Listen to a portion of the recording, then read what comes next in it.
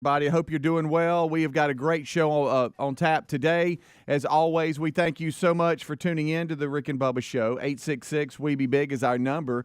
We've got the Good Time Gang settling in, and we've got a fun day with you. We'll look ahead to a very busy weekend and then just kind of sit around and talk about the old crazy world we live in. But anyway, let's bring all the other guys in. Over to my left is Greg Burgess, and to my right, it is Michael Holmes. What's up, boys? How are y'all? Everybody good? Excited to be here. Good. Friday. I'm just going to do that again. Friday. Fired up. We have got some things here. Let's just run through the list. Yesterday, it was great talking with Chad Slade and his family. By the way, his son, Nicky, actually, hold on, his son, what's his name? Oh, gosh, he was the cutest little thing yesterday. It was a girl. Yeah. Was it? Yeah. No. Really? Yeah. Oh, okay. Or his son's wearing a bow. Taylor Slade. He has, Chad has a beautiful wife of 5 years, Taylor Slade, and 3 children, Braxton, Mason, and Skylar. Skylar was here. Yeah. Okay. Youngest. Skylar and Slade. Cute little thing. Okay. Precious. She was. All right. Goodness she gracious. Make a sound. She was She just sat back there just Wanted to continued. hold her. I'll be know, honest. she's Wanted really to ask her. cutest really little cute. thing ever. I was in my office and I almost grabbed her one time away from her grandmother. But well, Mom had her at one point, and I thought, gosh, like I was making faces and doing a little thing. She started grinning, and I thought, I'm in. I'm gonna hold this kid. Oh, yeah. I'm gonna hold this Yeah. kid before it's over with. But I couldn't get up the courage to I ask. know. Nowadays Yeah. you think germs. People I know, we're all right. germ scared. But hey, the kolaches they brought. Just Got a few still in there. Yeah, warm boxes of kolaches. They opened up American Kolache in the great city of Vestavia Hills, Alabama, where the show used to originate in the Birmingham market. And he went on. He played for Auburn, went on to play for the Houston Texans, and then the New York Football Giants, where he ended his career in the NFL. But his family was here. Got to meet them, and it was just a lot of fun. But seeing how it all started, and when he was with the Houston Texans, and kolaches are a big deal over in Texas. And so, anyway, it's a great story, and it's an awesome Rick and Bubba University this weekend. So be looking for that. Also today, if you're in the Birmingham market, look for Greg Burgess. He'll be out and about right there on Highway 31 in Hoover, right. Alabama. Hendrick Hoover Auto Mall. Be there 11 to 1. 11 to 1. Come on by. Look, we got construction going on. Doesn't matter. Nah. Business is rolling. They're building a new place and Yeah. still selling cars. Yep. Let's go. And we'll have some Kevin with Papa Murphy's will be there. That's and right. Serving up some hot pizza. And Good so stuff. it'll be a lot of fun with old Gregory. Popping at an all-time high today. Wow. I mean, it's brutal. Engineering was on that yesterday, but apparently. Remind me to ask you Got past something him. in the commercial break about yesterday as well. Okay. Done. Yeah, that popping. Goodness. I Yeah. mean, I'm trying to ignore it, but it Pop is. music. It's crazy. It these is. days. Well, Bop, there it is. bop, bop music. Bop, bop, bop music. All right, Video. Yay. A lot of sniffling out of me today. I got it, Don't, too. I've don't know noticed what's it. going No, on. I've noticed it. I think it's the well. Greg keeps saying it's this building, and I will say this: I don't start sneezing until I get here, which is weird. Snuffleupagus. No, But I got a nose. I just assumed it was Blow the snot. the 35 to 55 weather we're getting, and I'm Yeah. out in it. Yeah, I just yeah. assumed that was it. that could be it. But it is Probably. strange that 5 to 7 minutes after I've been in this building, I start sneezing. I know. So you went 5 to 7. Yeah, yeah, I'm precise. So good. That only, by the way. All right. So Sunday, you got the 49ers at the Eagles. That's a 2:00 Central Time start on Fox. And then Cincinnati and Kansas City is a 5:30 on CBS start. I see. It's kind of funny. I mean, we don't have betting dudes here, but the line keeps going back and forth on Cincinnati and Kansas City. It's like nobody can figure out what's going on. But I guess Mahomes had his first practice of the week yesterday and said it was better than expected. So now the line's gone back to Kansas City favored by 1. It was I the thought the Beagles. line moved based off the way people were betting. They are, Oh, but yeah. what I'm saying is You're the fact that betting because Mahomes of the ankle. Yeah, Mahomes Yeah. is back. Oh, he's better than expected. Okay, I'm gonna put Yeah. money on Kansas City now. You know, there And so was it's- a- yeah, it does fluctuate. It like did. They showed a video of him walking out of the press room, not limping, Uh-huh. and they made a big deal about it. And I was like, guys, there's a difference between walking out of a Yes. press room, Right. Absolutely. and being in full pads and running around cutting on an ankle. That why do we even? Why is that even a discussion point? Do I think he's going to play? Yes, I do. But do I think he's 100%? No, he's not. Right. Now, Probably he none may of be these an- guys are 100% at this point in the That's a season. great point. You know, him at less than 100% is still pretty good. Yes. Yeah. So, it is. take him It is. tomorrow. It Yeah. is. It is definitely better. There's stuff out there. This one was interesting, and I know Helmsy, since you're a Cowboys fan, Dan Quinn, who was with the Falcons and then went to the Cowboys and is Coordinator. the defensive coordinator and done a pretty good job and likes it there. He interviewed for a slew of teams. I'm talking about For head coaching jobs or yeah, like the Broncos, the Colts. I mean, the list goes on and on. The Panther. I mean, everybody. And the Panthers made a decision. It looks like, but he's pulled his name out of all of them. He says, "I'm pulling my name after going and interviewing with everybody. I'm pulling my name out and staying with Dallas as a defensive coordinator." So He's done the head coaching thing. Maybe he likes being a coordinator better. He may like what he sees there. yeah, true. and he I'm sure also You know might what have- 2024 may be? You're the Cowboy. You're the Cowboy. And you know what else he might have seen? That these teams he interviewed for are in a mess. Yeah. And he's like, I don't want a part of that. Or he also didn't think he was going to get it. So I'm True. gonna pull out True. first. True. I don't know that he can wear his hat backwards with his head coach. So yeah. That's always bothered He me. probably got a big payoff when Atlanta cut him loose as their head, wasn't it? Their yeah, it head was. coach. Yeah. So, it's probably not about money. I'm sure he's got a pretty good salary anyway. Yeah. But to your point, he probably just loves being a coordinator. Yeah. Nothing wrong with that. All right, we'll take a break. We'll come right back. It's a busy day, and we thank you for being with us. 866-WE-BE-BIG, the number. We'll be right back. Rick and Bubba, Rick and Bubba. As a small business owner or a hiring manager, you know that success in 2023 is going to depend on the team members that you surround yourself with. That's why you got to check out LinkedIn Jobs. With LinkedIn Jobs, you can hire qualified candidates more efficiently. They make it easy to screen and rate applicants based on job qualifications all on one platform. They'll help you find the qualified candidates you want to talk to faster. Post your job for free at linkedin.com/Bubba. That's linkedin.com/Bubba. Terms and conditions apply. If you like burritos, which you do because everyone does, you should try Taco Bell's Chipotle Ranch and Salsa Verde grilled chicken burritos. These masterpieces start with a warm flour tortilla that we stuff with grilled chicken. But the real stars here are the bold sauces, Chipotle Ranch or Salsa Verde. In fact, the chicken is the stage upon which these sauces shine. Like this mic is a stage for me to spotlight my theatrical range. 2 chicken burritos, 2 bold flavors, $2 each. Order on the Taco Bell app.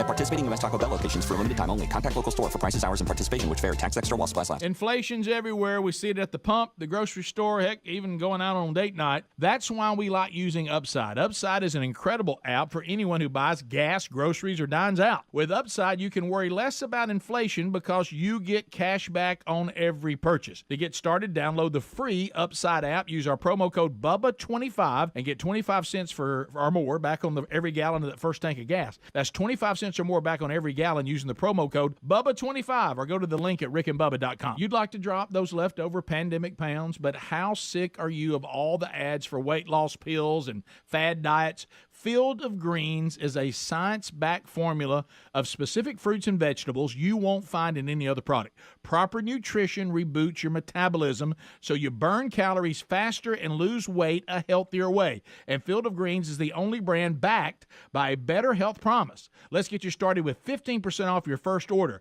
Visit fieldofgreens.com, promo code BUBBA. A good pair of wireless earbuds is indispensable in 2023.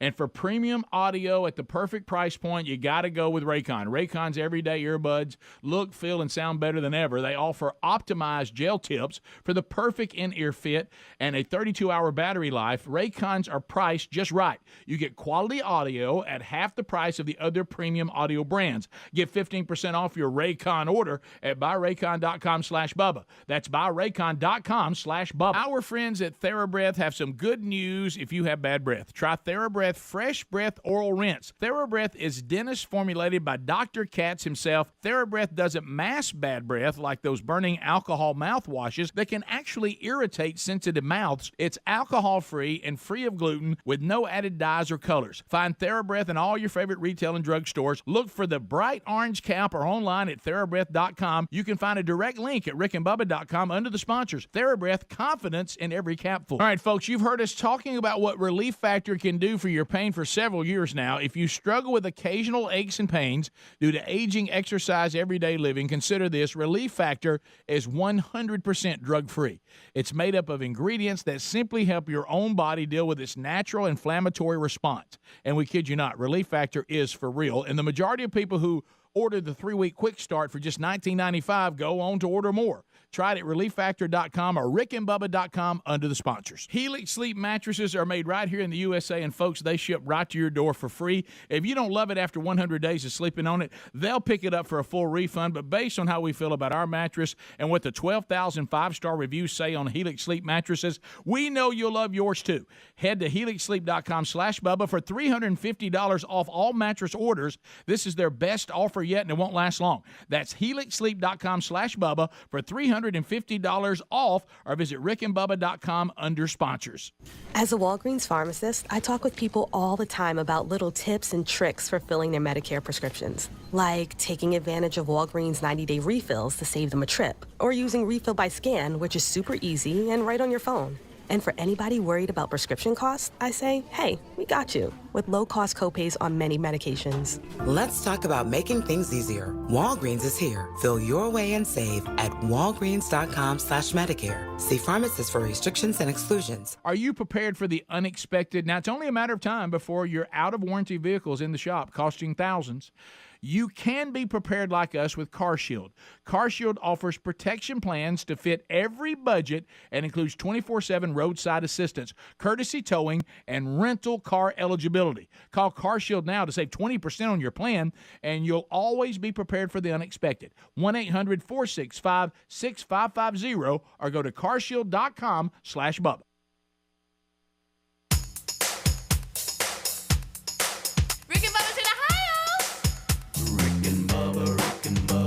Pass the gravy, please. Rick and Bubba, Rick and Bubba. Ooh, it brings me to my knees. Rick and Bubba, Rick and Bubba. I can't start another. Rick and Bubba, Rick and Bubba. All right, 20 minutes past the hour. It's the kickoff hour. Thank you so much for being with us. Again, we've got an RBU ready for this coming weekend with Chad Slade, former Auburn Tiger, as well as NFL football player. He is in his home market now, actually coaching at Moody High School where he played.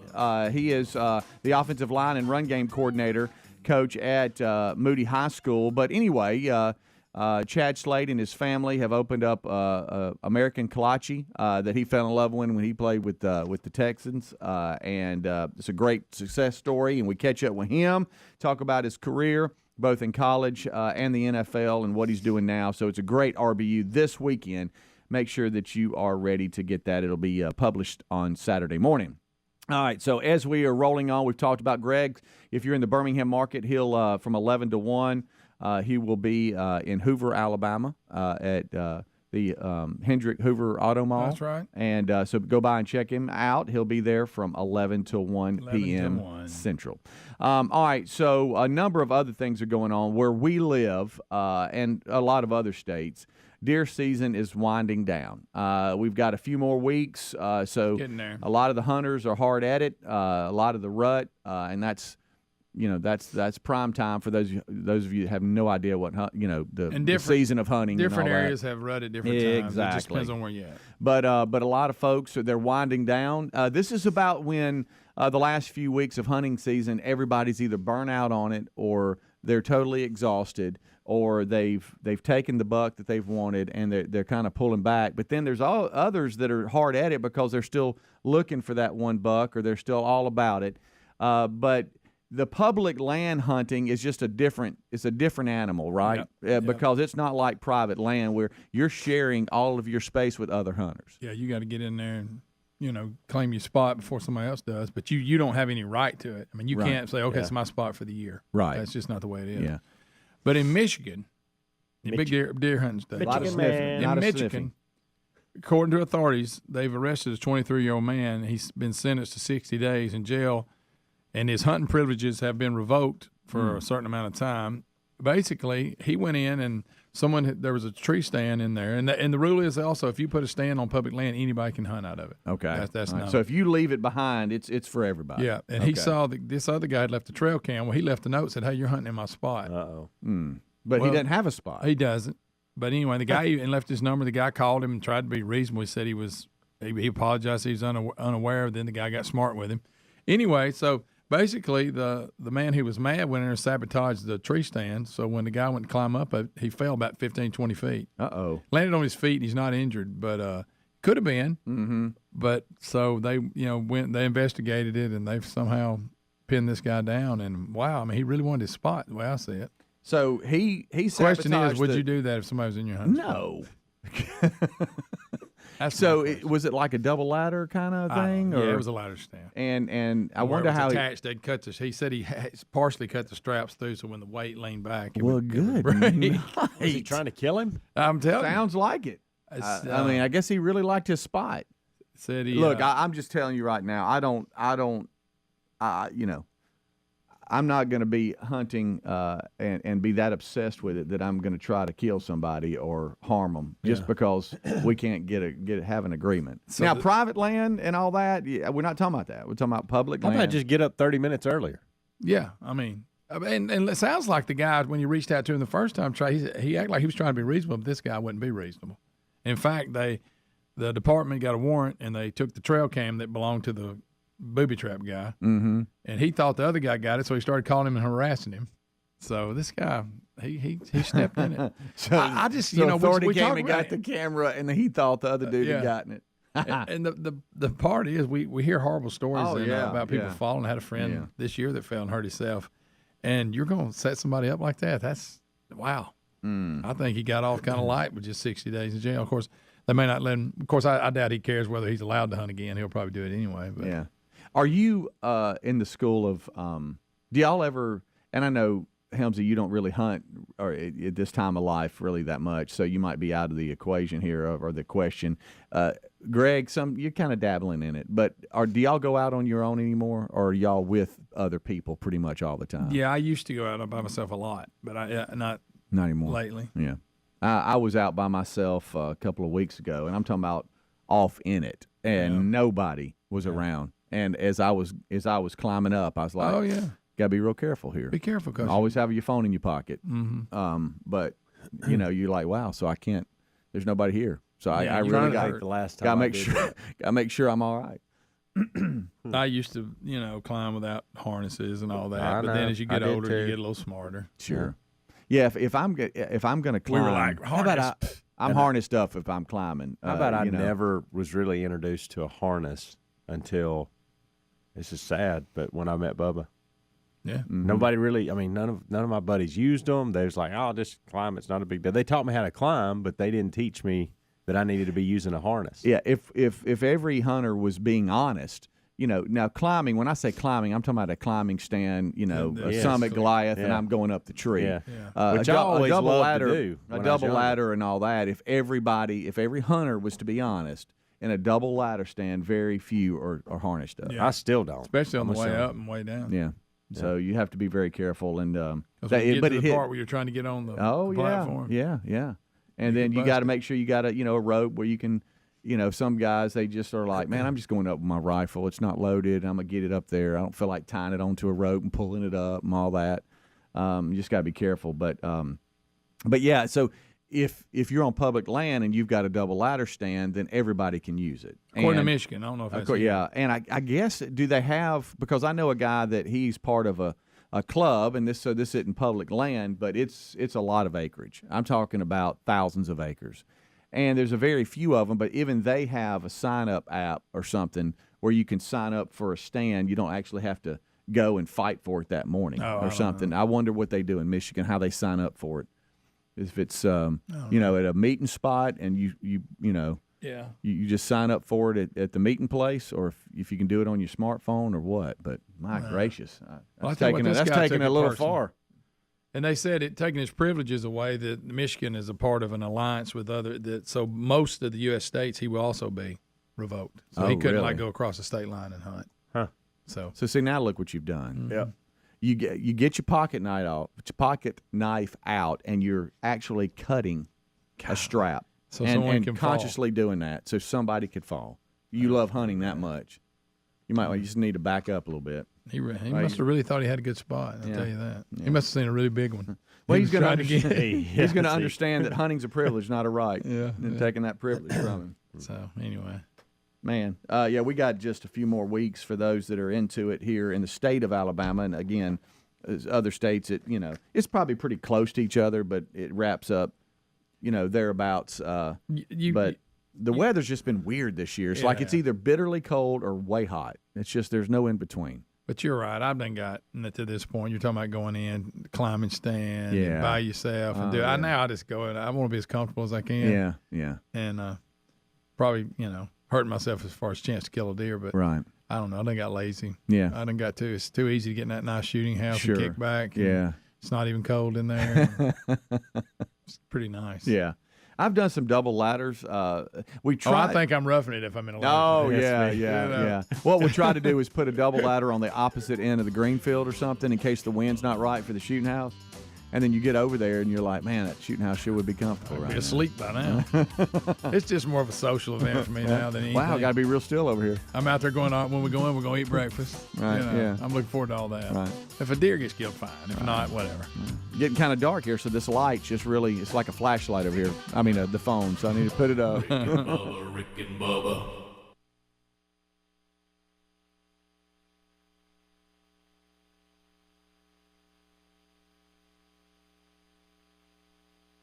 Whether you're making big changes this new year or you're just settling back into a consistent routine, chances are you could use some audio accompaniment. On this journey, I know that for me, I that's crucial. A good pair of wireless earbuds is indispensable in 2023. For premium audio at the perfect price point, you got to go with Raycon.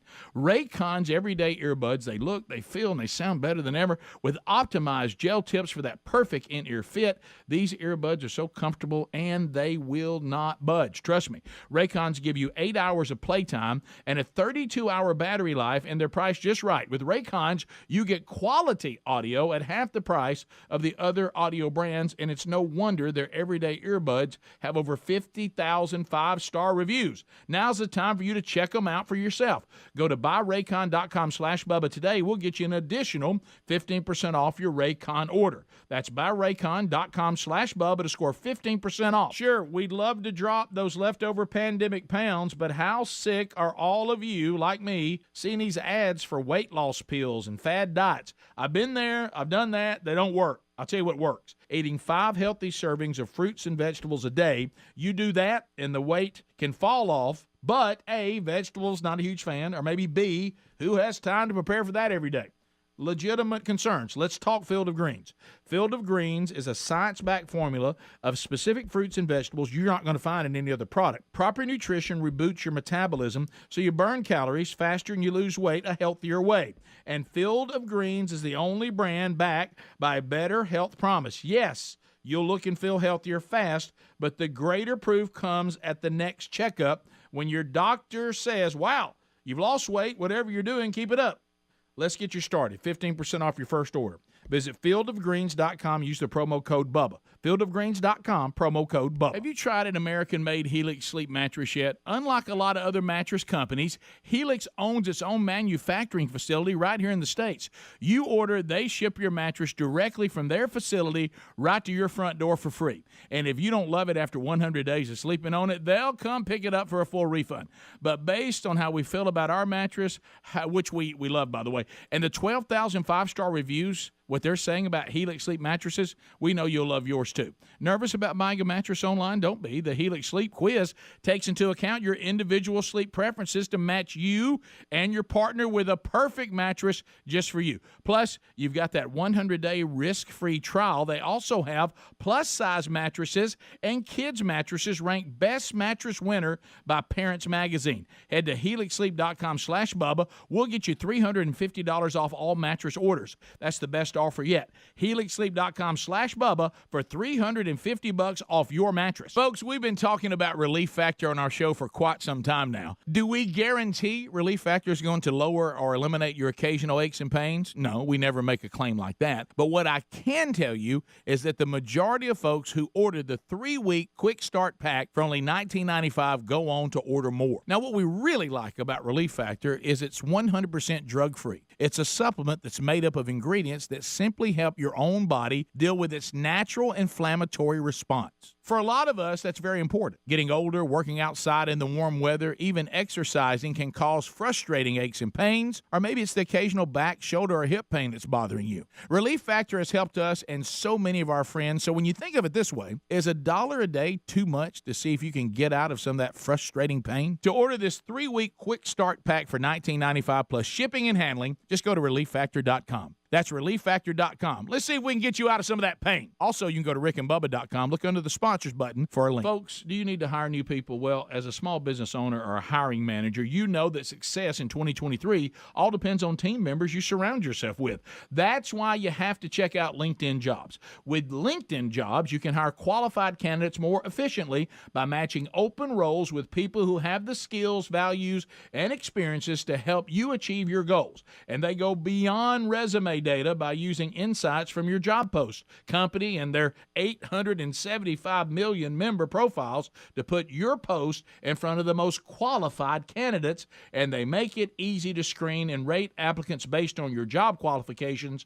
all on one platform. And that's just part of why small businesses rate LinkedIn Jobs #1 in delivering quality hires versus the other leading competitors. They'll help you find the qualified candidates you want to talk to faster. And right now you can post your job for free at LinkedInBubba.com. That's LinkedInBubba.com. Terms and conditions apply.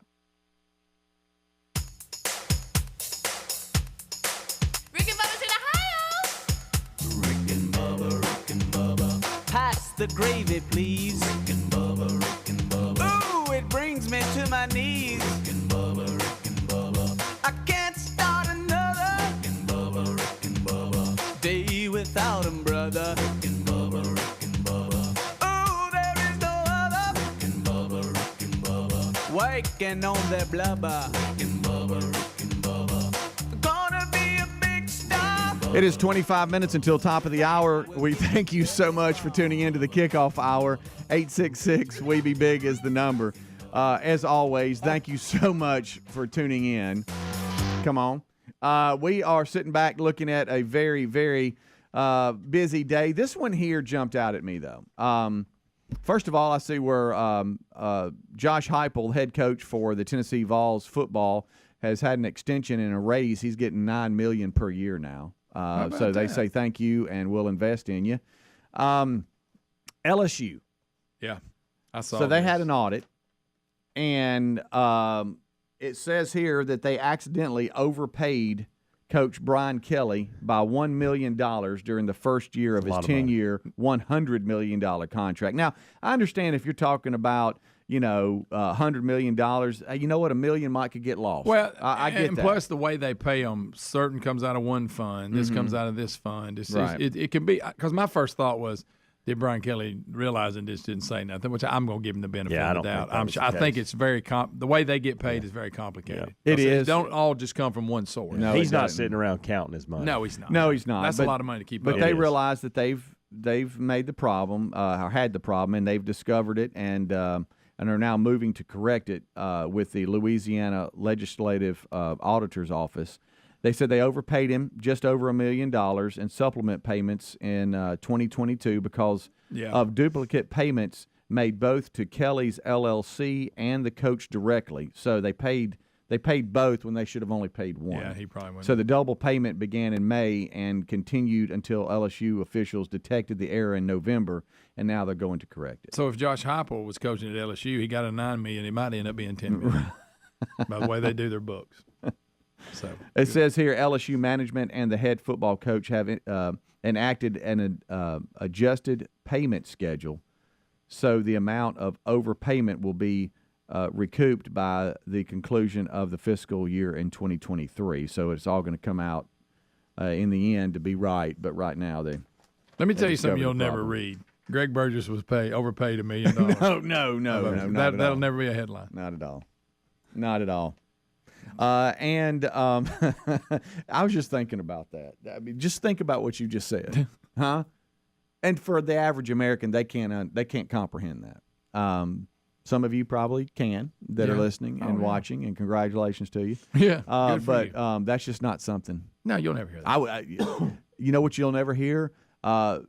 Speedy was overpaid by 1,000. This doesn't happen. Forget $1 million. Yeah, that's true. 20 grand. Yeah. No, not at all. So that's there for you today. Today is, and we're not going to have a problem with this. Do y'all want to know what the national day is today? This is the main one, and then they have a number of other ones. National Have Fun at Work Day. Oh, my goodness. Oh, yeah.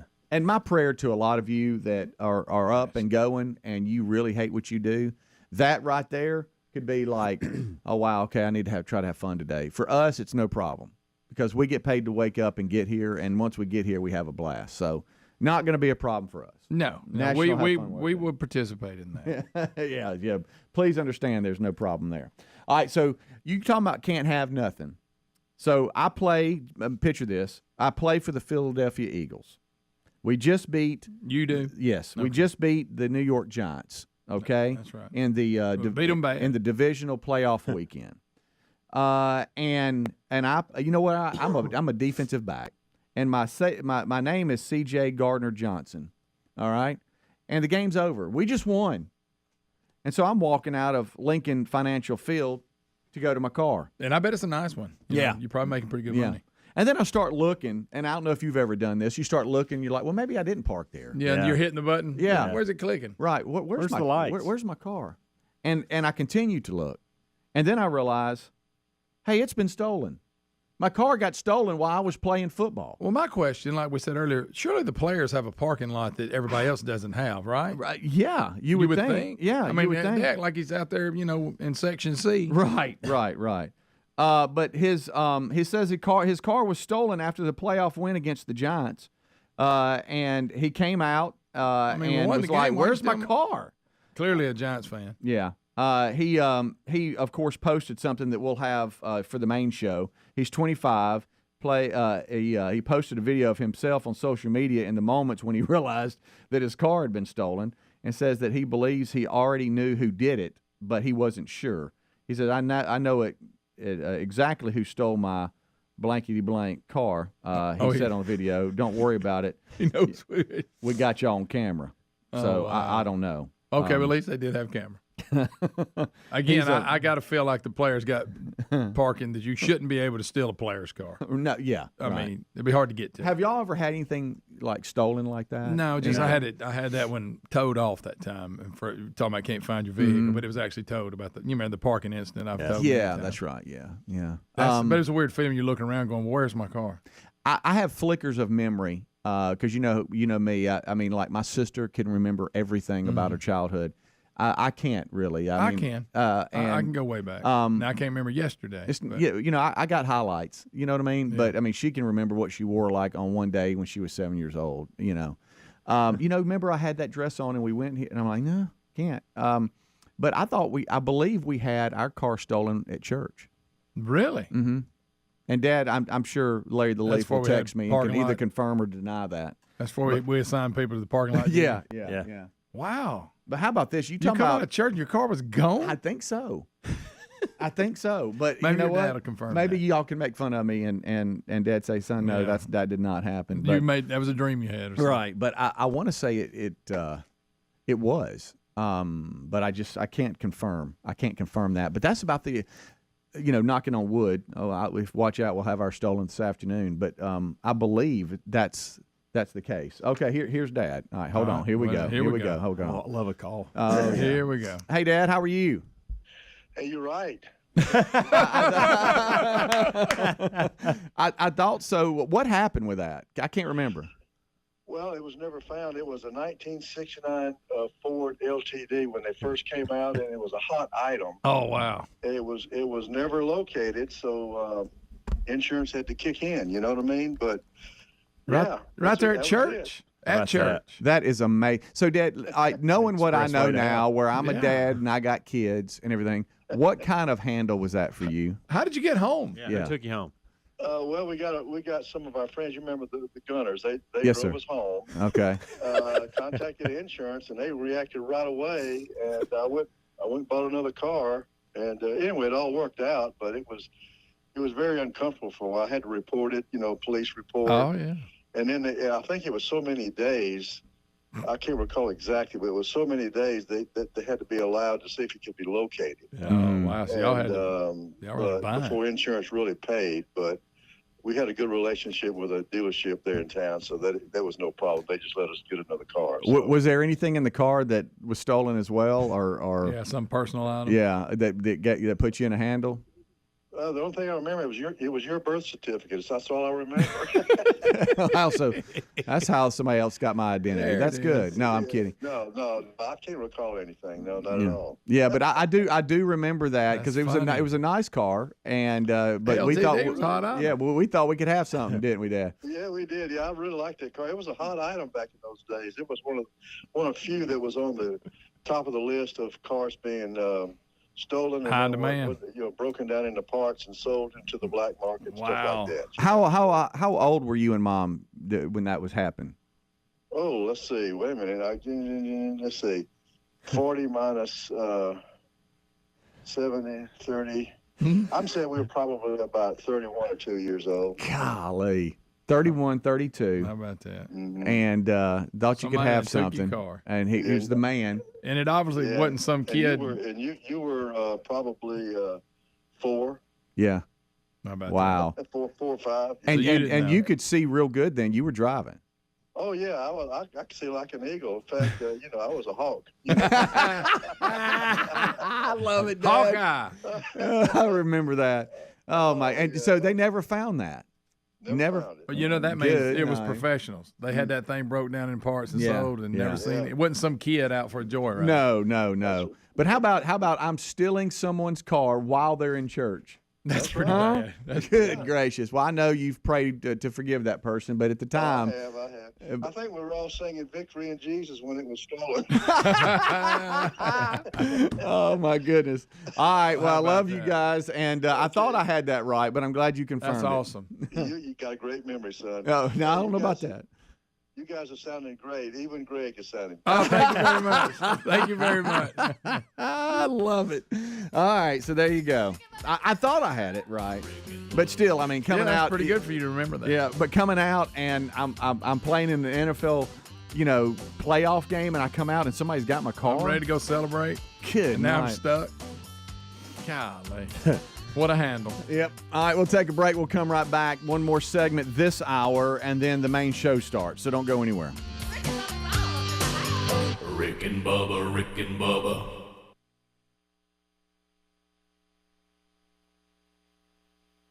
How long does it take to tackle a home project? With Angie, you could cross it off your list before this ad is over.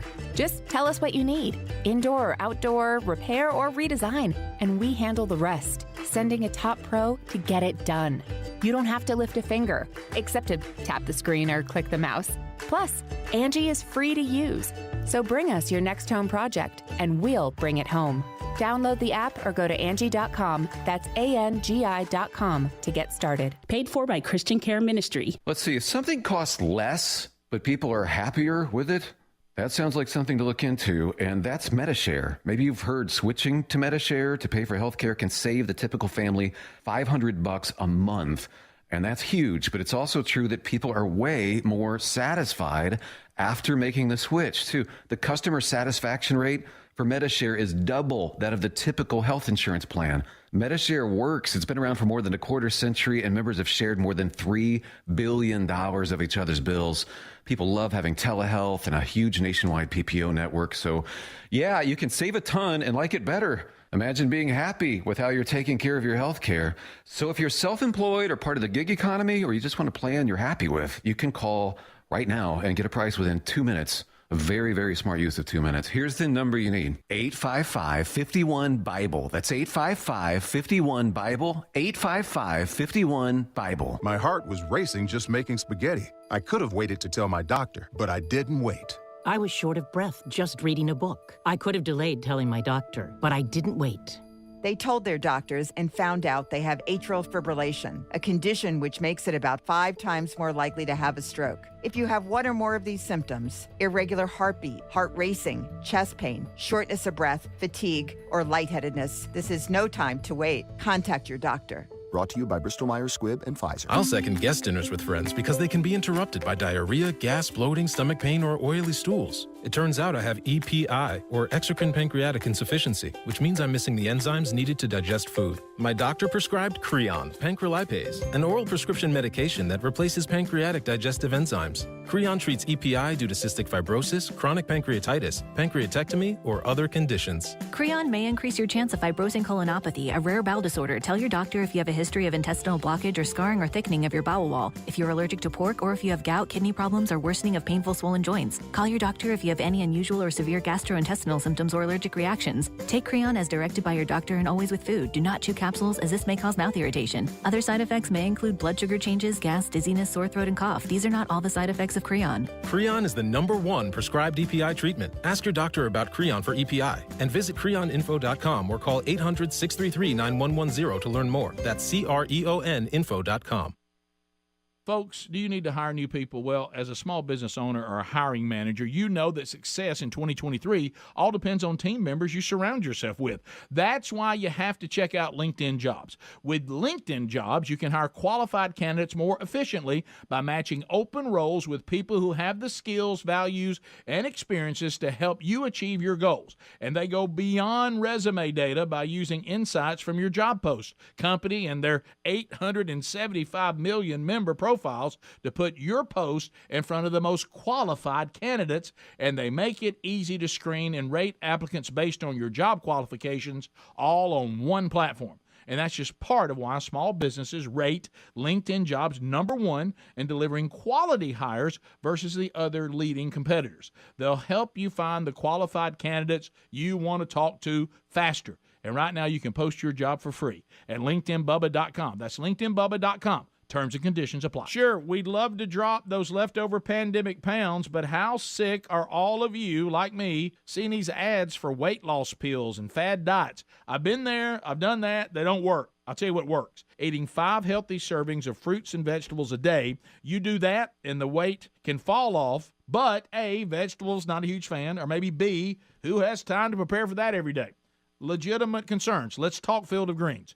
Field of Greens is a science-backed formula of specific fruits and vegetables you're not going to find in any other product. Proper nutrition reboots your metabolism so you burn calories faster and you lose weight a healthier way. And Field of Greens is the only brand backed by a better health promise. Yes, you'll look and feel healthier fast, but the greater proof comes at the next checkup when your doctor says, wow, you've lost weight, whatever you're doing, keep it up. Let's get you started. 15% off your first order. Visit fieldofgreens.com. Use the promo code BUBBA. Fieldofgreens.com, promo code BUBBA.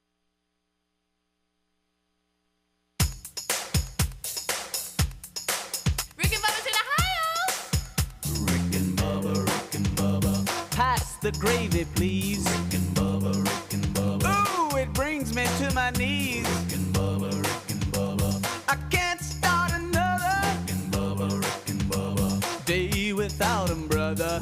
All right, we're rolling back. It's 9 minutes till top of the hour, and this portion of the show is sponsored by MyPillow.com/Bubba. You know, a few weeks we'll begin the 9th year of working with MyPillow's Michael and Dale. MyPillow.com/Bubba. They are always creating new products that make our lives more comfortable. How about starting the new year with a new hoodie? Huh?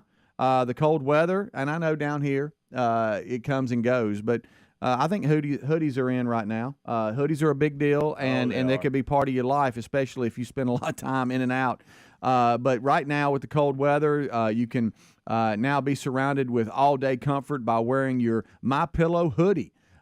Made of soft cotton and French terry for relaxed comfort. It includes a kangaroo pouch in the front, plus accent trim on the kangaroo pocket and sleeve cuff for added style. There's so many things they have right now at MyPillow.com/Bubba. I really can't run through all of them great savings with the hoodie, as I mentioned. They've got all their socks 30% off at mypillow.com/Bubba. It's 65% off your new MyPillow hoodie for just $28.49, or 30% off the drawstring pants and smooth toe socks. And the list goes on and on. You're just going to have to go to mypillow.com/Bubba and look around and just see if you can't get some great savings on something that you want, making your life a lot more comfortable. Go to mypillow.com/Bubba. That's mypillow.com/Bubba for all of your special show savings, or you can find a link at rickandbubba.com under the sponsors button. All right, so we're coming on back, and every night, for those of you that have just joined us and you hadn't been with us for a long time, we used to do kind of a feature of, hey, Greg, what are you looking at? Yeah. Because sometimes he would look at his laptop like he was looking into the sun, trying to understand, what is this? And it was always a mystery. And so we would just ask him on the air, so we thought we'd bring that back. So, hey, Greg, what are you looking at? I got one today, and they have this segment that they do on one of the news sources. It's Meet the American Who Invented What. Mm-hmm. Okay. Mm-hmm. Well, we're meeting the American. I get this. This is what makes it unique and why it grabbed my attention. Otto Rahwetter. I guess I'm saying that's his right. name. He gave the world an innovation by which all others are compared. He invented sliced bread. Oh. You've heard the statement, that's the greatest thing since sliced bread. Uh-huh. It was still used today. Okay. Well, this is the man that came up with it in 1928. Really? Yes. His nickname, Sliced Bread Ed, has helped lead. That's creative. So, but anyway, they basically the first loaves, the bread. So you had loaves of bread, but they weren't cut. Mm-hmm. Well, he decided to be the to first sell them cut. Something that simple, Yeah, guys, and for change. real. And like I say, all innovations have been compared. You've always heard that saying, "Well, that's the greatest thing since sliced bread." Yeah, yeah. To me, that was what made That was a big my deal attention. back then. Because I Now said, you're like, did y'all not have enough sense to do that? But back then it was. "That's the greatest invention since sliced bread." So that shows you how much. I mean, that saying has been going on since the 20s. Yeah. And people still use it today. Yeah, I still hear it today. Yeah. How You about don't think that? Mac Daddy will use that saying? Oh, You talking in about a Otto second. Frederick Rodwater? How about that? What is something you could say today in modern time, 2023? That's the greatest thing since. Is it the iPhone? Is it? I mean, I don't know. I'm asking. Or is that too in depth? I mean, you know what I'm talking about. Mm-hmm. Because that did change. That changed the world. It did. Mm-hmm. This is funny, and y'all are not going to relate to it, but we used to, when I worked for the power company, when I was a lineman, if wire was broke, you would splice it back together. Mm-hmm. Well, the old days, you had to crimp it, put something on it and crimp down, and squeeze it together. Okay. Well, then they came out with this thing called an automatic splice. And many times I heard linemen go, "That's the best thing since automatic splice." Because automatic splice, you just shove it in there and pull it, and it pops, and it's stuck. Just boom, boom, done. Ooh. And we used to make the statement, "Man, that's the greatest thing since automatic splice." Mm-hmm. So, but very limited people would be privy to that. Yeah, yeah. But I remember that statement a lot. What And about, it was a pretty darn good invention. It saved a lot of time, almost as much as slicing bread. What about Bluetooth? Has that changed the world? Was it kind of weak, maybe? I'm sitting here thinking. What's something that makes life easier that has been invented? Well, like I said, I think the iPhone. That's the first thing that you're pops into probably my right. mind. It's, But talking about you think changing about- society, good and bad. Yeah, yeah. The Well, I mean, just smartphone think in about- general, that technology. Well, just no, the iPhone in general, because that was the first. That's the first Internet, biggie. Well, as a whole. Oh, yeah. Which kind of goes hand in hand with that. Cell phones. I mean, The access you have, it is when life-changing. Jobs said that, and I don't know how he said it, but the movie, I'll believe stuff in movies. When he tells his daughter she's got the old, headphones and CD playing, and he said, I'm gonna change I'm gonna put something in your pocket, and you can have 100 songs on it or 1,000 songs on it or whatever. And she's like, "Okay, Dad," that kind of thing. And he did, and then he turned that into what we have today. And we so, take it for granted. We do. fact that we there's can probably others. That was the first the thing. fact we have access to information at the that's split second. Yeah, that is something else. You're right. But about, I have, back to the original. Have you ever bought like a French loaf and you had to cut it yourself? Mm-hmm. If that was the only way bread came, then all of a sudden I got one that was already sliced. Boy, that was that's a difference maker there. So I've had to cut it, and I go, man, because you never get it quite right. Right. But So, it's sliced bread. Yeah. And so to your point, Helms, the iPhone, when it came to technology, a big step. I guess the you fast forward 30 years now, will it be self-driving cars? Will it be something like that? That's just going to be common knowledge, and right now we have no idea. And we're on that path now, but it might be more readily available and more affordable by then. Who knows? Well, like I said, I can think of my first cell phone I ever got, and if you would have told me then that this was possible that we have now, I'd have said my mind wouldn't have been able to handle it. What do you think has been life changing when it comes to home appliances or just home in general? Microwave. Yeah, that was quick. That's good. Yeah. Microwave's big. So I remember when we got our first microwave when I was a kid. Mm-hmm. Of course, we didn't know what to do with it. Just heat stuff with it. Right. Then we realized it made pretty good potatoes. Yeah. Think how much home security has come advanced. You remember you used to have the wiring and everything had to be wired up and put. Absolutely. And now everything's just wireless. Greatest thing since sliced bread. Yeah. See, I'm going to use that a lot today. There you go. It goes back to that, doesn't but it? that is funny that still gets used today. Yeah. Man, that's the greatest thing since sliced bread. And everybody's like, what? It's just one of the things you say and you really don't even know what it means. Right. Yeah. That's good stuff. Anyway. Air fryer's been a big deal. Air fryer, yeah. I don't use one, but I would like to. Yeah. Air fryer is how about it's really nice. When Terry declares, hey, it's air fryer night, you never know what's going to be coming out of there. It could be shrimp po' boy night. Who knows? Of course, you remember when the microwave came out, that horrible story, and you know it was made up about the woman put her dog in there to dry it off after a bath. Mm-hmm. Didn't realize it cooked from the inside out. And you know it was made up. All right. But I remember that story being out there. How about that's the way you like to end the kickoff? Well, I'm just saying, How about drones? How about drones? Are we going to give anything on that? Well, I know. No, I do. As far as covering ball games and events. Yeah, it's pretty amazing. How about the popping in the audio? I love that. Yeah. Hey, look, get you a pop off that. Yeah, night live. All right, we'll be right back. Main show starts next. Rick and Bubba, Rick and Bubba.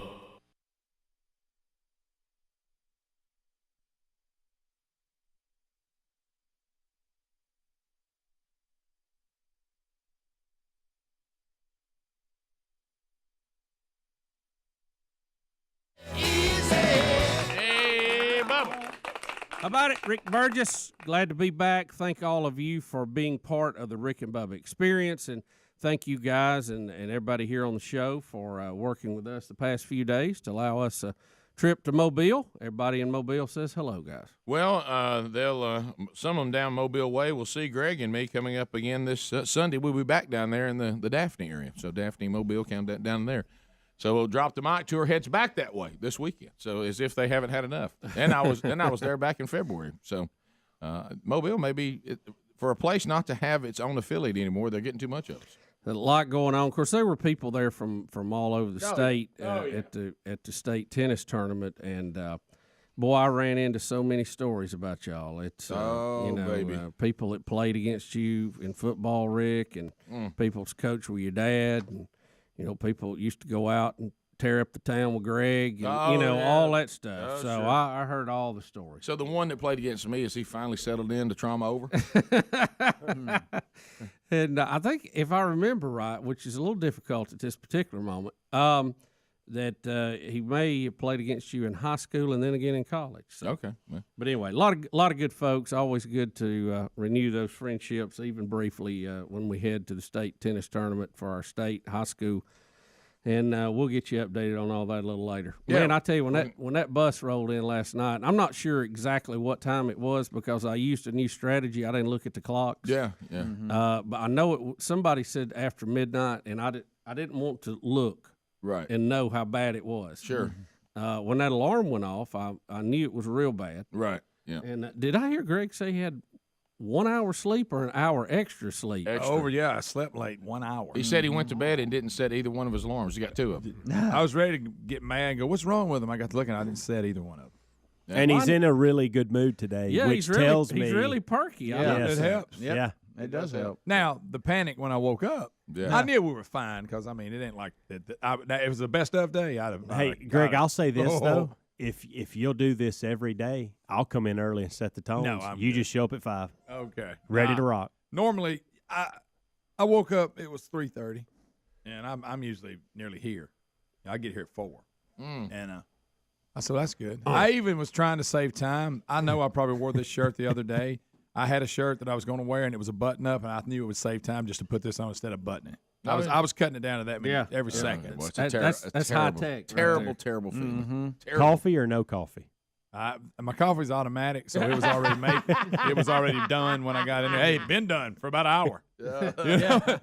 Actually, it got a little strong. It sat there so long. And hey, in back roads, stop signs this time of the morning, you ain't really got to stop at them if you're in a hurry. Greg, on the back road. Howdy doody. Let's not try that. This driving message brought to you. Well, I'm talking about you slow down. Yeah. Right. And then you go, okay. Well, yeah, that's the beautiful thing about y'all's topic in the kickoff hour. That's a beautiful thing about a small town. It is. Mm-hmm. So you just double clutch it. Got a whole speech. I can give one out. I almost just called in as a regular caller. And I'm gonna be honest with you. Every day, even when I'm not late, there's a light up the hill from where we're at, where you come, the way I come through that neighborhood. Yeah. Greg, nobody's out, and it sits there forever. I do it too. Yeah. Hey, Saturday mornings is the same way. Because it really sits a long time. Too. The timing on it's just too long. I know. I agree. It's ridiculous. Yeah, they don't change it the for day, the times or the weekends. For the day, it's probably fine, but that time of day, it's perfect. It holds you just a little bit too long. Yeah, it does. Yeah. Well, I know coming the other way, the lights flash until like 5 o'clock. Yeah, I love then that. they kick in. Yeah. So. I'd like to flash this one. Yeah, so we'll unpack Bubba's trip to Mobile. We got that out there today. It's Wheel of Meat Wednesday, by the way. Woo! So, Bubba, you're back on a Wheel of Meat Wednesday. So and ready to rock. The wonderful Will will spin today. Lee Strobel will join us. If you've never read the book, The Case for Christ, or you didn't see the movie that came out not long ago, based on that, we'll hear from him today. Incredible story. He's part of the Gridiron Men's Conference that's coming up this summer, and we talked to Tony Evans. He'll be there, I guess, last week. We got Lee Strobel coming up today. I don't think we've ever had the pleasure. Have we ever interviewed Lee Strobel before? So. But I love his story and have read his book. I thought we did. To me, it's one of those books that you keep in your arsenal, and you meet a person, and when you hear their conflict, you go, "You're a Lee Strobel. This is the book you need." You're one of those. You got to have the evidence and the proof. And he was a newspaper reporter, wasn't he, for Chicago? Yeah, went out to prove that his wife was wrong in her conversion to Christianity, only to discover that it really was real. He was a hard facts guy, non-believer, and used the gifts that God gave him to go search for Jesus. And strangely, when Jesus said, "If you'll seek me with all your heart, you'll find me," and he did. He started out with one intention, but discovered through investigative reporting that the story of Jesus is based on faith, but boy, that faith's based on a lot of body evidence. Yeah, it's a great book. When I get on an airplane, it's faith, but that faith's based on a lot of evidence that they usually make it. I think for if you have a friend or family member or something that is not a believer, I think it's an excellent starting point. I know he would say this is hyperbole, and he wish I wouldn't go this far with it, but in my opinion, when you look at the story, it's a little bit different, but the same pursuit. He's almost like a modern day C.S. Lewis story. Yeah. C.S. Lewis didn't believe any of this either, and went out to prove that it was wrong. So Lee Strobel will be coming up. If you've never read The Case for Christ or never seen the movie, I would highly suggest both. But we'll chat with him a little bit later on in the program. The website, Rick and Bubba, spell out the word. It is 6 minutes past the hour. Hello there. It is the Rick and Bubba Show from the No Name Popping Studio. A brand new hour has begun. This baby starts with the national anthem. Go to it.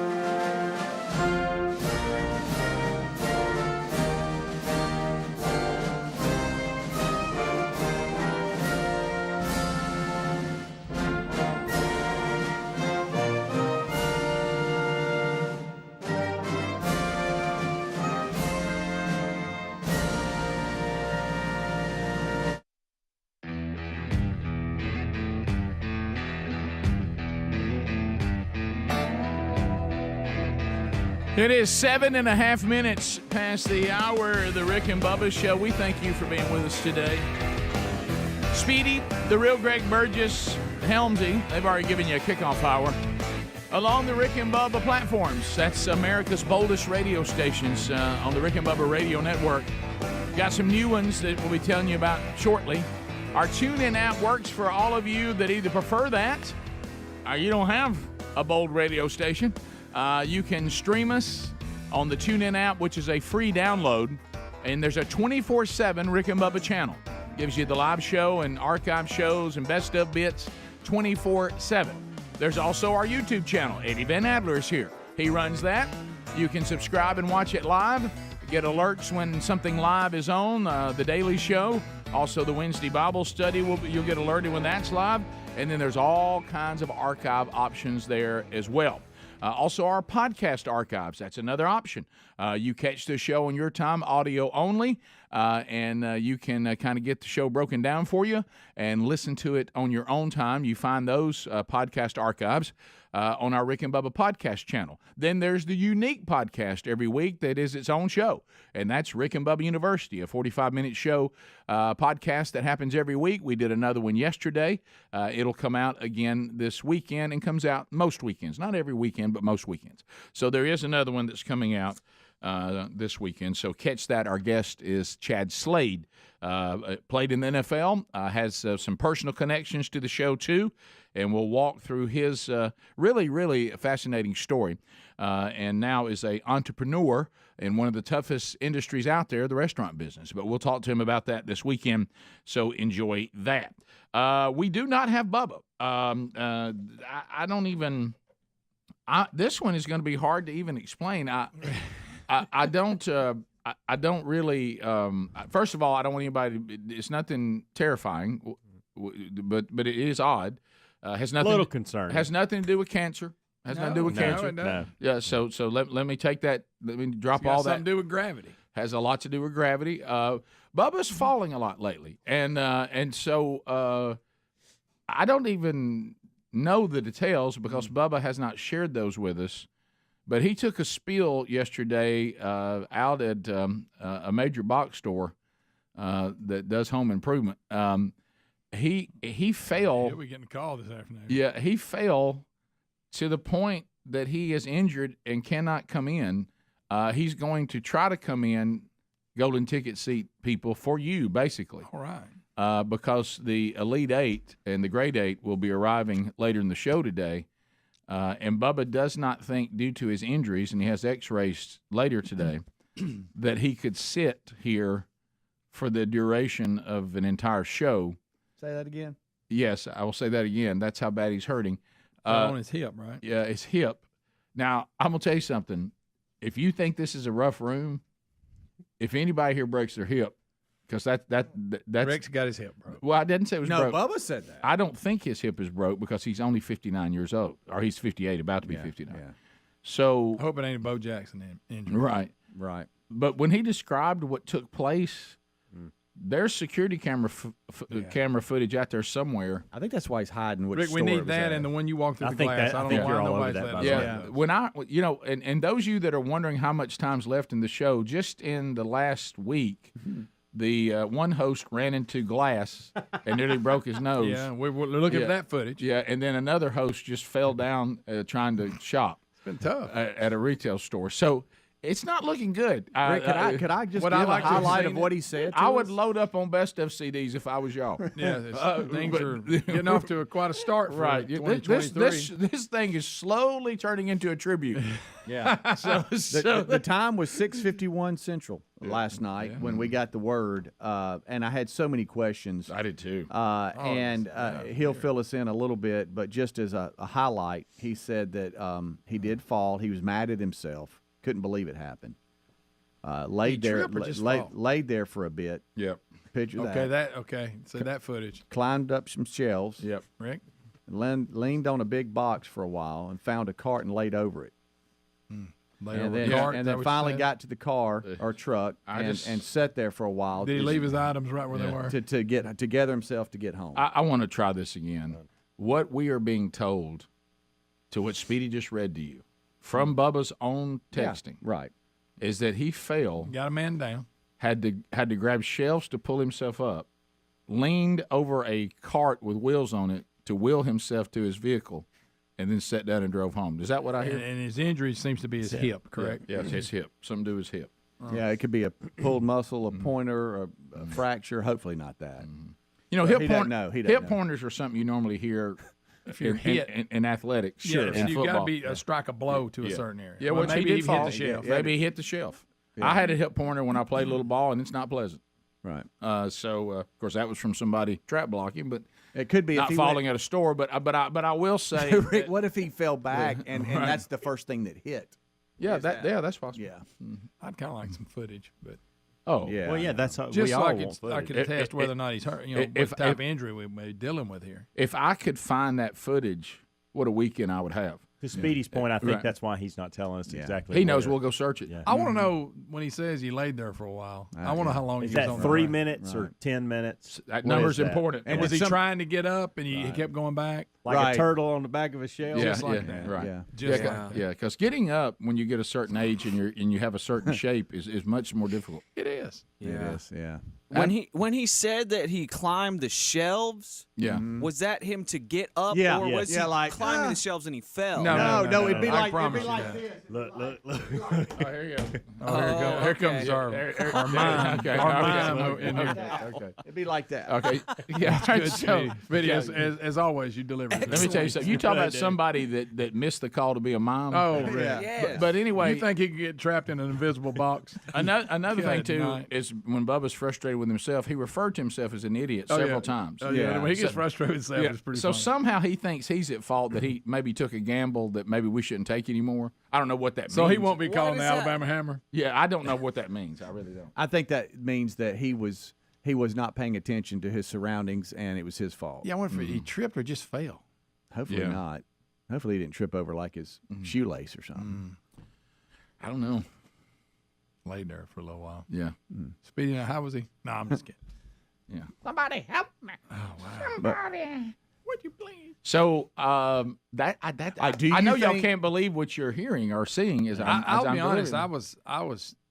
I think it was Hamza said, "Is this April Fool's? Is not here yet? Are you serious?" Yeah, we were January, Bubba. Yeah. We had Sherry and I had Mom and Dad that over was last loud. night because yesterday was Dad's actual day of his birthday, and I'm so not we. going to tell you why I wished him happy birthday. And I'm not going to tell you what he said back. No, I think I had a similar experience. I think my experience was probably the same. Yeah. Yeah, but I I asked got him what he thought about it, and he told me. yeah. Well, I got to hear it in my front door.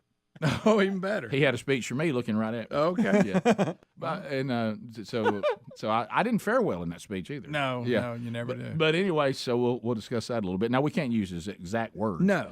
But anyway, I can't because so then I was in a distraction because I was having to be present. Sure. And then look at the And then the text. more you got to look. Yeah, and I finally said to my parents and to my wife, "I'm so sorry. I know this is so rude.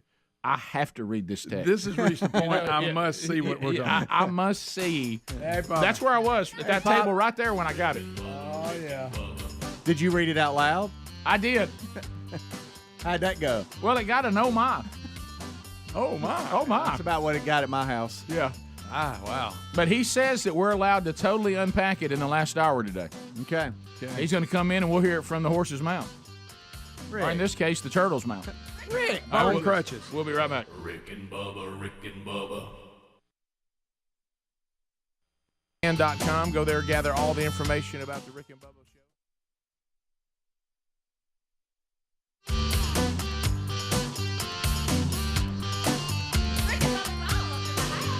Rick and Bubba, Rick and Bubba.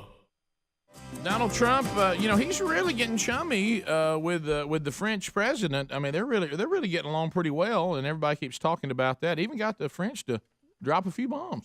I tell you, when the French start launching cruise missiles, look out. You got a friend on your hands right there. You do realize, too, that, Bubba, since you've been gone, it happened over the weekend, but you haven't had a chance to talk about it. Everybody's trying to figure out what is Kim Jong-un's play now that he's announced he's not going to do nuclear anymore. Nuclear's over. He's not going to do testing, and he's not going to do this. Now, Trump has clarified what he considers them to be okay, and that would be the removal of anything nuclear at all. and so that he would be out of the nuclear business. South Korea's turned their loudspeakers off. It's just there's love in the air, Rick. It's everywhere you look around. So now, but on that deal, I mean, Kim Jong Un just lies. I mean, they'll do what they want to do. Oh, yeah, they always have. No question. It is funny to watch the people who fell for North Korea scams in the past. The very party that made those deals are now saying that Trump's stupid to believe that he's going to do what he says. Isn't that something? Yeah. Okay. But remember, I just think that's. But remember now, we got the master deal maker on this one. Okay. Yeah. I mean, now has Kim Jong Un read Art of the Deal? I don't know. Probably not. Apparently, a lot of Americans had, because it's very clear what he does on these things. It is, and he's told you what he's doing, and people just don't get it. All right. So Donald Trump. Now, Art of the Deal. How many books? That's probably one of the 3 books you've read. That was one, and it was on tape. Oh, okay. So you didn't. You didn't actually. I learned better. Yeah. Red fern grows. I don't remember. Yeah, I'm just. That's my line I always use. I said, look, I didn't start reading until the last 10 years of my life. Before that, the only thing I ever read was Where the Red Fern Grows. Right.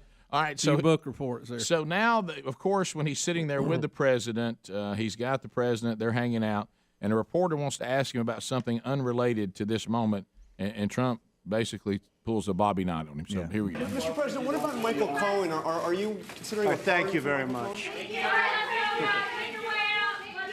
Stupid question. Go ahead.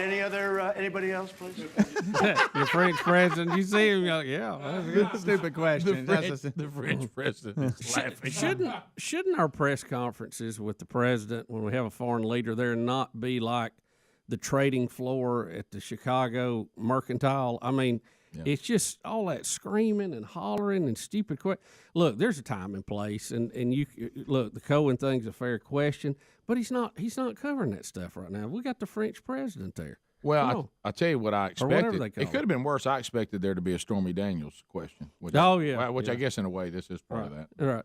But at least that name wasn't shouted out. I'm sure the French president's probably updated on that anyway. Sure. Well, but he is from France. Right. So anyway, that I don't know if you've been following that little story. That one continues to be a doozy. Sure it does. Sure it does. But this is very Bobby Knight light. Is this going to make back 9? I think so. Absolutely. I think so. Let's hear it again. We'll cut out just what Trump says. But here's the question. What about Michael Cohen? Are you considering? Thank you very much. Stupid question. Go back, Rick. Let me see. Stupid question. I gotta get it. Stupid question. Stupid question. Stupid question. Stupid question. Yeah, we got that. All right. What's funny is it'll be easy to edit because Trump, I've noticed, is one of those people that gives you what I call a lip warm up. Yeah. He starts making his mouth in the position he needs to say it. If you look, he takes that breath. Yeah, he winds it up and gets his mouth ready for the word stupid. So I've watched it so many times, but it's you're almost right. like him giving you a 3, 2, 1. President of France, his reaction's priceless too. If you don't focus on Trump but just on him, when he hears the question, he looks at Trump like, "Okay, yeah, what's he about to say?" Yeah, so that we follow that. So then we also have updates on other things. We're now wrapping up the Waffle House shooter again, Bubba. This is another thing that happened. I heard about 2 tragedies just from people talking about it, and wow, it's. Well, the updates seem to be as follows: Waffle House shooter has been a rowdy, wild, crazy bird for years. And people have been screaming, do something with this person.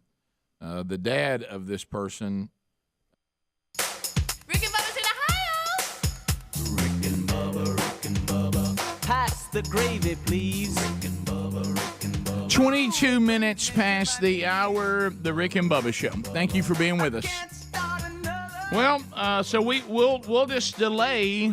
We'll delay Bubba till to the last hour. Golden ticket seats, barring some kind of physical turn that he just can't do it.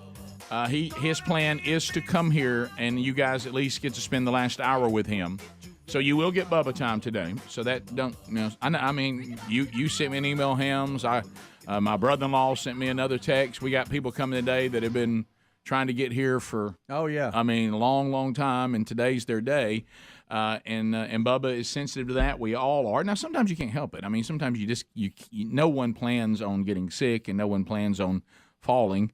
But I think you guys are going to at least get some Bubba today, and the rest of us, this is where Speedy's over greeting will go through the roof now. I mean, look out! Oh folks. my goodness! I'll have to work for 2.5 for right, sure. Yeah, I might want to wear a helmet. Now, and then for those of you that did you say wear a helmet? Yeah, they might want to wear a helmet. So good. I'm coming in hot, for those of you that are tuning in and you're like, what are you talking about? What do you mean, Bubba? He's not sick. He had a fall at a home improvement store yesterday. Yeah, no, and all the king's horses and all the king's men couldn't put Bubba back together. No, they could not. That's so good. That's so good. Let's go back. On fire today. I know. Let's go calm down too early. Wonder why. But let's talk about this for a second, okay? Let's talk about this for a second. Is this not the way life is, though? When you're talking about it in the fallen creation, we this same week we were elated and celebrating a good cancer report. Yeah, I mean we're having a Bubba parade. Oh, I broke it down. And a few days later he falls. I mean, it's just all he's doing is shopping. He's trying to buy some cool stuff at a big box store. I think it has to do with the fire pit, but I'm not sure. Hey. I just made that part up. Hey, let me tell you something. Let me tell you what his first mistake was. Is after that cancer thing, he thought he could have something, and that's the first mistake. You can't even have a hip. My hope is that he rolls in here and he's gimped up, but he's like, hey, okay, I don't think it's as bad as I thought. Yeah, I that's think my hope too. Because he said originally he was in the outdoor center of the big box store. Right. That's why I said fire pit. Yeah. Right.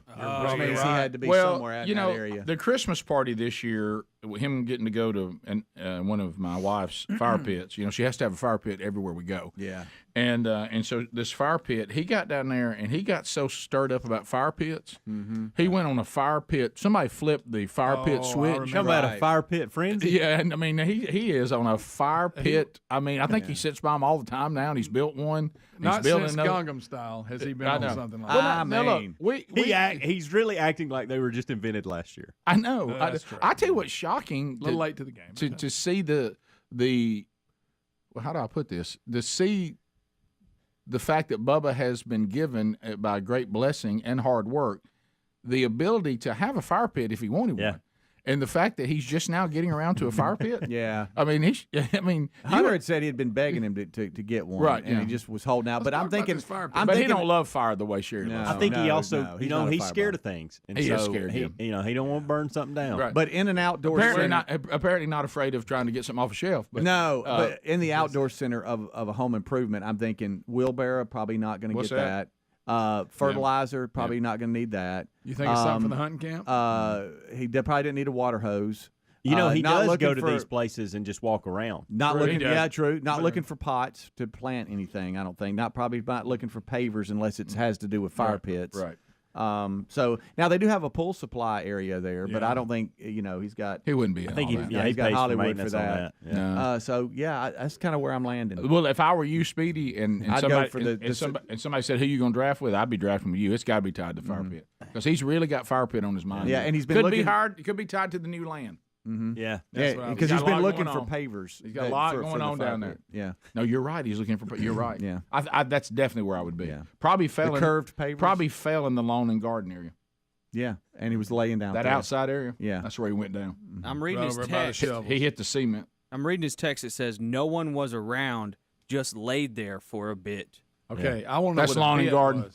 Because you can go in lawn and garden, nobody be out there. Yes, climbed up shelves, leaned on a big box for a while, found a cart and laid over it. Okay. Picture it. What does that What mean? if that's when you walked up? I think he used the cart as wheels to wheel himself out to his vehicle. That sounds like. Yeah, he didn't say buggy. He With said his cart. one Was good it one of leg. those flatbed carts you put pavers on? Probably so. Let's picture that. Yeah. And then maybe pushed Yeah. himself Mulch. You're like right. with his hands, pushed himself with his hands along. Wait a minute. Whoa. I bet Was it he was. riding a cart at one point? Yeah, it's not a bad idea. It's really not. Here we go. Could he not get somebody to push him in the Here we cart? go. Yeah, but I mean, but if it's a cart, he's down a little lower. I mean, he'd almost be laying on it. Here, use this, Speedy. Use this. Yeah, use that chair. Would he call a normal buggy a cart? He probably. Well, no, they have. They have those carts. Oh, I've seen them, but he'd have to be down there lower to get on. Some of them have a bar. Oh, they do. Yeah. Oh, I see what you're saying. He leans on the bar. Yes, that's what it was. That's what I'm thinking. So use there's your bar. Yeah. No, other way. turn around. Right there. Yeah, the cart's out in front of you. Yeah. And you're pushed. That's it. That's what he did right there. Yeah. That's it. Not you a only bad got idea. one good leg, Speedy. Not a bad idea. Yeah. There it is. Yeah, There it is. That's it. There it You is. got it. That's it. That's what happened. Well, Helmsley, you had to pack him in his truck when he had the growing pool at I'll never pickleball. forget it, Rick. Yeah. So you know what it's like for trying to get him from one place to another when he's not mobile. Yeah. It's not easy. No. And then he passed out that time with me, and I got his whole body weight. He has a low center of gravity. And I mean, he's like Jerome Bettis. It's hard to move out of there. That's when you tore your bicep, right, Rick? That is correct. Okay. I still feel bad for the first 10 or 15 minutes of the way I treated him that day. Not that I treated him bad, but I didn't think he was as hurt as he was. You weren't as compassionate as you should have been. Well, maybe? no, I was like, I was disappointed selfishly because we were supposed to be having this fun moment, and then he's sitting over there. Yeah, if that, and I was thinking, oh, it's not that bad, and then as I'm continuing to play and have fun, I got to give it to Speedy's point. I got to give a ton now to these people that have invited us in. Oh yeah. And so when it's time to leave, I realize at that point, wow, so you really are hurt, You're much struggling. worse than I thought you. And by the way, on that pickleball thing, and I've seen you correct it. I think if not 10 out of 10 times, 9 out of 10. You definitely say when we throw out the number 7 minutes, that's a big number. That it wasn't 7 minutes. No. Right. No, I 5 may be too much. I think it was more like 3. Have you ever noticed Speedy corrects that 7 minutes Helmsley corrects it every time.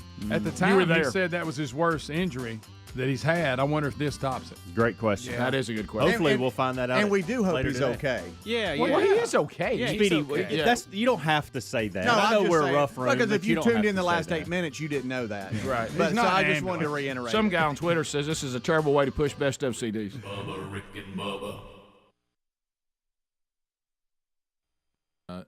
Came in and told the state of Illinois, if I'm not mistaken, is that where they're from, Illinois? Mm-hmm. That he would confiscate all of his son's guns and he would not allow him to have a firearm, but yet then gave him the very gun he shot everybody with at the Waffle House. Of course, now keep in mind, this is a guy That sounds like it's on him, doesn't it? And remember, this guy, the show that he's out there, claims that most of his problems revolve around Taylor Swift, and he's been chasing her because she's harassing him. Is Taylor Swift a nuisance to the public? I mean, how many stalkers does she have now that's up to this kind of stuff? So he's in custody now, and there's the litany of people that said in this incident I told law we got to do over here. I said this, and when he tried to climb the fence at the White House, we said this and this and this. So this, as Greg said the other day, this is another one that when this person did something violent and crazy, no one was surprised. No, This is not one of those things, and then. Thank the Lord for the guy who tackled him and tried to get him on the ground, and he got loose and was naked. But this man, there's no telling how many people he slaughters if he can get that gun working again. It kind of jammed up, and when it did, this guy tackled him but couldn't hold him. But that guy stopped him from shooting. Yeah, and I love the guy's honesty, too, about what he did. And I also find it interesting that Snoop Dogg is there's a story in your show prep today where he's mad at Trump because he hasn't given enough attention to the black victims in the Waffle House or the black hero that tackled the shooter. Well, I'm going to bet that when the president gets all the information about this situation and everyone is acknowledging that the man's a hero, I think I just did. I just couldn't believe the story I was reading about that. And we did the other day. Well, this is all. Again, we're getting it's the same thing we're getting with all the thing now where we start claiming the police are racist because they come to a location where people are acting disorderly, and then the people who've been acting disorderly won't do what the police tell them to do. And then the minute the police say, well, we're going to have to now force you out of this place because you won't leave, you're racist! And it's just... But back to the hero, I mean, when he just came out and said, look, you can call me a hero all you want. I want to get home to my family. He said, I didn't want to die. That was my motive. I wasn't trying to save people. I didn't want to die. I want to get home love to his see my honesty. daughter. And that's fine. That's great. Now, everybody benefited from that. Still makes you a hero. Right. Oh, absolutely. And it appears that the person in Toronto that drove the vehicle over people on the sidewalk was angry with women.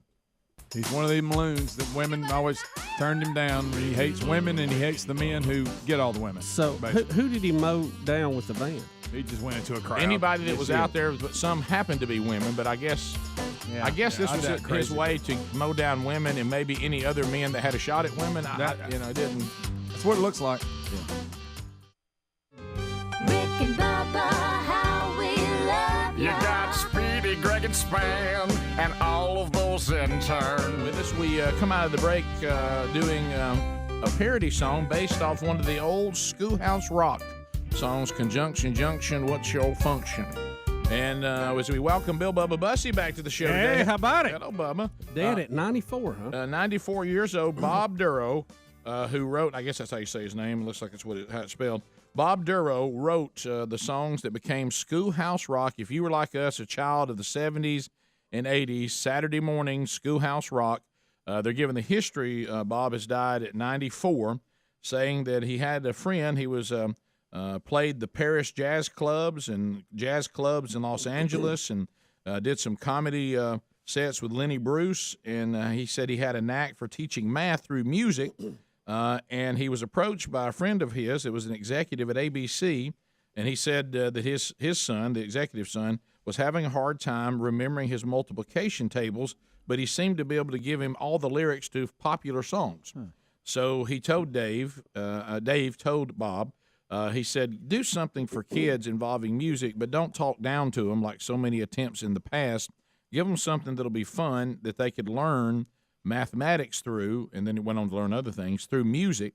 And he came back in a couple of weeks with a demo that became 3 is a magic number. And that was one of my favorite ones. And once the executive for ABC heard that, the rest, as they say, is history. Don't you think we ought to do that more? Because he's right. I could learn when I had that music tie into it and that rhythm to it. They still use it today.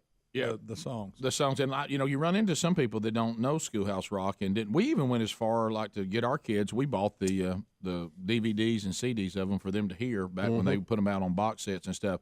But I can vividly, like right now, I can sing 3 is a magic number. Oh, too. absolutely. 3, 6, 9, 12, 15, 18. 21, 23, 24, 27, 30. A man and a woman had a little baby. There were 3 in the family. A 3, 6, it's a 9. magic number. Yeah.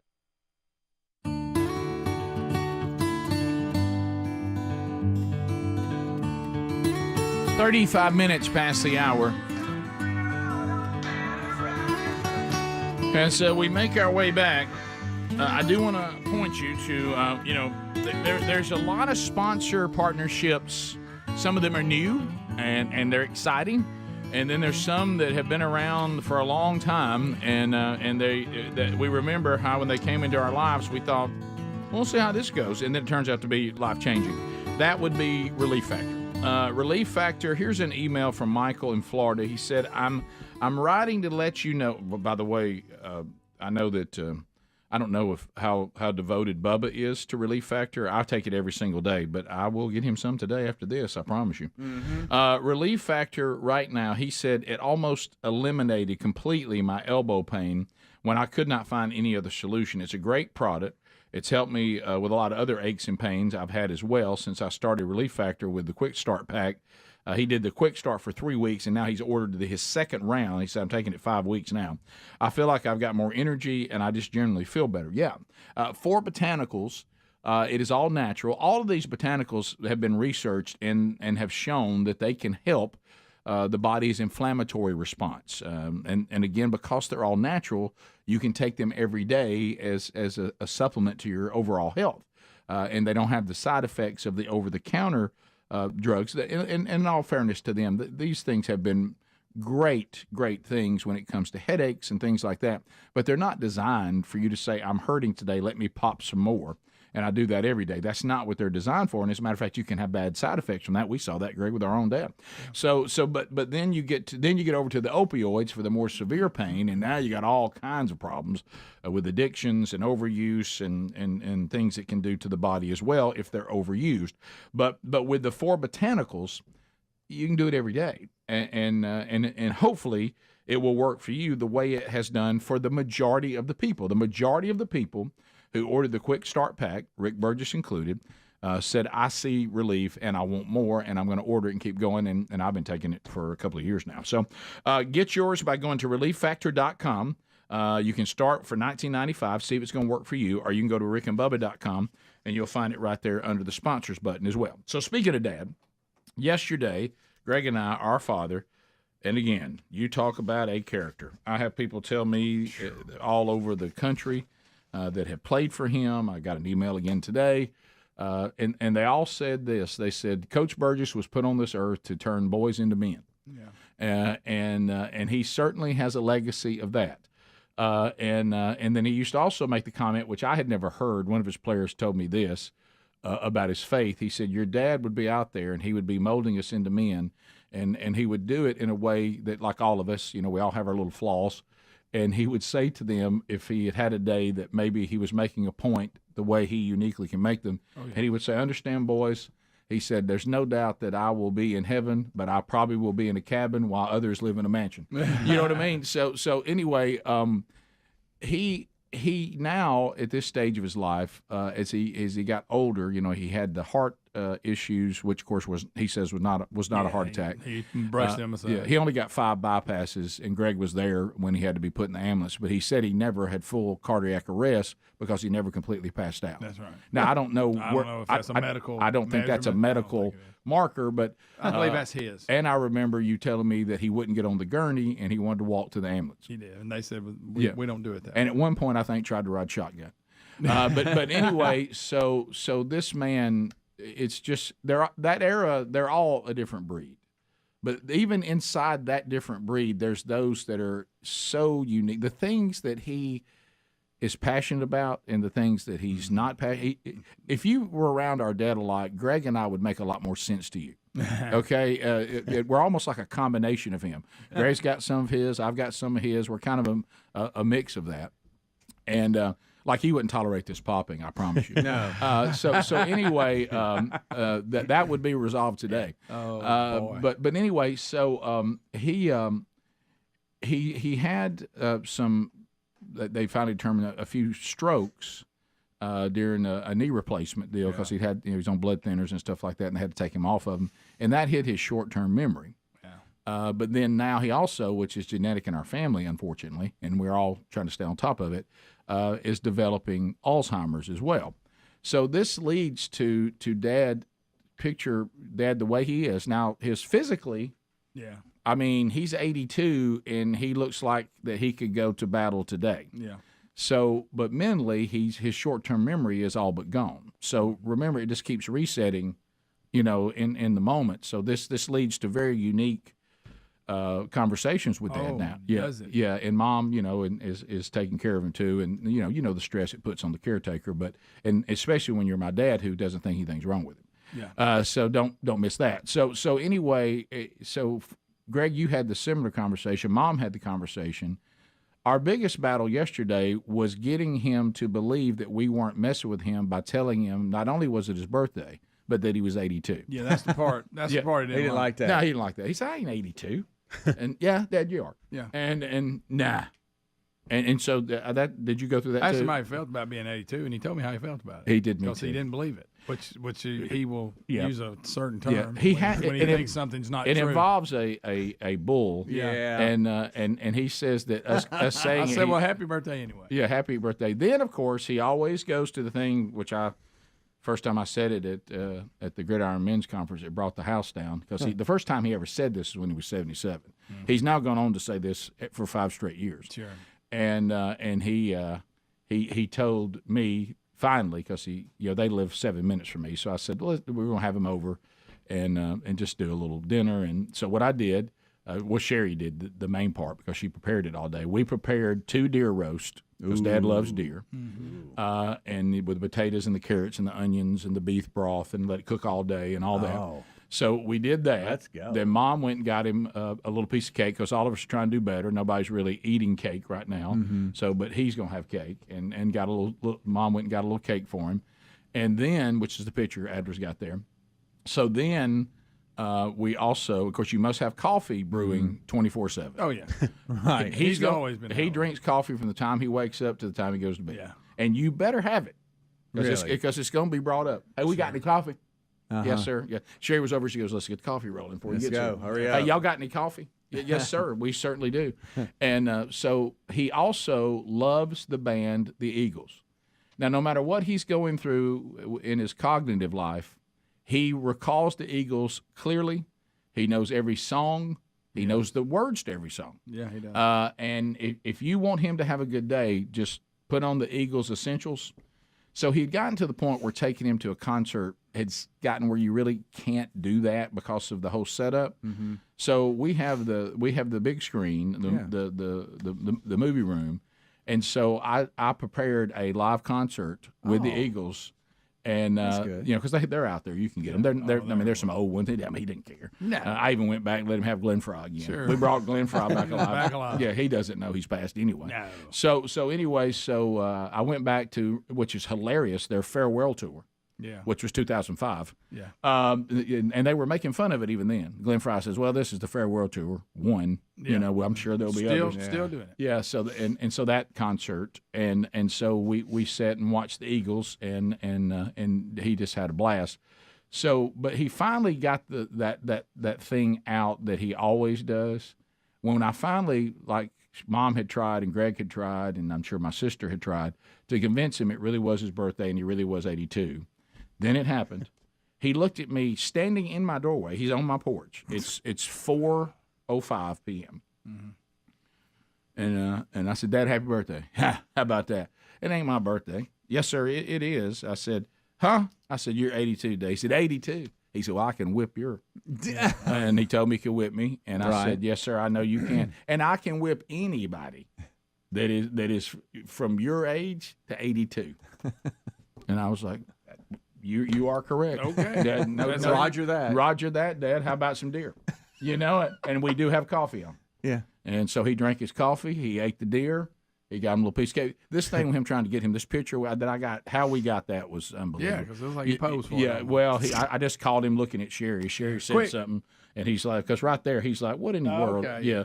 And so that's Sherry he's looking at, because so she's making some jokes, and he finally looked over laughing at her, and I finally got a good picture of it. And, of course, that shirt he's wearing, I have a shirt, unfortunately, that is similar, and I did not wear it yesterday because I wore it Monday, and he claims it's his. Oh, really? Yeah, we have similar shirts. I'm not wearing your shirt. Hey, now that's my shirt. What do you do? Why you got my shirt? Yeah. So I will not wear that again. The funniest story, and we weren't really talking about this, but now I mean you need to talk about it because people encounter him in public and stuff like that. Now he knows every person that he comes across. He thinks he knows them. Right. So keep in mind his short-term memory is gone. Yeah. So it resets every few minutes. Okay. So we were taking him down to the farm. I tell you, we're at the break. I got to come back and tell the story. Isn't that hilarious story? Remember that about me taking him fishing? Oh yeah. Yeah. So I'll come back because I'll tell you it needs its whole setup. Okay. Since we're doing a tribute to him today, but thanks for all the kind words from all over. He has so many players and that now affect so many families and so many places and his legacy. So it was cool for all of you to get those birthday wishes to him yesterday. And in the moment when we would read them to him, he sure did like it. We'll be back. More Rick and Bubba coming up. Rick and Bubba, Rick and Bubba. It's a good one. What Greg, has happened? We know what else is. We remember it. What was the name of? What was the name? Politically incorrect now. Man and a woman had a little baby. You got to change that. Right. Well, like I said, Thank you, Greg. I laughed. I didn't mean because it is very serious, but I laughed when Two people we're not sure about had a little baby. two people of no particular gender tried to find some way to have a kid. Not sure how they did it. 3, 6, 9.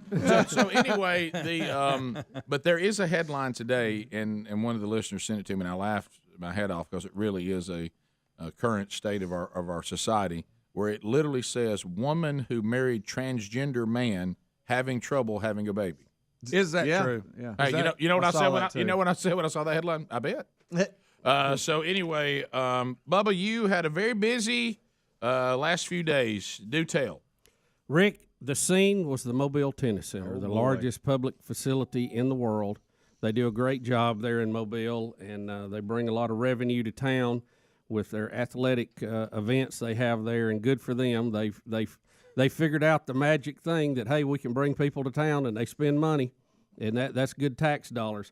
So we were down there, and very fortunate, Rick, that our high school, where our kids go and where I'm a volunteer tennis coach, we were able to win the state championship and repeat as the 4A, 5A state champions. That's awesome. That was buddy. really good. Yeah, well done. Boy.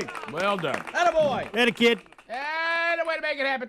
Coach. Our girls were the runners-up, and they did a great job. They really performed this year, and proud of them. And it was just a great time. We appreciate the schools, administration for their support, and the great coaches that we have. Coach Jeremy Mears, our head coach, and Brandon Snipes, our other assistant coach.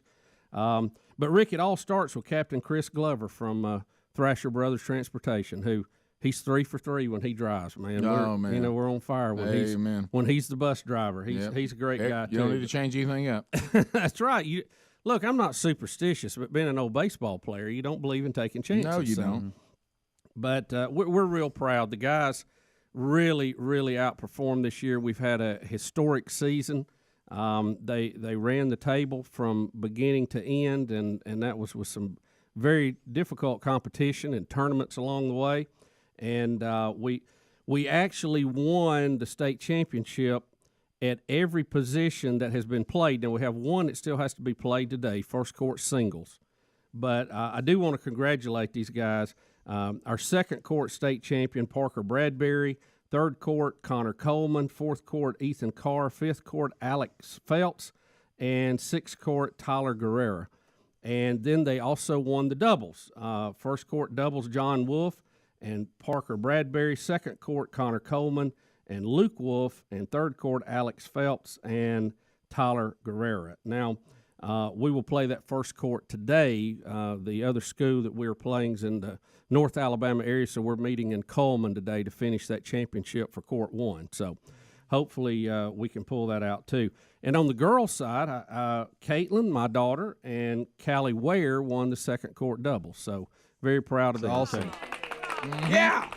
The kids work real hard at it, and we appreciate the parents. Man, the parents go through untold training over the years, and a lot of the parents play too. And it's just some really great families. We're very blessed to have them and all get to fellowship and do things like this and watch our kids play. And hey, a lot of good teams down there. There was a lot of good tennis this weekend, and saw a lot of old friends, a lot of them that know you and Greg, and from other places, and a lot of them that I've known over the years by playing tennis and other sports. But just very proud, very blessed. It was a great weekend, and the culmination of a great historic season for our boys team.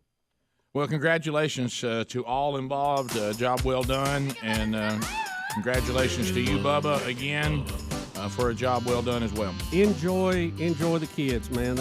They keep you young, that's for sure. And you learn to keep your racket up too, because they can hurt you. We'll be back. It is.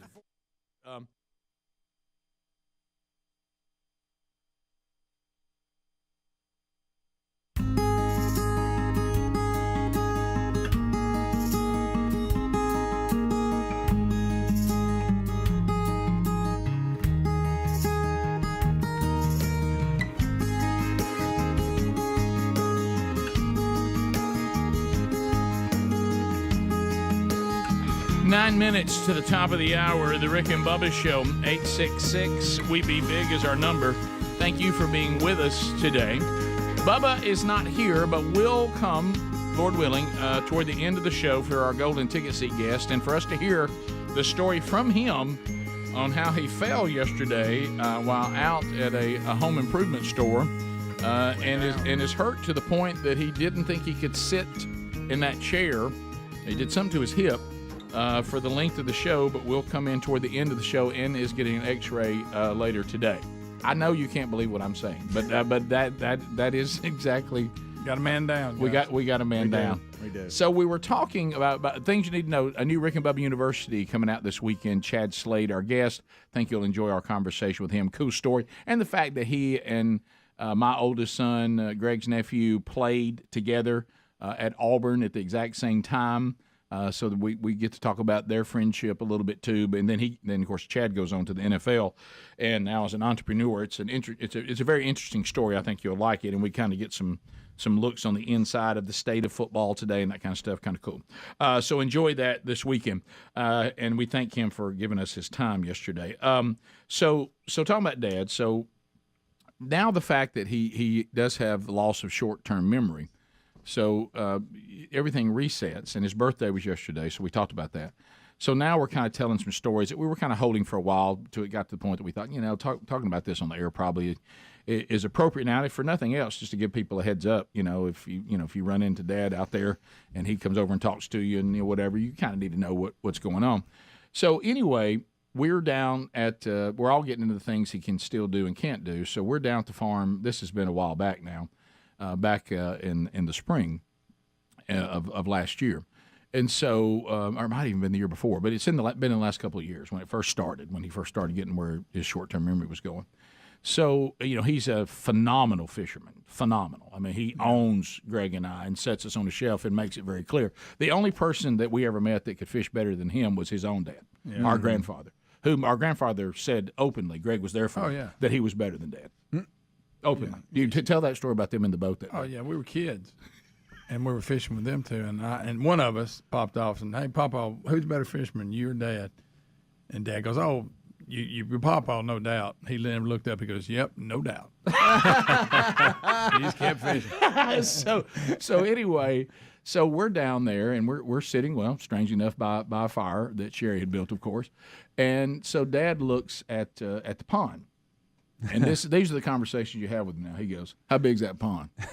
I said, Dad, it's about 6 acres. He said, no, it's bigger than that.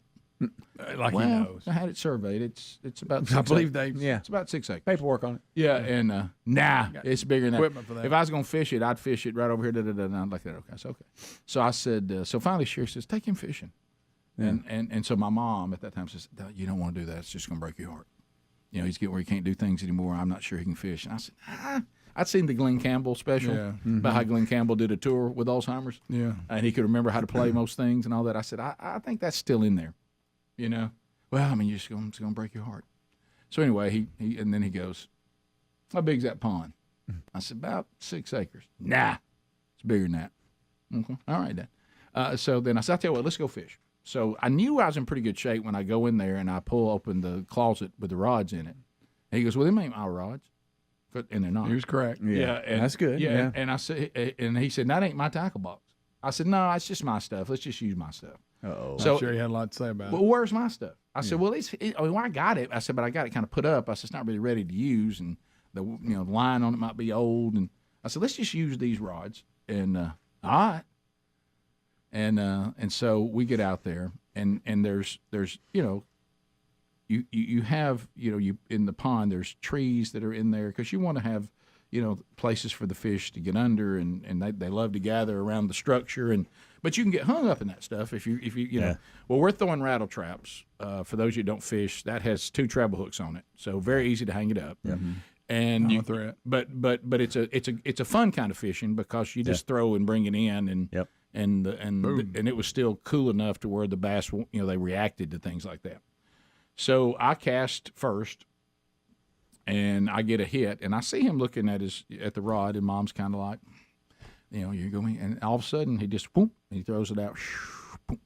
Well, he comes in, a fish hits it, and it gets off, and I said, 1-0. And I throw my fish back in. He just looked at me and stared at me. And then he throws it out there again perfectly. Now this time, boom, and he sets it and he brings it in. So he starts catching fish, and I start catching fish, and now it's on.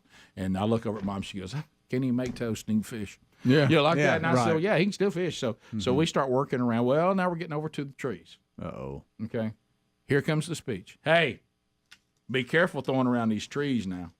I can't stand to get hung up. And you get hung up and lose your lure. Now, it's all about me going to get hung. Yeah. Okay? Hey, watch what you're doing when you're throwing these up around these trees, Rick. I'm telling you, you're going to get hung up and you're going to lose your lure. And I just hate to lose a lure. Yes, sir. Yes, sir. So we come on around. Well, he throws in there and gets hung. Now, remember, his short-term memory resets every few minutes. Right. So the minute he gets hung, we're catching fish. I'd say, Dad, let me have your rod, and you keep fishing with mine. So he starts fishing with mine. All of a sudden, he looks down and says, "Have you got yourself stuck?" And I was like, "What?" And then all of a sudden, I realized there's nothing I can do. No. I have to just own it. Yeah. I tell you what, you throwing around trees like that, you're careless. He goes, yeah, "Don't break your lure off." Oh, he don't want to lose a lure. Like that. And I'm like, Big on Dad. that. And I'm like, you're the one that got it, but he doesn't know that. No, it's reset. So and then the reality he's in now, there's no way he did it. No, right. It's I his told idiot, you, boy. It's his idiot son. He's back when we were kids. Yes. We used to hang everything up, And I said- still do. But And then he looks over. He goes, "Are you gonna break that lure off?" I tell you what, I hate to lose a lure. Oh, he does. I mean, you can't just throw around trees like that, Rick. And I'm just like, yes, sir. I'm trapped in his reality. Yeah. And then I thought, well, And you just have to go with it. Then you start apologizing. I know I need to do better than that. I need to do better than that. Yeah. He does it to Mom. Like he'll get something and move it and not tell her where it's at, and then she'll find it. And go, "You move? I didn't move it. I don't know who moved it." You cry. I tell you what, I didn't move it. I tell you that. He's just as convinced that he didn't move it. I was like, "There's the 82." Bunch of That's a bunch of BS. Yeah. Yeah, I asked him, "How you feel about it?" He got to how I feel about it. I think it's a bunch of bull. I said, "Okay, Dad, happy birthday." I tell you what, I can whip you. Yes, sir. Yeah, we're not challenging you. I'll be honest. Telling you how old you are. I'll be honest with you. That part may be true. Yeah. He'll cheat. Hey, He'll tell you that. Hey, let me tell you something. Old man's still stout. He is. I took him down the farm. He's taking 50-pound bags of feed. 81 years old. This before he turned 82. He can do it now. He ain't gonna sit over and watch. No. He's loading them. I was like, well, let him load them. Yeah. Try and drag deer again. Hey, any man. Yeah, you don't give me Remember that? Yeah. Any man can't drag his deer to the road or not be hunting. Yeah, but there's really no need for that. Hey, that's just what I do. That's right. I don't know how you argue I against don't that's know just you. what I Yeah. do. You can't respond to that. What response can you have to that? That's it. That's what I do. Yes, sir. I told Mom, I said, if he goes face down out there, no, that's the way. What he wanted. That's what he wanted. Huh? Ain't no man need to be hunting, can't drag his deer to the road. Yeah, but there's hey, that's just what I do. Yes, sir. Top of the hour. We'll be right back. Happy birthday, Dad. Rick and Bubba, Rick and Bubba.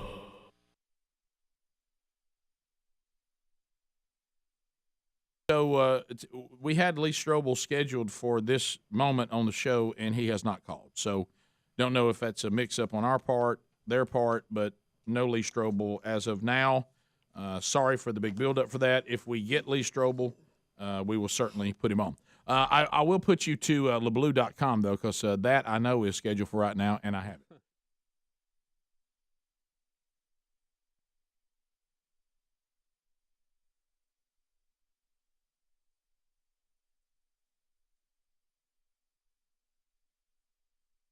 Nuclear. And the person, every time we do it, sends me an email saying there is no U in the word in you.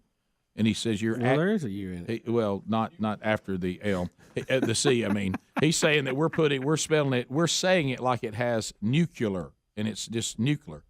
And I can't say it any other way. I've tried to say it other ways. I thought you were saying it right. I didn't think you were putting an extra U in there. I didn't either, but the person emailed me again and says nuclear is what it sounds George like. W. Bush used to put like a whole another syllable in there when he'd say it. Yeah, I didn't of all. We say a I've lot. never picked up on that. We've said we say nuclear. Is that not it? That's how you say it. That's how I thought Rick was saying it. But this guy's saying that Rick is saying nuclear. Nuclear. An extra U, right? Nuclear. That's what he's certainly possible because we mispronounce a lot of things, and the way we say things is is all over the Well, road. how many times do we say that word, though? Not a lot. Well, here's the thing. Of all the words that we have acknowledged, Can we just say atomic? But you know what I'm talking about, Bubba? Because you're sitting there and you go, I have my list of words that I know I don't do right. Right. Oh, yeah, I keep And a then when list somebody adds one that you didn't, you thought, well, my gosh, here's another one. There's another one. And then It's- sometimes you it's want- like weeds Sometimes popping you, up. sometimes you must say, will you please just leave me alone? Okay, how do you say it? Nuclear. You How did add a and U then, in there then that nuclear. time. And then nuclear. Let me tell you what's so It sad. sounds like you're slurring it when you say it. What's the right way to say it? Nuclear. Yeah, nuclear. Right. You're Say right. it again. Nuclear. See, you are doing what he's saying, by the way. Nuclear. You're adding Say a what U. you're saying. Nuclear. Nuclear. You said it right then. Nuclear. I think I say it right sometimes. I say it Nuclear. wrong, some wrong. Hold on. Nuclear? Nuclear. You're adding the U too. Nuclear. I hear what the guy's hearing. Nuclear. That was right. Okay. Nuclear. Is it really You that? did it. You did it. It may be Bubba that's doing it. No, I What? do. I I do said it. it right then, didn't I do it too. But here's the thing that's weird to me. Nuclear. Here's the thing that's weird to me is the guy has never explained to me how he thinks we're supposed to be saying it. And so When we get over it, we don't use the word a lot. Just get past it. yeah, I don't What's know. that got to do with electrons? I don't know if it's that big. We're doing It's not. We were doing the North Korea story, and as I was doing it, because this guy's been on me for so long, I tried in the story to say it a way that would be pleasing to him, and I still couldn't please the king. I mean, I tried, and then he emailed me again. There you go again. I'm like, good gosh, I'm trying, Daddy. But I think more people I'm say trying, it. keeper of grammar. More people would say it Keeper like you of- say it, Rick. Is it? I hear people say it all the time. Nuclear warhead. Well, it's There goes a nuclear warhead. It's a real issue with this guy. He saying it hates right. it. Yeah, you're saying it right. He emails me every Nuclear. time. Is that the only one he's pointed out? Because there's more. Oh, that's what I thought about. Something about this one drives me, because I got news for you. There's things that happen in here. I wish he would. Rick. Can he call in, please? So Nuclear. that was right. That's right. That's it. Nuclear. to me, you're saying the same thing. I can't hear any Me too. It's difference. just, it's just the slightest. I could tell a difference a minute ago. Yeah, I But think you Rick, said it it helps if you correct. jump at the microphone when you say it. I'm going to push him next segment. Rick, if you jump at the microphone, it's that better. wasn't right, Rick. Rick, watch. Nuclear. Rick, That you got was to do right. it like this. Nuclear. You messed it up. I don't know what there. that one. Nuclear. Nuclear. Now, Bubba will give you register instead of register. Oh, yeah. Register. But I'm again, I mean, so. I'm with Bubba. Let's Y'all just say know, atomic. y'all know somebody's checking out, don't you? Well, I say register. look, we all. We got it. There's piles of them. There's so many, I can't even. Register. Statistic is one of my favorites that you say. No, Statistics. Oh, I can't. No, statistics. My all-time favorite. Am I saying it right? We know statistics will tell you. I'm saying it wrong. Statistics. Stuh. But here's another one. Stuh. But here's another. Statistics. Here's another one. Statistics. Here's another one. Say, Bubba, say this one. Say this one. This is another one. Well, that's this been- is like being back in speech that's been class. around What for is it? years. Fantastic. What? Say fantastic. Fantastic. You know what you normally say? Fantastic. Fantastic. Yeah. Fantastic. That is fantastic. Yeah, right. But Chihuahua. Chihuahua. so yeah, I don't know what I'm talking if about. that you know what I've realized, because there's so many things that are mispronounced on this show, a radio show that is all about talking in a microphone. There's so many things that are mispronounced. And see, I don't ever notice it. by various members of the show, me included. I don't know why nuclear has got this guy so upset. Why catch on that one? Somebody just said Rick. The emailer's right. Rick drives me nuts. He also says that and Opelika wrong. Opelika? That's what they said. Am I saying it wrong? Because that's what I now, think. so you're talking about proper nouns now. I that thought it can was be- Opelika. How did I say that wrong? I don't know. You talking about THAT? Opelika. Opelika. Opelika. That's how you say it. Opelika. Opelika. This is just what the emailer said. I'm like Bubba. It sounds like I'm saying the same thing he's saying. WNBC. What? I've never heard you say Opelika any different than Opelika. Opelika. How do you say How do I it? say it? Opelika. How do you say it? I think you say Opelika. No, I do not. No, I've he never does. said Opelika. I'm just trying. Greg, how about this, Greg? I can say this. There's very few things I can say with.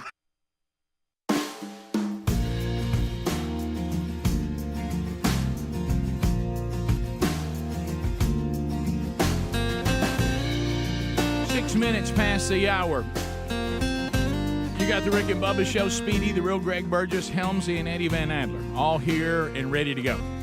I'll be Rick and no Bubba. Bubba had a fall, has injured himself. He's okay, but he is struggling, and we'll be here later in the program, and we'll get from him exactly what happened. It sounds like it has potential to be quite the story. The Elite Eight will be here with us today. They'll show up next hour. If you're traveling in to be in our golden ticket seats today, thank you for your efforts and your support for what we do, and we look forward to hosting you here momentarily. Also, some things you need to know. I told you another RBU this weekend. Chad Slade, our guest. Enjoy that wherever you get podcasts. Also, with the manchurch.com, we've got man churches coming up, a couple of them this weekend. You got Jordy Henson down in Crestview, Florida. He'll be speaking to First Baptist Church Crestview there in year 2 of our men's discipleship strategy. And then if you are in Jackson, Alabama, also on the same day, the 28th, I'll be there via video. We have a kickoff video. So know that for some of the churches that you're like, I kind of want to get this started. I don't know whether we have the budget to bring in the speakers through the manchurch.com. I mean, we try to make it as affordable as possible. If you don't believe that, just compare to what it would cost to get some other speakers. We just want to send you good teachers. We can do that, but you may go, man, I'd love to have a kickoff service to get into the curriculum, which we think is by far the most important part of the strategy, and we have 3 of those and a 4th one coming out this year that we're very excited about. But you could just do what we call the kickoff package, and it's just a video. It doesn't cost very much at all. You buy it with your curriculum, and then I'll be there kicking it off via video, and then you roll them right into the small groups, and that's what they're doing at First Baptist in Jackson, Alabama, and others have done that too. So that option's available to you. So men, get out, and I'll kind of lay out what we're going to do and how you can plug in. And we continue to get great response from all over the country for churches that are already doing this strategy, and we're excited about our first conference coming up at the end of February, which is sold out, but we look forward to seeing all the men. I think I got it yesterday. I'll update you guys on this. It's funny. We finally saw where all the tickets were coming from, 12 different states, and it looks like about a little over 80 different churches represented. And so it's going to be cool. And based on what we got this year, this is probably something we'll do going forward, and we'll move it around to different markets. But I thought we'd start out, Greg, in our hometown. That's a good place of to start. Oxford, Alabama. Greg's going to come down. We're going to have Greg down there visiting. Helmsy will be there. And for the leadership guys, we got a breakfast lined up for you. And so Helmsy will be helping to MC, but also will be there to help you guys on any teaching tips. It's a good little Q&A we'll have on Saturday for those of you that are in the leadership that are coming. And then we've got Rich Wingo speaking. We've got Andy Blank speaking. We've got a special guest, Recap Gray, a pastor out of Orlando that you're going to love, and Chuck Hooten doing worship. Compassion International has teamed up with us. We'll get an update from them and give you an opportunity to work with them too. And we also will be kicking off, which will go nationwide for those of you that can't come to the conference after we're done. But we have a brand new resource coming out. This is a resource, an individual resource that is a 31-day devotional called Transformed that we're really excited about. And I'll tell you more about that when we get closer. It's the first project, and look, Sherry is the writer in our family. It is not me. And I've contributed to, obviously, Adler and I do the videos for the curriculum, and Andy Blanks, we have a team of incredible writers that do the study guides. And I've contributed to some of the devotionals that we've done as well, but this is the first time I was asked by the team and prayed about it and felt like it was time to write a 31-day devotional where I got into prayer, I researched these scriptures and produced commentary that I was influenced by the Holy Spirit to write. So it's the first time I've ever had something like this that I'm the sole. God's the author, you know what I mean, but the sole person that put it all together. Yeah. That's a better way to put it. Yeah. And so that will be coming out at the conference, and it's going to be the theme of our conference, Transformed, where I went into this transformation that Scripture clearly speaks to, and went in and just researched 31 verses that are about transformation that should happen because of the power of Christ, not because of our ability to have more self-control and be better rule followers, but being transformed by Him in our life. And it was a journey putting it together. And I've seen the final product, and we're all real excited about what God's going to do with that. So I'll tell you more about that when it actually is available. I don't want to pull a Derry Bird. Oh, Rick. But if you're There if you're coming to the conference, it'll be available. Check my email. It'll be available there, and then when we come out of the conference, we'll kick it off for everybody else. Okay, so it will be available. There at the you go. conference. There you All go. right. And then I'll be in Tuscaloosa next Sunday night, live in the room, because Wingo won't have it any other way. He runs the men's ministry there. Wingo's not going to have me by video. He wouldn't have that. No. Well, So I'll be traveling to Tuscaloosa because whatever Wingo asks me to do, I do. Yeah, absolutely. And I'll be there next Sunday night for their next man church. So looking forward to seeing you guys there on the 5th of February. And that is the open week. So deer season will be almost over in the state of Alabama. The NFL's taking a break before the Super Bowl, so football won't be going on. So, and they're going to serve you a meal, so make plans to be there for that. So, talking about some of the other things that are going on, so we'll break down some of these stories today. But every time that we start a show, and I look down at the videos that Adler gets me, they just seem to be eat up with Biden. And the word embarrassing is typed a lot. So, the fact there's a clip available every day, Greg, something should tell you something. So, should we? Every day. Is there a point that we should just stop with this? That we should stop? That we're running up the score. Yeah, I mean, I'm still enjoying it. Yeah, I'm still enjoying it. It's sad, but it is. I'm not going to lie. It is entertaining. Almost like somebody falling down in a hardware store. A lot like that. Right. As long as everybody's okay. Right. And I will say this.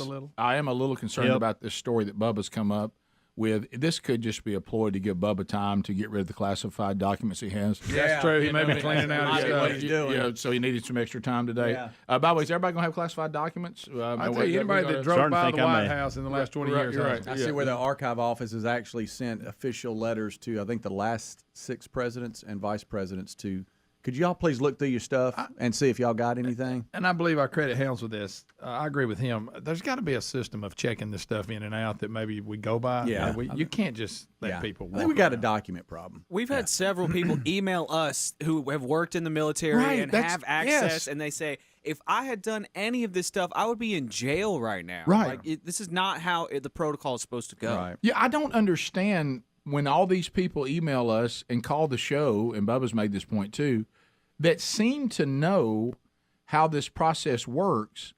It doesn't seem that it's possible, if these processes are correct, for you to ever leave with them. Yeah. Without people knowing you have shouldn't them. happen. Without people knowing you have them. Not Right? just go, well, look at there. Yeah. Am I the only one? No, I mean, And I'll be honest, this is on me. I don't really care who's got what, to be honest. I couldn't care less what documents you have, classified or otherwise. But I do think if this is a issue, probably need to clean up the document issue. Yeah. It's not a political issue at this point. It's a document issue. And if anybody that is wrong by doing it, everybody's wrong. Right. Yeah. Now, one slight difference, and everybody's going, oh, look, right way, is with Biden, all right, if you look at, like, let's say Trump, all right, as his presidency ended, there was a dispute on what was declassified, classified, all that kind of stuff. Okay. Then you have Pence coming out of his vice presidency, and okay. Now, if it comes out that, well, Obama has some too, and, oh, look here, and it goes on back, the only difference between that and what Biden's doing is he's got him back when he was a senator, which there's no dispute there. Well, he should not have had it at that point. You right wing. And so, it's not their documents. It's the people's documents. That's why they're classified. What? So. You can't have them. And the difference that bothered me with the Trump thing is that they raided his house. Yeah. They weaponized the Justice Department and raided his home. You right wing. That's a freedom staunch conspiracy I'm just telling theorist. You, I know the truth's hard to hear. All right, we'll come back and we'll play some of the Biden clips today. Rick and Bubba. Zero reservation. I've never said Opelika. Well, I'm just trying to Is find another way to say it. That's why I brought it. Is Opelika wrong? Is Opelika. Is Opelika wrong? No, we have some gold ticket seats. Well, then what is this person talking about? How do I say that wrong? You talking about THAT? Yeah, you say that. I'm just kidding. What? I don't know. You say that? No, I don't think that was the example he was saying. He was setting up the example with He's saying that I say yes. Oh, something else that I say is opalaka. Correct. He wasn't saying that on the list. Oh, yeah. Oh, you say that. And I will. I wonder why you were getting so mad at me. Yeah, because I didn't understand what you meant. It sounded like you were saying two different words. But I will say now. I will tell you this: there's also things on the show, and they're not many, that I personally mispronounce on purpose. Yeah. Like parentheses. I do that as a joke. You know what I mean? I know it's parentheses, but it's when I'm trying to make I always say in parentheses because that's funny. Right. I thought you had a problem. Y'all, this conversation is so frustrating. Yeah. How do you say opalaka? How do you say See, frustrating? you're saying opalaka. That's what he just said. Yeah, you did, by the way. Opalaka. Opalaka. I admit I say opalaka because I thought that's how you say it. Okay. It's opalaka. Opalaka. Opalaka. You're That's it. Opalaka? I've never heard you say that wrong. No, he says opalaka every Yeah. I don't hear I've that. always said that. I didn't hear it until just then when Adler brought it up. What? Oh. No, sir. no. I'm not confused. I'm just Yeah, saying the I city know. that. I've always said Yeah. the city that way. Yeah. You don't say Opelika? Opalaka. See, it sounds like I'm saying. That's what I'm confused. It sounds like you're saying the same thing. No, but you're not. This is what, listen. That's Until what, Adler, Bubba, you've been there. It's like Adler just, you're like, that's what I'm saying. Yeah, Adler I feel just like I'm solved the riddle. saying exactly back what somebody says, and they keep saying no, and I'm like, Right. I'm about to say a word loud and clear. There's some words I say really, really good. Right. And it's going to start with this term, back off me, and then I'm going to say this next thing, and it's going to be crystal clear. You'd be surprised how well I can say it. Universal. Right. Got it. We got it. Right. they'll hear you all the way down Opalaka. Opalaka. Hey! Yeah, that's right. Well, I say it that way. So Opalaka. you know what? I don't really get up every day overly concerned about correctly saying Opalaka. It didn't come up a What lot. about eclectic? No, I can't say that at all. Oh my. I tell you what I do know is Lee Strobel's finally with us. Yep. So we'll talk with him next. He's from hanging in. Opalaka? Lee Strobel. Rick and Bubba.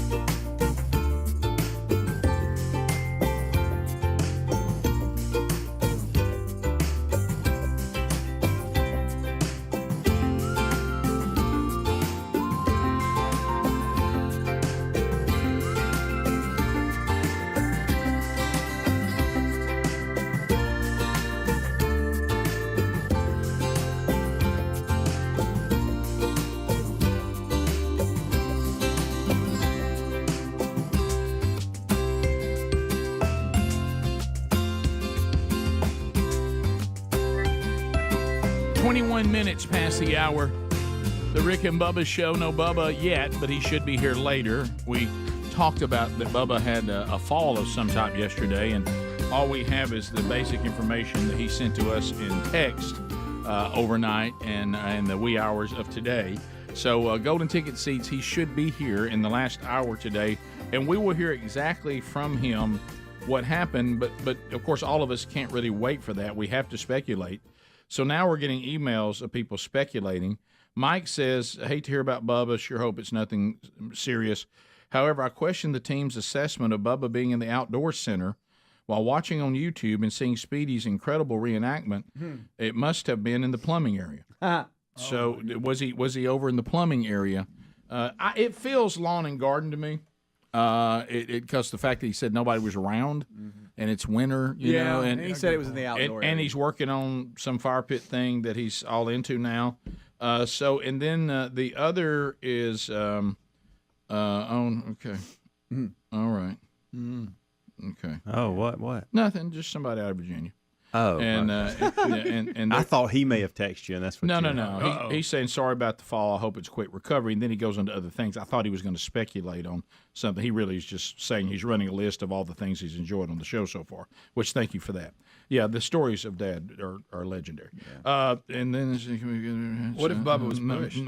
So we don't know. What if somebody pushed him? That's true. He would have told us that. Okay. But he didn't know. Hit his head. Oh wow. No, let me not read that one. Okay, all right. So Rick, don't just pull up your email and start reading. Rick, probably not a good idea. Yeah, so that's probably not a good idea. Right. People are, the ability for people to call themselves is gone. Yes. So I know that. Yeah, I experience that all the time. All right. So here we go. Hey, did he go? What? Everybody, somebody say it. Basement Joe. I guess my point is, with the fact that I'm running into glass and Bubba's falling, do we have any right to make fun of Biden anymore? I mean, I think that's what I'm talking about. But yeah, Rick, but look how much older he is than y'all. No, you're right. We're already doing stuff you're like right, that. You're right. Yeah. So, okay, all right. So here we go. The left loves to convince us that the only people that will ever have their taxes raised, the only people ever are the billionaires, and they try to keep that going. But here comes Biden because he has no filter now, and I want you to listen to who he's saying he's going to be paying more taxes. And I don't think this is what they would want him to say, but here is the president talking about people paying more taxes. Up to $139,000, you pay slightly more the more you make, but it stops there. And so if you're making $1 billion, you pay the same amount you're paying if you made $139,000. I think it's $139,000. Well, guess what? Keep the same percentage or something like it. Make sure that nobody making. Oh, I love when he threw "guess what" in there. Guess what? The president just told me you if you make a combined income of $139,000, which by the way, in today's economy, a combined salary getting around that number, that I don't consider those people to be the mega wealthy. Do you? No. Okay. Yeah, $139,000. Not at all. I can actually speak to that. No. Yeah, right. Yeah. I mean, honestly, that's. Gosh,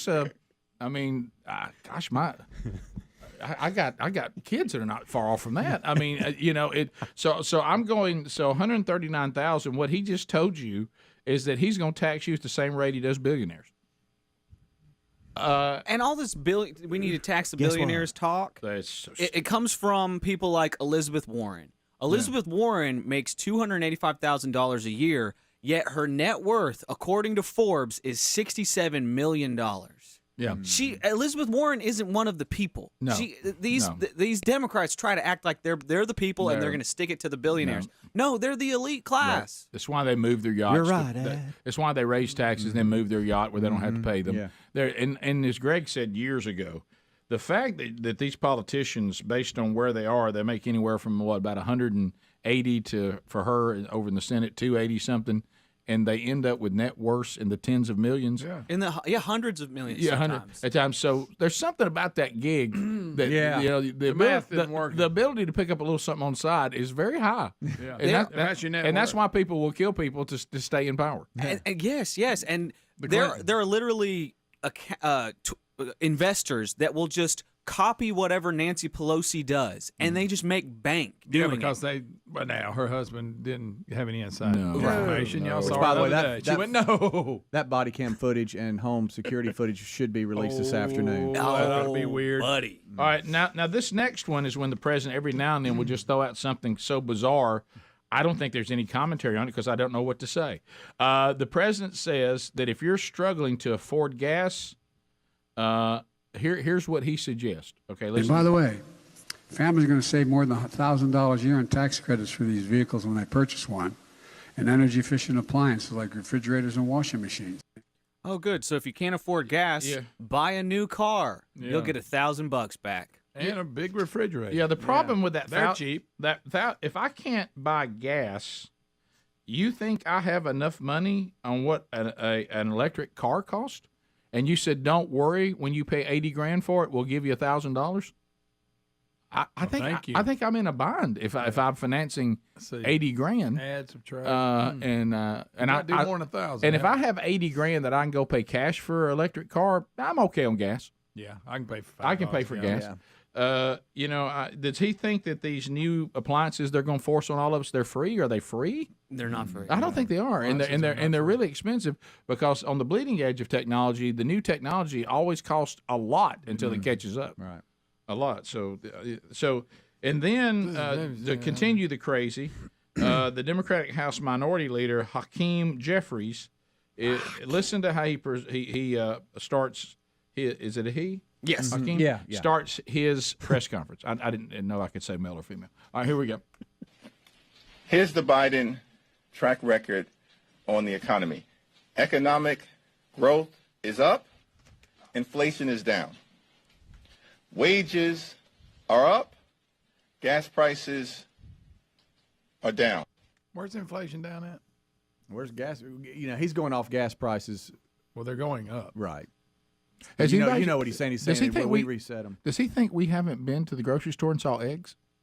We haven't been to the grocery store. 60%, something like that, more expensive than they were this time last Everything at the grocery store is more expensive right now. Everything. Does he seen a combo meal lately? You know what that's called? $10. Do you know what that's called? Inflation. Yeah. Since Biden took office, inflation is higher, real wages are down, and gas prices are up. So the opposite of what the Democratic House Minority Leader just said. I got gas this morning. It was pretty expensive. What'd you eat? Yeah. It's gone up I a thought you little, ate Yeah. some. Well, that's later. I'm sure I will have that Thank issue you for at some announcing point that. throughout the day. Greg but- had gas this morning, too. Yeah. Can we talk about this though for just a $4 minute? gallon. This is that famous thing that if you say something enough times, people go, "Well, gosh, it must be true." Oh, yeah, because Well, and will. it may be down compared to what it was You play the numbers. 6 months ago. Yeah, you play But the let's numbers. not play But it's those still games. high. We're not idiots. We know that. It's like a radio station claiming they're number one, and you find out they're number one with people, 21 to 25 who have red hair. Yeah, you yeah, know, they break it's that, but they claim they're number one. Right? Yeah, wrong with red hair? So not a thing. Not a thing. See, because of your current state, I forget you actually have it. Yeah, inflation is down. Yeah, but it's still high. Right. You know, Yeah. It may be down from where Not it as was. high as it like- was. Not as high as it was. I got a grocery basket, hand basket of groceries yesterday, and it was $93. Yeah, absolutely. Oh yeah, that's standard. We'll be back. 866 We Be Big. Rick and Bubba, Rick and Bubba. I've just become gripped in fear that one day there's going to be a story that I've got to say there's a nuclear weapon in Opelika. And it's fantastic. All right, we promoted before, and Lee overslept, but he's with us now. Lee Strobel. Lee, welcome to the Rick and Bubba Show. How are you, buddy? I'm doing great. How you guys doing? You know what? We're We're doing. dandy. How are we doing? But we're doing Fantastic. Where did I even get that word? I've said it wrong my whole life. Sorry, Lee. Maybe one day there was a car dealer that had some really good deals on vans, guess and they were so. saying the sale was fantastic. Fantastic. Lee, anything you do wrong here on this show, the audience quickly points it out to you. All in love, I know, but it's very, very thorough. They're very Good loving. to know. You got built-in fact checkers, huh? Oh, yes. Well, oh, boy. Lee, we know that time is short, so I do want to jump in because I do believe your story. It's always been big, but I think now more than ever, especially when there's a mindset out there that you can no longer just say, "Well, I'm a person of faith, I'm a follower of Jesus, or I'm a Christian, and people just go, well, good for you." Well, tell me about that. People really now more than ever, we're very much like you were. You're kind of ahead of your time. Of course, C.S. Lewis had a similar journey, so you're in pretty good company. People who say, I'm going to use the gifts that you may not have known at the time that God has given me to pursue and find out whether all this stuff about Jesus and the resurrection, did it really happen? Is there proof that it happened? Certainly we believe by faith, as we do on a lot of things in life. But our faith is also based on a body of evidence that you went on a journey to discover. I know a lot of people know your story, but some people don't. So tell those that may not know the story, just kind of in a nutshell, your journey. Sure. Yeah, I was an atheist for much of my life. My background's in journalism and law, so I was a legal editor of the Chicago Tribune. And my wife was spiritually confused, sort of an agnostic. And through a friend that she met who shared Jesus with her and brought her to church, my wife ended up coming to faith, which I thought was the worst possible news I could get as an atheist because I didn't know what she was going to turn into. So I was going to divorce her. And but I decided if I could disprove Christianity, I could rescue her from this cult that she got involved in. So I decided to take my journalism training and legal training and disprove the resurrection of Jesus because I knew everything depended on that. And I thought I could do it in a weekend, but ended up spending 2 years of my life really delving into the historical evidence for the resurrection, ultimately becoming convinced that it's true, that Jesus not only claimed to be the Son of God, but he backed up that claim by returning from the dead. And based on that, I ended up coming to faith, and many years later left my journalism career and ended up spending my life writing books and traveling and speaking to people about the evidence that I think is powerful and persuasive that Jesus is who he claimed to be. Lee, because of your law background, the evidence, the weight of the evidence has to stand up to scrutiny. Yeah. Was there a tipping point in this, or did it just kind of happen over time, or was there a piece of evidence you go, wow, that's the linchpin here. We can't deny this. Can't speak today either. That's fantastic, by the way. We're here all week. We're here all week. You know, it was really the cumulative case. It was the evidence that came together, the evidence for the execution of Jesus that even the American Medical Association says is clear and convincing that Jesus was dead after being crucified.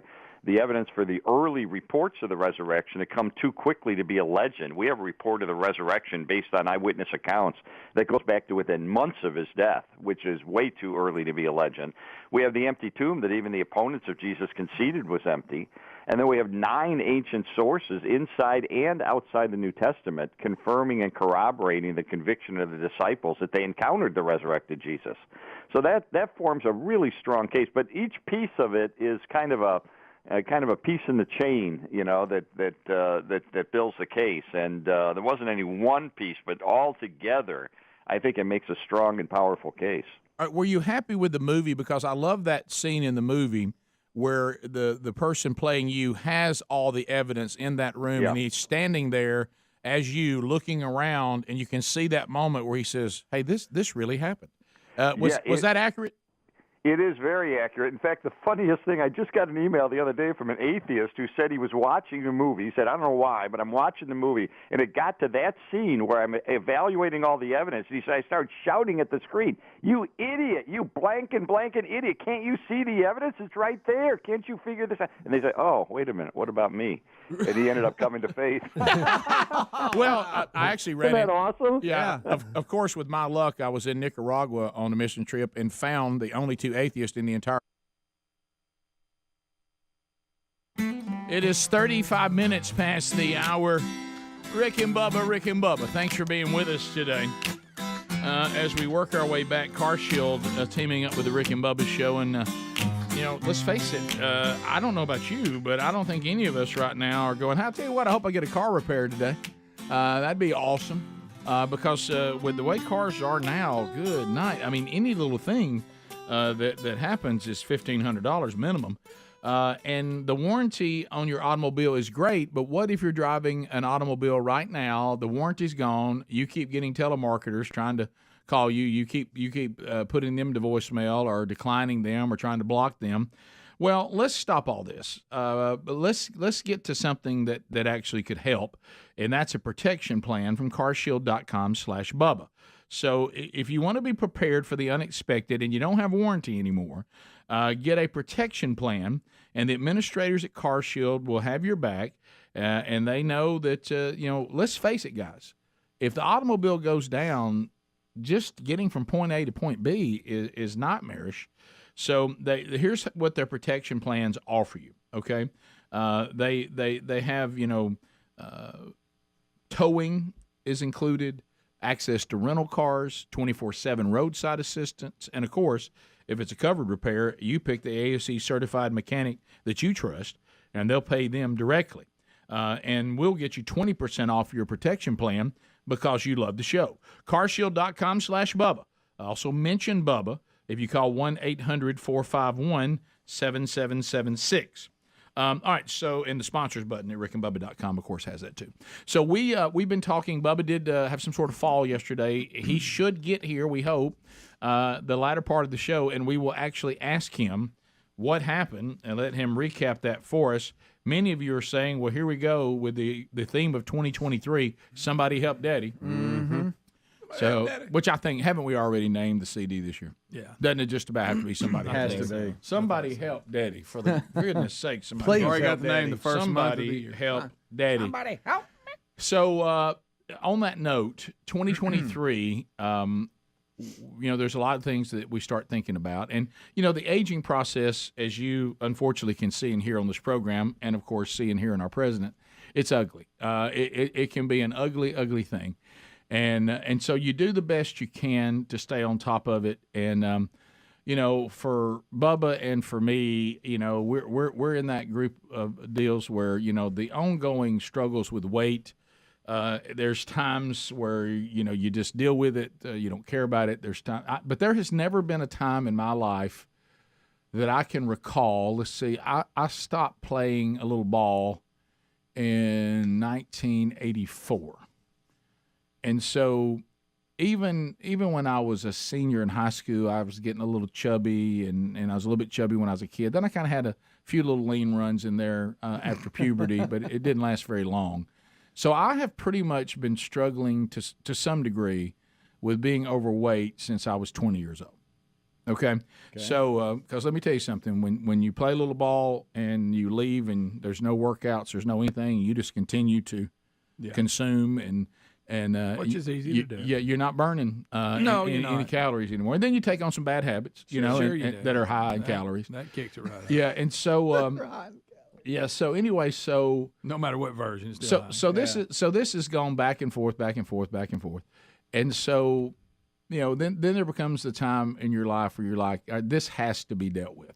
Okay, I see carrying weight around. There's all kinds of reasons we don't need to do it. Aging is definitely one of them, okay?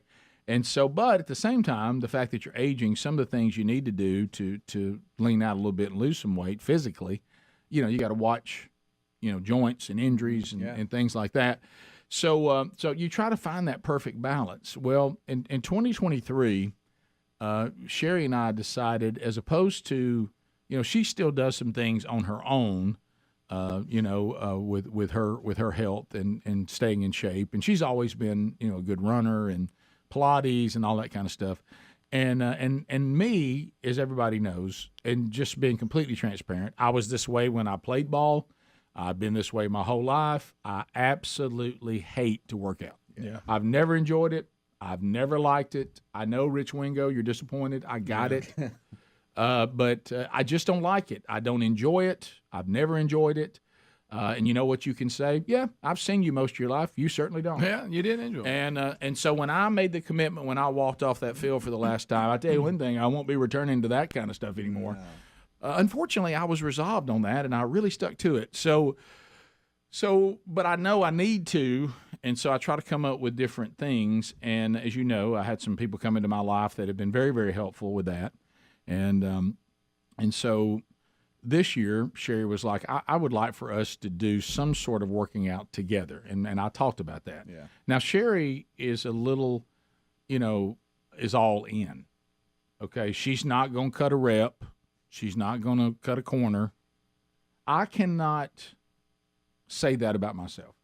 Okay? Well, I have done so little in this area that what I'm doing now is so beyond what I've ever done in the past. I keep thinking that's good enough. I'm the kind of go say, I didn't do every rep, but I got so much more reps than I normally do. They wanted me to do 40. I did 32. So when I was in a classroom format, my ability to kind of, as I would say, customize the workout that someone has made for me. Yeah. I now become the second voice on this workout. I see what you prepared. I see it this way. Yeah. Let me make a few adjustments. Let me modify that. Your way is a little bit better, but this will still work. Yeah. And so Sherry, leave me alone. the classroom thing for us started getting more and more difficult. And then it was, because you have to go by what appointments are available and all this and how we work our schedule. And so I have another friend that goes and is a personal trainer. I mean, he has clients and he goes and works with them. And Sherry said, I think this is a better option for us. The person just comes to our home and we know this person and they'll help us with nutrition and you can get that, in the other format too, but it's just, you don't get as much personal attention because I got all kinds of clients and all kinds of stuff. And we're getting older and, so some of that is a little. And having to be there. We need somebody to really modify and say, here's the workout for you two. Right. Of course, I don't miss. Even when that happens, I'm going to attempt to modify even that. Sure. Yeah, uncontrollably. Well, there's something going on now, and I have to throw a flag on Sherry. Uh-oh. It's almost like she has this sixth sense that the days that our friend is going to really, really test us to see where we are, she finds some reason not to be able to work out that day. Oh, test day. And leaves me by myself with him. Oh, and, come on. And not test day. Because the good news is, because Sherry, men and women are equal, but they're just not the same, Sherry is going to ask a lot of questions. She's going to get, say, what do you think about this? What do you think when we eat this or how we prepare that? While he's working with us, which means he gets distracted trying to answer her questions. So then I'm back there working out. He's not really looking at me. Suddenly you're counting by twos. Well, I've been accused of that. No one can prove that. But Sherry claims. And 10. All right. She was like, "How did you finish that so much quicker than me?" So I guess I just. That was rough. I guess I just do the reps. I guess I just do the reps quicker than you because I guess I'm bigger, stronger. Right. I did an extra one. She's like, "There's no way you could have been finished by that." And she'll look and try to tattle. And by the way, nobody likes a tattle. No. But that's been established. We even have a little song about it. I mean, and losing count is a real thing. It is a real thing. Yeah, now, there are people, and I'm not going to call his name, but when we used to do, Speedy and I did CrossFit and all this, there was this one guy that I've never seen anybody cheat as much as he did. Right. You know who I'm talking about. Okay. Blatantly. I mean, to the point that it was vulgar. This is making me uncomfortable. Yeah. So Rick, I don't even think. I mean, Rick, at least you're good about it. At least you can hide it, kind of. This guy, he didn't attempt to hide it. No, and unrack the bar too. Don't leave it. Right. So anyway, yesterday out. I get a text with 10 minutes on the clock before we're supposed to meet at the house for today's workout. And, I'm not going to be able to today. We've got this, and this going, and I need to get that done. And we got to get that. And your dad's birthday's tonight, and I'm working on that. So you just go ahead and do the workout without me. And so I get there, and there he is. And he's just unloading stuff out of his car. And he looks at me, and I said, "Hey, Sherry, did you get?" He goes, "Yeah." He goes, "Boy, I tell you what, she knows how to pick them." And I said, "Huh? What?" Oh, boy. He goes, "Boy, she knows the days to miss." I said, "You don't want to hear that?" I said, "I'm sorry. What do you mean by that? What do you mean by that?" He goes, "Well, today I'm gonna kind of take everything we worked on and put it together and kind of see where y'all are." Not test day. And I said, "What?" And he goes, "I mean, yeah, we turning it up today." I said, "That's like a doctor saying that something's gonna hurt when they say it." Yeah. Because think how many times they tell you something's not gonna hurt and it does. Oh yeah. So is this bad? He goes, "Oh yeah, today's gonna be ugly. We're gonna see where you are." And I'm like, "Oh boy, Sherry Burgess." And I start looking up at the house. I'm standing out in the driveway, and I'm looking up at the house, just wanting to look at her like, "Come down here. Yeah. You can't. You're looking leave at us. me out here. It's just me and him." Boy, he can count every. So rep. guess who's counting? yeah. Oh, and I knew early on because everything, all the reps go up now. They went way up. And he stood in front of me like on one of the first exercises. I was going to see how it was going to go. I thought, well, he's got things on his mind. He's got 3 kids. He's got other clients. He can't just pay attention to everything I'm doing. Surely he's going to look down and return a text or an email or something. Yeah. No, He's locked and loaded. He gets in front of me. In my mind, Helmsy, to your point, in my mind, I'm telling y'all, I was at 20. And I heard him go, all right, 16?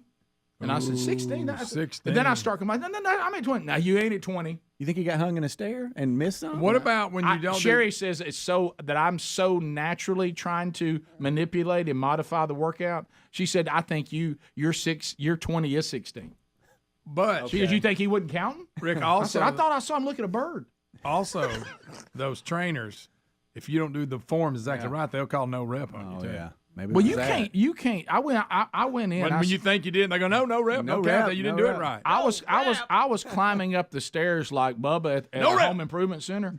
I was climbing up those steps, and I come up to the top, and she's in there getting ready for the birthday thing. And I said, "Hey, you left me out there." And she goes, "Well, how was it there?" I said, "Ugly." The trainer called it ugly. You know what I mean? And I said, he counted every single rep. When he told me to get on the rower for 3 minutes, I had to do 3 minutes. Yeah. She goes, well, what's up with that? She goes, if it's 3 minutes, you're supposed to do 3 minutes. Wow. I said, no, that's 240. I said, that's not 3. Anything over 230 counts. Yeah. I said, you realize at my age, if I do 2.5 nonstop? Yeah. And like that, and I said, 50 reps? I didn't even know you could do 50 reps. Bubba, Rick and Bubba. Country. I heard people talking in English, and I thought, oh, good, I don't need a translator or my broken Spanish, only to discover, oh, wait a minute, they're atheists. This is great. But the guy started, you know how they always kind of talk down to you, and as you probably used to do, and I remember, and what's so funny is he's thinking I've never heard the things he's saying. Like this is the first time that anybody's ever said this to me as a follower of Jesus, and I brought your name up. And I said, sir, with all due respect, because he kept saying he didn't want to offend me. I said, you're not offending me. Yes, this is. Please don't worry about that. I said, you're no different than C.S. Lewis, because he was from the UK, and I thought that might resonate. And I said, and we have American Lee Strobel. I said, I would strongly encourage you to read his book, The Case for Christ. I said, you are no different than him. I said, you're not unique. So if you need evidence, there's evidence. Mm-hmm. And I encouraged him to read your book and to try to see the movie if you hadn't. And every time I get a chance to give a copy of your book to someone who's on that journey, it's a great tool. So God has really used your experience, because some people need to see the things that you saw. Yeah, not everybody, but a lot of people who really need to see the evidence, who need to know that they're taking a step of faith in the same direction the evidence is pointing, which is rational and logical. We take steps of faith all the time, but the important thing is we take a step of faith in the same direction the evidence is pointing. Hey, we don't have a lot of time, but I want to let them know the new book, Do Miracles Exist? Is just the same, very similar journey? Yeah, it's called The Case for Miracles, and I spent 2 years investigating the supernatural, and I document some miracles in that book that'll absolutely set your beard on fire. I mean, it's unbelievable stuff that is well documented medically. And so it's a book that looks at whether or not God is still in the miracle business today, which I believe He is. Yeah, it's a great question. Are they happening today? Because we have some believers that don't think that. Well, they don't follow that. Sadly, they believe because it's not happening in their own sphere, they assume it's not happening anywhere else in the world, and you're going to take those on and document those, and it's called the case for miracles. And look, I agree with. They're still going on, and there's some that you cannot argue against. Mm-hmm. Now, that's going to be a movie that'll come out in September of next year. Oh, congratulations! Wow, that's fantastic. Yeah. That's fantastic. Fantastic. So look for that by Lee Strobel, and I'll be joining Lee along with Tony Evans, Charlie Daniels, Steve Farrar. All will be part of the Gridiron Men's Conference. We'll all be together this summer, Father's Day weekend. It'll be in Birmingham, Alabama. They're at the Legacy Arena. If you'd like to see Lee and hear him go more in depth, along with all the other speakers, and including myself, honored to be there, go to gridironmen.com. That's in show notes. Thanks a lot, Lee. Looking forward to seeing you this summer. Me too. God bless you guys. Appreciate it. Thanks, Lee. Rick and Bubba. You coming back to the show. You've been gone a couple of days.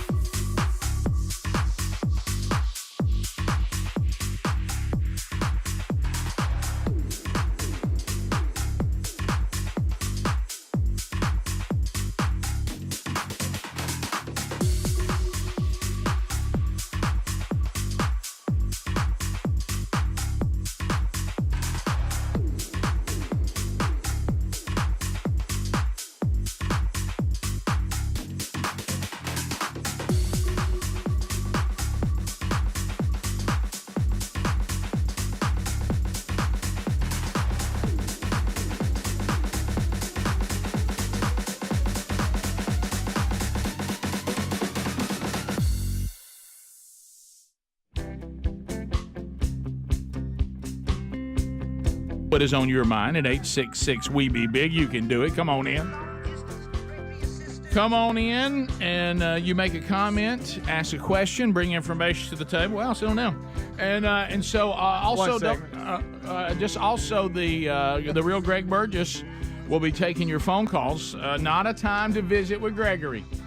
Go ahead and let him put you on hold so we can get to you. 30 seconds a pop, largest number of people, shortest amount of time. The buzzer will sound when your time on the program comes to an end. No shameless plugs, no meaningless shout-outs, and no baby predictions or anything like that.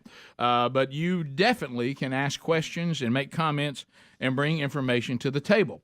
But if you are in the home market of Birmingham, Alabama, listening to us on 104.7 WZZK, you can see the real Greg Burgess in person today. He will be at Hendrick Hoover Auto Mall. He'll be there from 11 to 1. He'll have a lunch for you, and you can grip and grin. And unfortunately, even though Deborah yesterday told us that sunny days are over in our state today, it is a beautiful sunny day, and Greg will be there. And his attitude today, he seems moderately joyful. Yeah. So Somewhat. I think that you might have a good time with Greg today. So catch that if you're in the Birmingham market. Let's start with Tracy, who's in Alabama. He's something else. Tracy, I wouldn't have described it that way, but I said moderately. I was thinking loose, okay. loose cannon. Well, he is a loose cannon. Yeah. Tracy, go ahead. You got 30 seconds. Hey, I was listening to you guys talking about Bubba Falls this morning. You know, there has to be some kind of surveillance footage of this that y'all can get a hold of. Well, that makes sense because for some reason, I don't know why, he wouldn't tell us where he was. Yeah. He kept saying large box store that helps people with home improvement. You know me, I will attempt. I will attempt for sure. Yeah. But I have a feeling they're going to claim they don't have any. Yeah, you're right. Somebody falling in their store. Yeah, it's kind of the reason why you'll never get the one for the glass. BC in Alabama. BC, go ahead, 30 seconds. BC? Yeah. Person? Hello in Alabama? DC. DC? C. Yeah, this is me. You got me. Okay, all right. Go ahead, buddy. What's on your mind?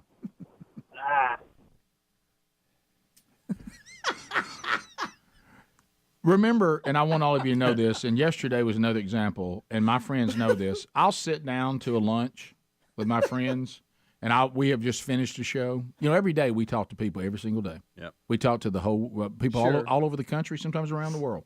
And you know what I say to them? You should be gravely concerned. Gravely concerned.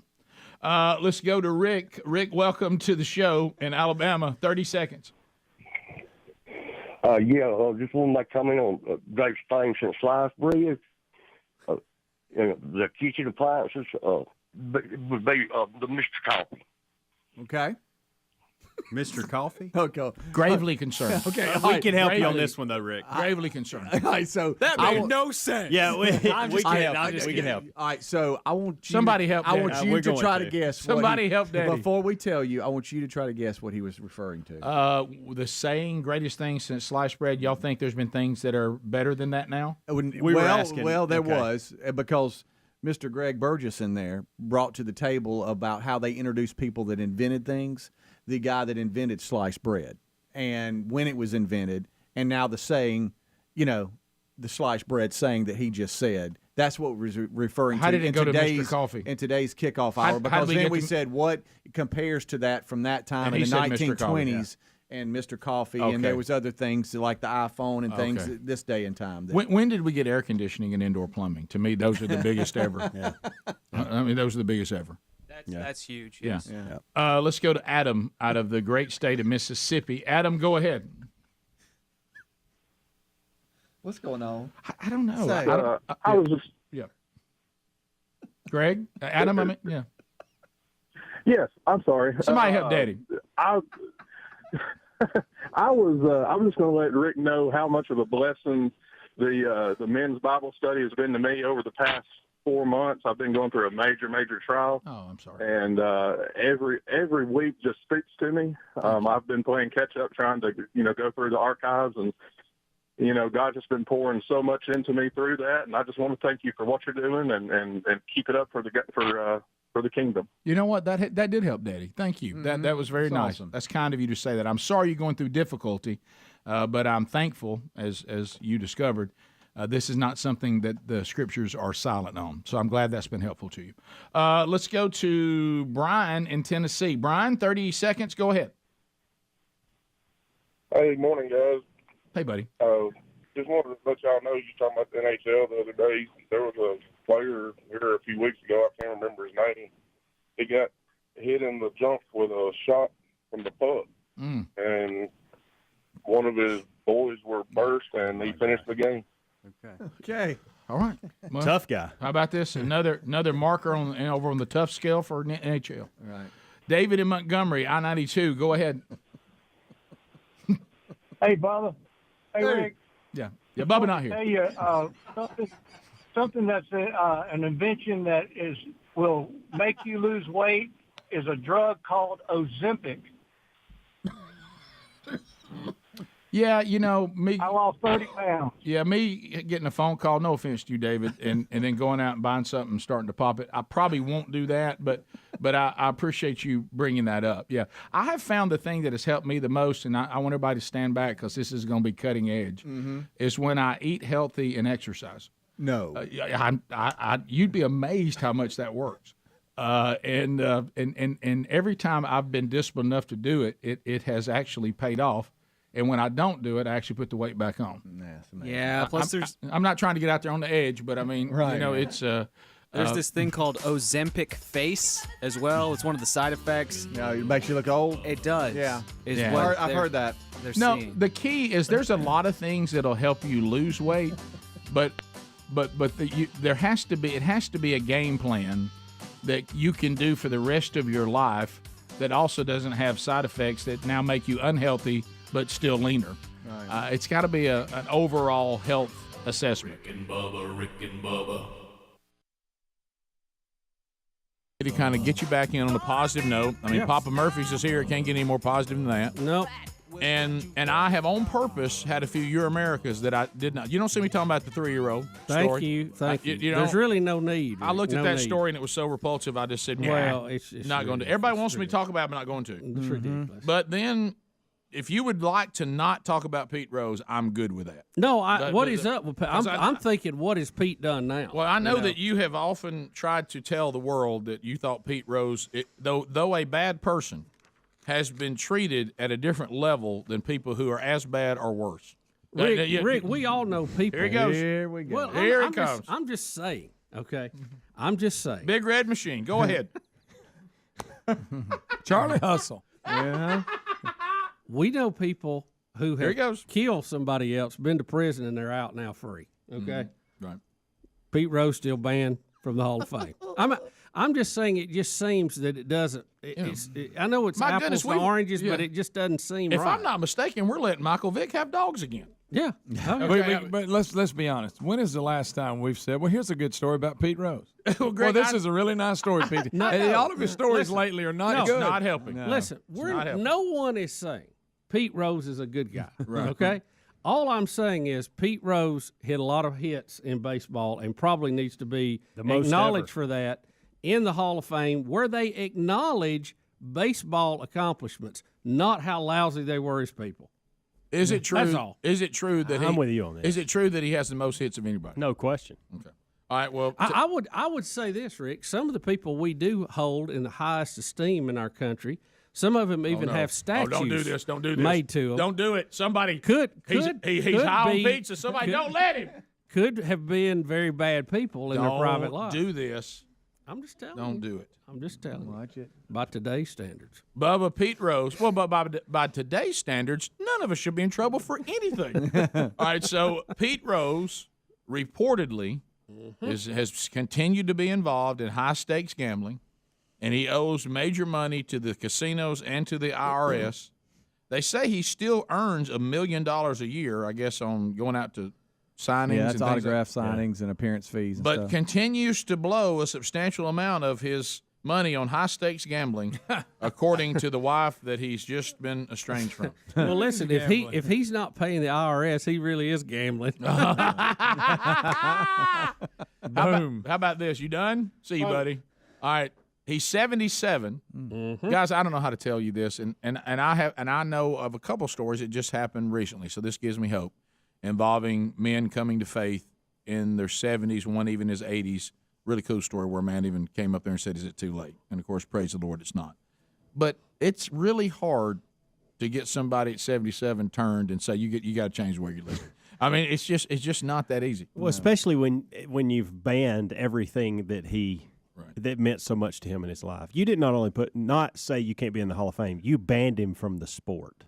What I love is that he was banned on baseball for betting on baseball games while he was managing for the Reds and playing for the Reds. But to show everybody he's changed, he's now being accused of high-stakes gambling and not paying up the IRS. Let's go forget the 14-year-old girl. There we go. I knew that was coming. Yeah, the dating life has been a little dicey. Carol Rose. You know he's going to be on a horse. Everybody loves Jerry Lee Lewis, though. What did you just say? Never mind, I was just What did you just comparing say? to. That's the old South. But back then, that was common. But she threw a word out that I hope you Horse. said. Horse. Yeah, Okay, being on a good. horse, yeah. Okay. Well, Has Jerry Lee Lewis's music been banned? I mean, I don't know. I'm just asking. It cost him his career. Here he goes. It did. It did. It cost him his career. Yeah. Everybody, But it wasn't America that cared. It was England. Remember? to your America point. didn't care. All right, his soon-to-be ex-wife says that Pete has filed for divorce from her in 2011, and it still hasn't been done. It's still dragging on.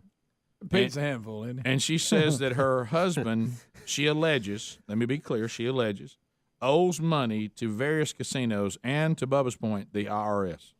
Does Pete think that he's so old they'll just never catch him and he'll die? He'll die before it all stacks they all up. collected? You look at the I mean, some numbers. people play that game. Yeah. I guess. I don't know. Pete. Well, it was speaking of that. Well, we're not saluting Pete for his great stand as a citizen. Right. Pete was born to play baseball, and we're he did it saluting very him. well. And when he was on that field, he was in his element. It's when he gets out in the rest of the world is when he has his problem. You know, if he could just 4,200 play- plus hits, just so you know. If he could one just other play person hit- baseball forever, he'd have been fine. Did you know I never liked him even when he played? He was a bit, yeah. I didn't like him. Charlie Hustle. Well, Played hard, You know though. what he was? He was in that Bip era with me. Well, he didn't. I hated his batting Boy, I stance. love the big red He didn't I look hated cool. the way he looked in his uniform. He just didn't look cool. He didn't look cool out there compared to a lot of the other players. I did not like Pete Rose. Never have. But I mean, he gave you. Oh. I mean, it was knees and elbows when he stepped on that, question. and he had a terrible haircut. Right. We all know Ended a man's career running over him in an All-Star game. Right. Sure, he did. Right. He Like was that. Charlie Hustle. He sure did. Ran over the catcher in the All-Star game. That didn't matter and ended the guy's career. By the way, this how time gets away from you. Do you realize when he was banned, Bubba? Goofball. When he was banned from baseball, you realize how long ago that was? 1989. Oh, I know. So here's the thing about Pete, and I agree with you, Bub, on the stats and all, but Pete, he's a How liar. many years is that, Rick? Everything he does, he come out, no, I didn't bet, but I didn't bet on baseball. And then, well, I bet on baseball, but I didn't bet on my team. Well, I bet on my team, but I didn't bet on us to lose. You know what I'm saying? He's a liar. He's always been a liar. Well, don't forget, too, when he got the state wrong and when he declared, no, I didn't do Yeah, that. yeah, on the age. He didn't say I wasn't dating a teenager. I just wasn't doing it in a state that cared. Pete, Right. everything Yeah, you that's say, it. I pretty much assume you're lying.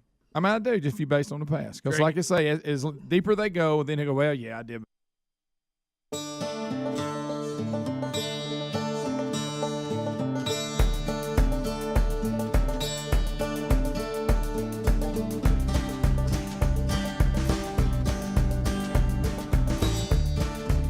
6 minutes past the hour from the No Name Studio on the bleeding edge of technology.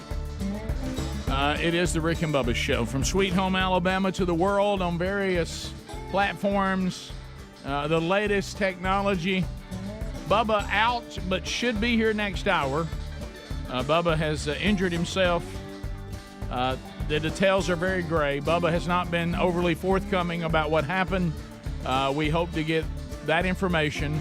Well, if he's coming here today, he will be interviewed, and we will get the answer. Yes. So he says he'll be here. The Elite Eight are here with us. The Grade Eight. Actually, the Super Six. We're missing two. We're missing a couple. Missing two. But Helmsy, Maybe they're late. Greg, he made them mad and they left. It's crazy. That's what Helmsy, anybody contact you saying, hey, we're not going to be able to use our seats? No, but Okay. I can tell you this: we can figure out who it is. Yeah. We don't have to call them out. I'm just saying. We're going to start doing that. I would like to call them out. We can pinpoint it. I would like to call them out. Maybe they're lost and riding around the building. That's possible. Look for our Or maybe faces that's outside. possible. Maybe they fell in the box store and got hurt. Well, it could be that too. I have a question. Uh-oh. We can we could probably pull in 2 extra chairs if, say, 10 people were to show up instead of 8. And it seems we have like 1 or 2 people missing maybe every other Friday. Should we make it? We book 10. We've got 8 seats, and then we just bring in the 2 extra 2 from each. What are we, an airline? We tried that at those studios. We are an airline. Yes, we're an airline. Let me answer that, and it should never be spoke of again. No. You remember we tried it? Why? You know what I think? Why? You know what I think we should do, Rick? I think we should bring back the daily documentaries. I do too. Yeah. That has nothing. That's not. Could you do 100 more of those for us? That's not equivalent. Let me give you. Here's the deal. Hey, when you were doing, do you get the emails? That's y'all are talking apples and poop. Right. So you're saying email Helmsy if you want to come in? Yes. Okay. And Greg and Speedy. The Adler if you want the daily docs back. We're overbooking now. Hey, you want to do 3 conferences this year instead of 1? Yeah, we. So people all over the country, more people can come. Do I see 2 empty seats? I do. That's all I'm saying. Okay. You must admit, when we did it before, we had seats every day. Yes. And more seats. And there was, a lot of times every day it's hard to get it full, so we would overbook. We normally on Friday doing the Friday. Pretty good. Why don't you just I don't care for empty seats. Videos that are legit and quit spreading lies. All right, buddy. Okay. And here's another thing. You think this couple right here is not glad these other 2 people aren't here? That's true. It's like like a bonus. This is like being on an airplane and the person the seat next to you is empty. Yeah. They're having the time of their life. Why you want to ruin it for them? I'm not ruining anything for anyone. They're in big boy corner all by themselves. Right. Look at them. Come on. They're having the time of their life. They got the big boy seats. I think it's been going pretty good. And then over here, we think we have a golden ticket seat holder that is responsible for the way Bubba feels. So I know it. We've got We got a one little evidence. We've got one of the Super 6 that says the last time he was here, Bubba wasn't here. Yeah, so it's his second trip here at the new studio, and Bubba's been out both times. Will you I think it's please on him. let us know when you're coming next time so we can prepare for Bubba not to be here? In February. End of February. Okay. All All right. Yeah, make a note of that. On the Penny Miller. Yeah. He's on the Penny Miller rotation. All right, so Bubba And he still ain't seen Bubba. Bubba has texted us again, and he says he is coming at 9. Oh. And I asked him how he's doing. He said, better. I haven't cried since 2 a.m. Oh, that's a good sign. That's a good sign. All right, so that's good. Crier. All right, a couple of stories out of the sports world. I'm going to get him. LSU discovered that they overpaid Brian Kelly $1 million. See, I can't have That would never happen to me. that. Yeah. It would never happen. No. Yeah. If I had the kind of contract he has, I'd be shorted $1 million. Imagine getting a check. I wouldn't care. I got $1 million more than I thought. So LSU accidentally overpaid Tigers football coach Brian Kelly by $1 million during the first year of a 10-year, $100 million contract. They discovered the error, and they've moved to correct it, according to the Louisiana Legislative Auditor's Office. If I'm Brian, though, I go, we did have a better year than y'all thought we would. Right, yeah. Right. They So did. it was worth it. They have an error of $1 million. They paid his LLC and they paid him personally, so they double paid. Never happened to me. And they figured it out, and they say they're going to correct it with the adjustment going forward. Yeah. So. They said when they were writing checks, it was right in the real Mardi Gras, and everybody's mind went where it ought to be. Also, this weekend, we will find out who's going to the Super Bowl. San Francisco at Philadelphia, Cincinnati at Kansas City. Mm-hmm. So that's big coming up this weekend. Now, see, this is when I'm drawn to professional football. Now's when I start. You're in now. This is when I start. Okay. Watching. Yeah, I don't really watch up to this point. So this is when I start kind of getting a little more interested. Okay. So I'm kind of excited about that. Also, is Tennessee's coach's last name, is it Heupel? Josh Heupel. Josh Heupel has already got an extension. Yep. Already. Mm-hmm. And Greg, he has been given a raise to $9 million a year. How about that? Now that is classic big time college football. If you have a good year or two, they will panic and think that somebody's going to steal you. Which normally means next year they'll be horrible. This also means that Tennessee will owe Josh Heupel a lot of money when they fire him. That's really what that means. Tua Tagovailoa's mama says that her baby ain't going to quit football. He's in it. Yeah, Tagovailoa had another tough year. Of course, he'll have injury problems. Yeah. But this time multiple concussions. And they're now saying that people start saying, will he leave football and be done with it? But apparently his mama has come out and said that he will come back. He was having a great year when he was there. Yeah, Mm-hmm. yeah.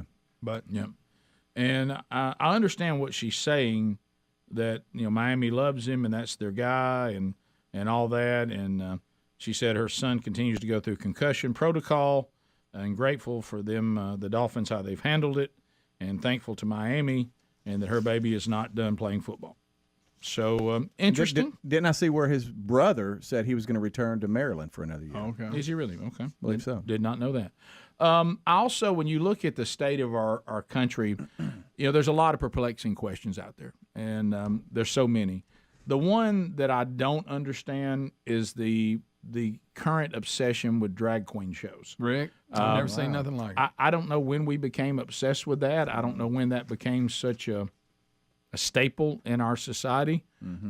It's been around for a while. I don't. I guess what I'm saying is you can have a point of view that says everybody can live any way they want to, and people should just keep their mouth shut if you don't like it, and that can be, people, of course, we seem to pick and choose which principled people we like.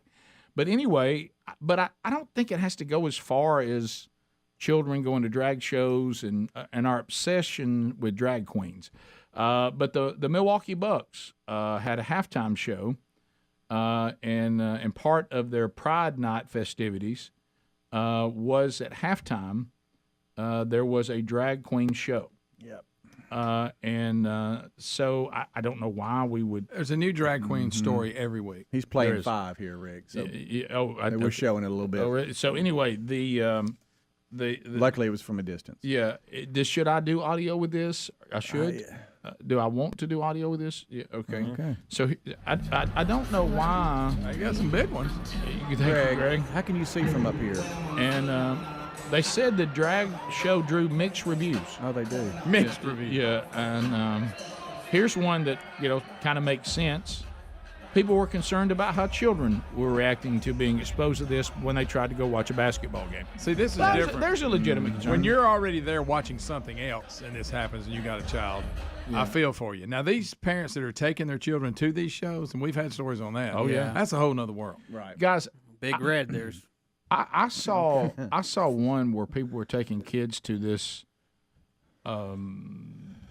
drag show thing, and it was the show itself. See, some of you are going, well, I may not like to see men dressed as women. No, it's vulgar. It is nasty. Yeah. The things that they talk about, and the we ain't things talking about the Rockettes. Yeah, and that kind of dance. And the things that they say and do, and the things they emulate physically on the stage, that children just are we just trying to just completely produce a generation of children who have been mentally, just insulted in every way possible, and expect them to be able to function. We're talking about drag queens. It's like we've become so, like Bubba used that thing the other day, that we've become so numb to things that we should be concerned about. And then we're talking about, when you get over to the transgender side of all this, something that gender dysphoria, which affects a tiny percentage of people who truly are struggling with that and need our compassion and may need help.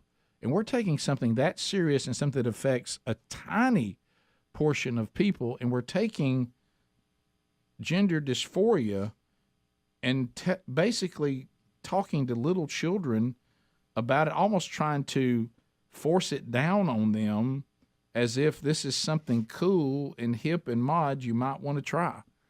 And don't.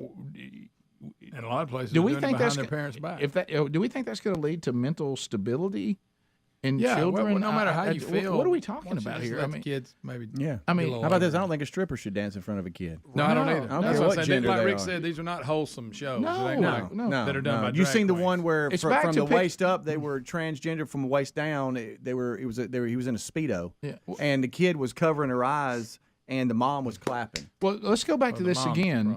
Where do we make if you went to someone and said, maybe that Shane said, hey, let's bring in a bunch of strippers to the library and let them read to the kids and do a dance, everybody goes, hey, that's absurd. Absolutely not. Well, how about drag queens? Yeah, that'll be great. Yeah. Why can't we just say that neither one of those are appropriate? Probably for children now. Yeah. I don't understand this. I don't either. I mean, the way we're treating one section of society right now is a huge mistake. Yeah. We'll be back. Rick and Bubba. Baseball, but not my team. But yeah, well, I did bet on my team, but I didn't bet on Stalo's. You know, he's full of it. Yeah, but Greg, he's got not 4,200 hits. Not a good person, but he rolled a lot of balls through the did. NFL. Here's your listen, point. I was a That's big all red I'm saying. machine. That was my That's all team. I'm saying. So. Maybe. He wasn't as cool as Joe Morgan. Wasn't even close. No. You know, Wait a not even minute. close. How about this? Yeah, pump it. Oh, he's lefty. Though. Yeah. Listen, let's say this. At least college football, to Bubba's point, at least college football, sad that we've lived and our society's gotten this place, came out and said, we no longer care about the character of the person who wins the Heisman. It's strictly a football award. Yeah, they took it off the description. They took it off. You know why? Because nobody could have it. So they took it off and said we. So maybe they were headed to a string of recipients from Army and Navy. Right. Yes. Maybe baseball needs to say we got a hall over here of the best baseball players to ever play. End of subject. I appreciate the high goals, but again, how many years that been there? Well, so you get an 89. That's tough to do math with a number like that. You just make it nearly 90 30. in your head. You just say you nearly make it 30. 90 and not one 19, right? No, 29. 29 years. It's nearly 30, guys. It's 29 nearly years. 30. It's 18 right now. I hope y'all have got rid of it. Rick and Bubba. All right. I hate to bring this up, but this actually has the word nuclear in it. Rick, you did it again. Nuclear. You said it right that time. Nuclear. First time you were off. Nuclear. Why don't we fix the word? Apparently, it's a troublesome word. It looks like it's spelled nuclear. Well, that's what it's. Nuclear. Nuclear. Nuclear. You're close. Two syllables. Nuclear. But it doesn't say. It's not spelled. It's spelled nuclear. Yeah, that's how it's spelled. Nuclear. Right. Nuclear. That's right. Okay. Nuclear. Anyway, I'm looking. You know, we've got the nuclear. Nuclear. So we uphill battle. But anyway, it is. This thing with North Korea, Atomic. This thing with North Korea is just getting kind of strange right now because I don't trust evil dictators. Call me crazy. That's just not my thing. I just don't. Rick, do we need the evil dictator thing? We were talking about Cook's Pest Control. We were. Let's please don't be talking about that. Now we moved into the story. We're done with that one. Oh, okay. But anyway, when I said sponsors button, that was that. Stop. Now next thing. But we very little sleep. A little short. Very little sleep.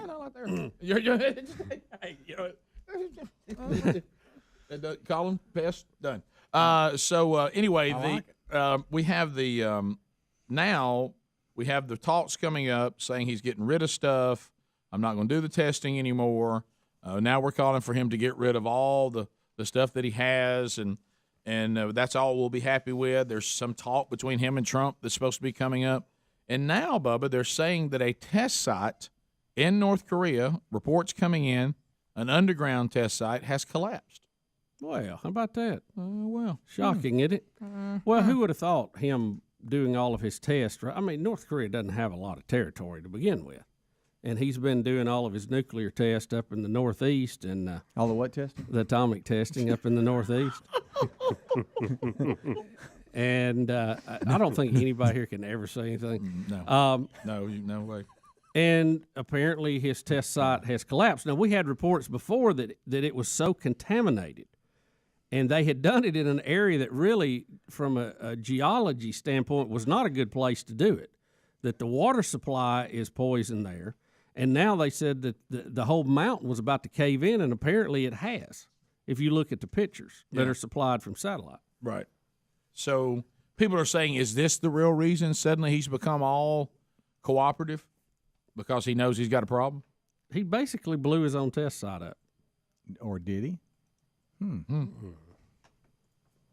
Uh-oh. No, did he? Wait a minute. Did he? Oh, what happened? Bubba, did he? Wait a minute, Greg. Did he? Did something happen? Wait a minute. Now, wait a minute. So that's the look, Bubba, you have when we're out of food in the kitchen. Look. Yeah, my hair doesn't look like Look at that. I wish you had that hair. I don't know how you can make hair do that. You know, Bubba has said this back when his dad was in charge. And Bubba, it really was a very profound statement.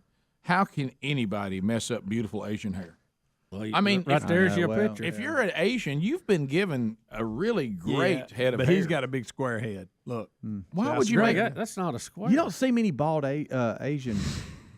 You don't. No, they got a full head of hair. Not unless they do it on their own. But I Right. mean, you really don't. You don't. When's the last time you saw an Asian man with a receding hairline?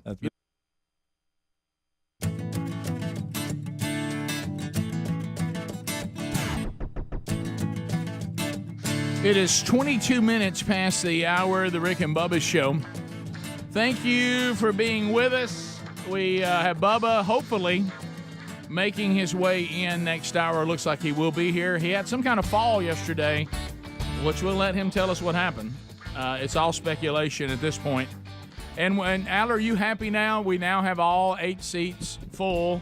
The couple was coming from Montgomery, and they ran into some traffic. Is that okay with you? They're here now. Yeah, Speedy was trying to give their seats away, but I wasn't going to stand for it. Everybody, we went by your plan. We would have had to uncomfortably go back there and get chairs for them. Right. I was walking around the parking lot going, "We got 2. Right. We got 2. Yes, I saw that. And under your plan, the people who are overspill take the seats of the people who actually booked. Yep. Is that the word you want to live in? That sounds good to me. I'm Right. fine with it. Y'all, Right. different people have different opinions about different things. You're just behind the glass. Yeah. I We're will- out here in it. Yeah, buddy. I will tell you this. You can hide. Yeah.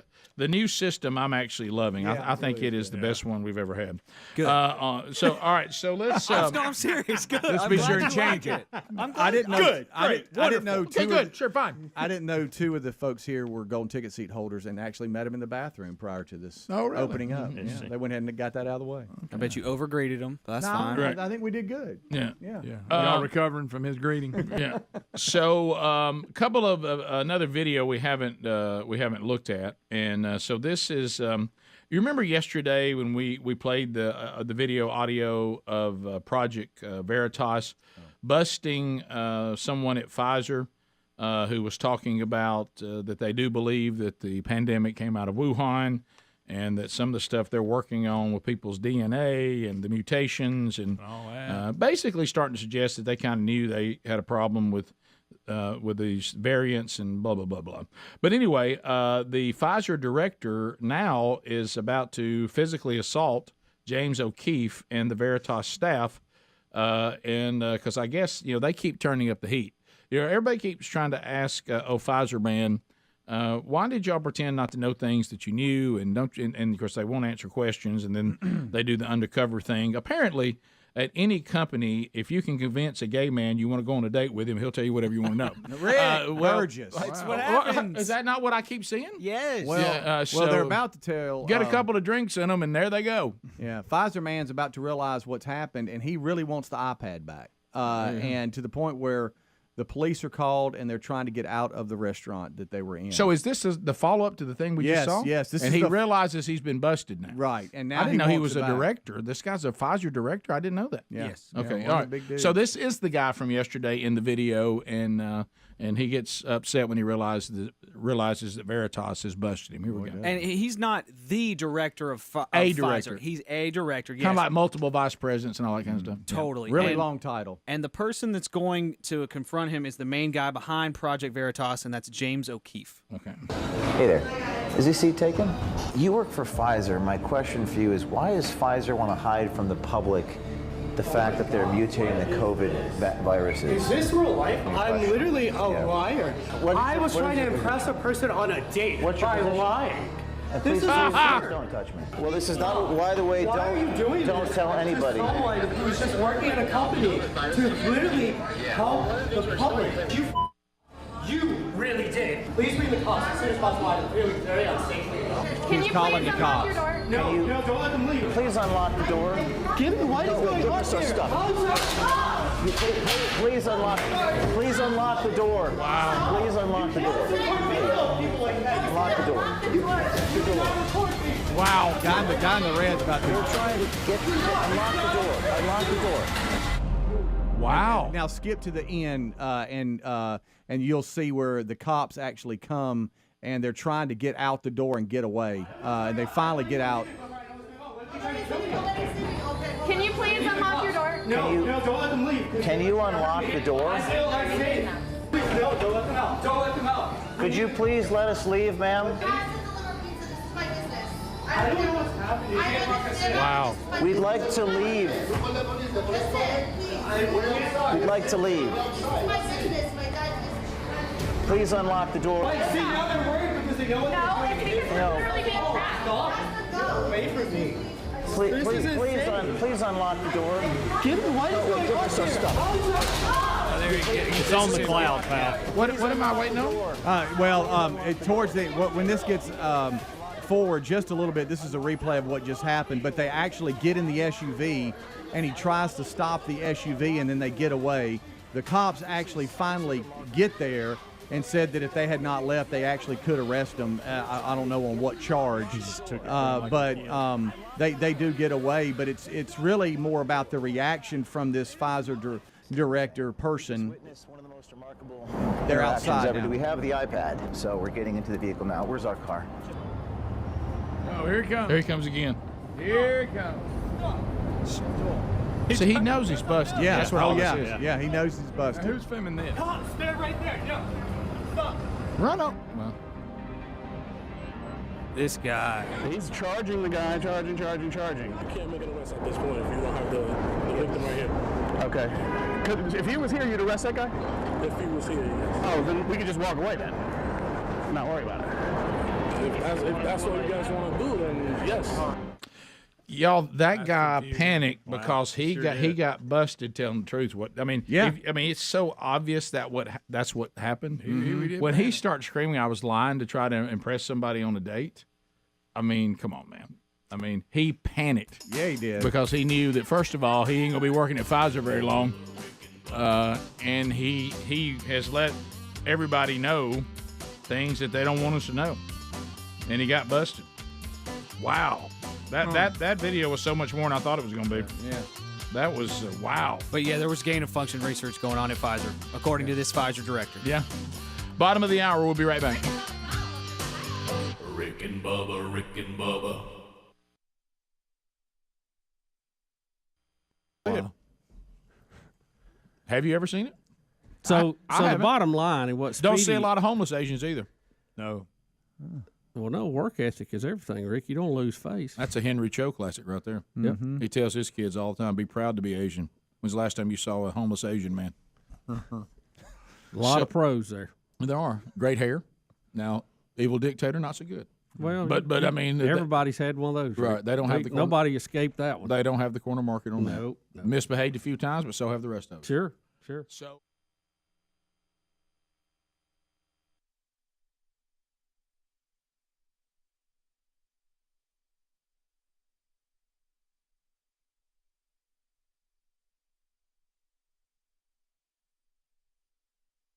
I guess I should have a little quick on the trigger there.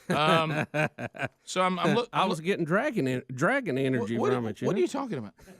Rick, you didn't listen to the kickoff hour, Rick. I'm on, sorry. Rick. I'm sorry. I'm talking about Kanye's Y'all just quoting tweet Kanye a little bit, about Rick. Trump that they both have dragon energy. Okay. Is this back like when we had Charlie Sheen and his tiger blood? Is this the same thing? A lot of that, yeah. Is this that same? You mean back when he was winning? Yeah. Is this deal? Yeah. Yeah. Well. Yeah, I saw the headline. Dragon energy. Yeah. As a matter of fact, I follow PragerU on Instagram because they put out they hit me with so much gold I can't take it all in. Boy, they're good at producing they, stuff too. Their graphics department must be. I mean, they must stay up late at night. It doesn't bother them to have video ready every few minutes either. But I know. They put out Chance the Rapper's quote saying that black people don't have to be Democrats. Yeah, correct. Yeah, and so everybody's got that going. Of course, I saw Chance the Rapper's comments on the police at the Waffle House in Alabama, and he sounds like an idiot on all that. But I'd have to strongly disagree with his assessment of that situation. But on this particular one, I guess somebody needs to start saying that at some point. I mean, isn't that kind of racist to say if you're a certain skin color, you got to be a certain political party? It feels that way to me. It's just what are we doing, people? Well, it's just like you saw the other day the guy who had the what's the movie that got the awards? It was the first time he did a movie. The comedian about the black people that were under a spell. Get out. And that guy comes out and claims that Ben Carson is modern day version of that. Just because he won't be what they want him, but what he wants him to be. That Ben Carson is some loon that can't think for himself. Yeah. I mean, all he did was find out how to, go in and do brain surgery and Rick, he is a brilliant surgeon. Okay? He's only done things He's in the an medical field that outstanding- nobody else has ever been able to do. But anyway, I'm sure that he lets people think for him. Yeah. So you realize how Yo, I've never in my life seen such a time that It's we are unreal. scared. I know. That Isn't it we're crazy? scared to be successful. We are scared to be the best we can be. We're scared to be what the American dream is. It's not about race. It's not about color. It's not about gender or any of these other things. It's about being excellent and being better. And when people say that's all we can do with this, going, no, we're going to engineer it. We're going to figure out a better way to do it. We're going to leave the ground. We're going to split the atom. We're going to land a man on the moon. That is what we are about, and we are so afraid to move forward. Hey, we invented the internet, okay? Look, I've experienced the computer chip. It's just endless. And then the point of there's no consistency to it. No, I've seen it. This is the world we live in now. When you deal with the far left, hey man, you're your own person. Think for yourself. Okay, I think I'll be Republican. No, no, you can't. No. Oh, okay. I thought I was supposed to think for myself.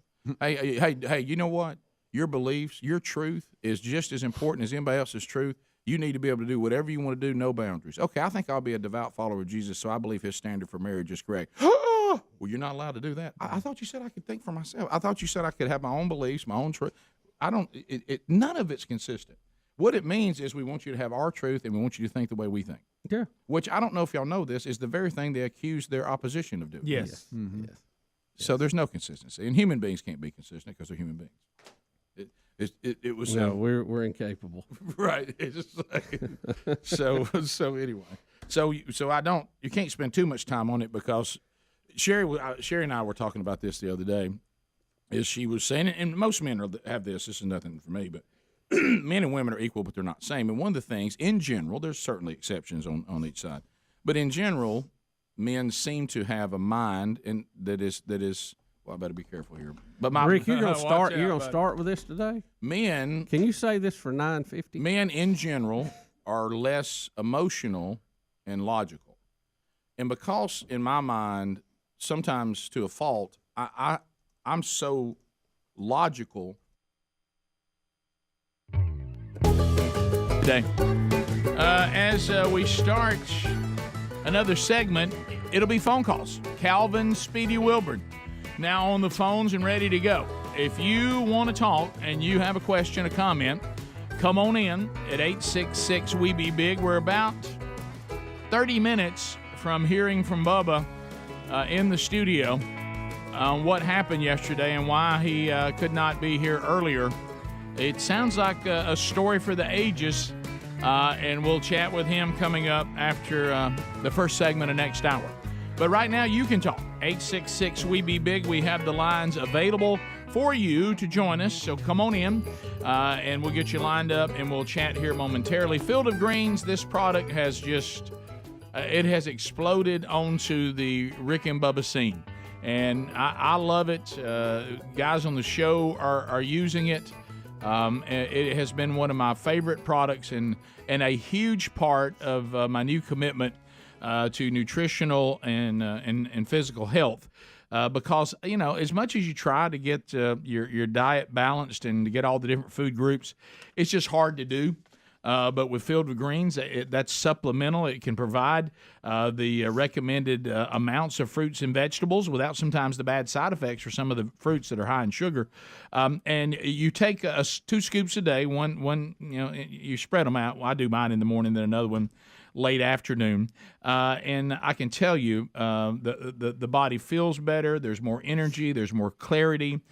Even the metabolism working more efficiently than it did. When you get older, that gets tough.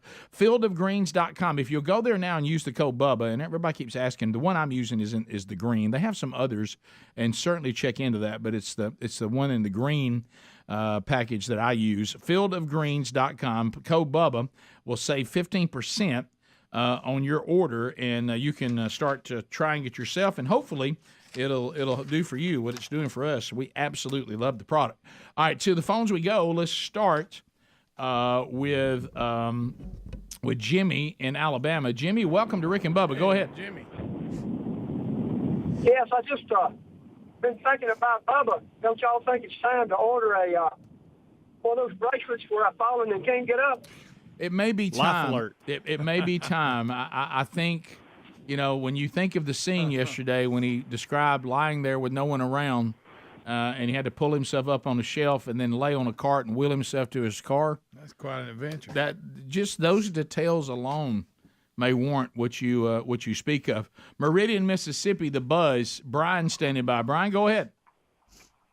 So I want to ask a question for Adler. I remember some shows ago he had a dilemma where the quote-unquote train, you can't stop the train from coming. That's why he couldn't meet people after the show to shake hands. Why do you want to add extra people? He's got extra time, man. Oh, that's true. That's a great point. I've had to completely radically change that all just with our new bathroom setup. It's been a tough time. Been a tough training period. I will say of all the things, I'm just in shambles till about 2 p.m. every day. Yeah, I think you and I have talked about this, and then other guys as well. I never. Let me just say this to you. I think it's the best way to put it. Oh, no. If you're ever set up at work where you have not one, not two, but 3 private bathrooms that belong only to 6 people. Yeah. Okay? 3 of them. And then guests that come in every now and then, like the golden ticket seats. And you have not 1, not 2, but 3 that are within just right through the door. You're there. Yeah. The impact it has when you don't have that and have to walk out into a big shared public restroom. Yeah. I was kind of kidding around. Through 2 locked doors? I thought that would be a slight adjustment for all of us. Even thought it was a little silly to make such a big deal out of it. It's a really big adjustment, and it's a really big deal. I actually told Amanda last night, I said, I'm a pretty optimistic guy. Y'all, I mean, I am. I'm the guy that looks at the glass half full. You'll have it half full. Yeah, and y'all get on me about that. Speedy even calls me sunshine at times. Yeah. No, it's fine. I don't think it's near as bad as we've made it out to be, but I will tell you it is pretty bad. Well, I don't want to get too. I don't want to get too many details. Yeah.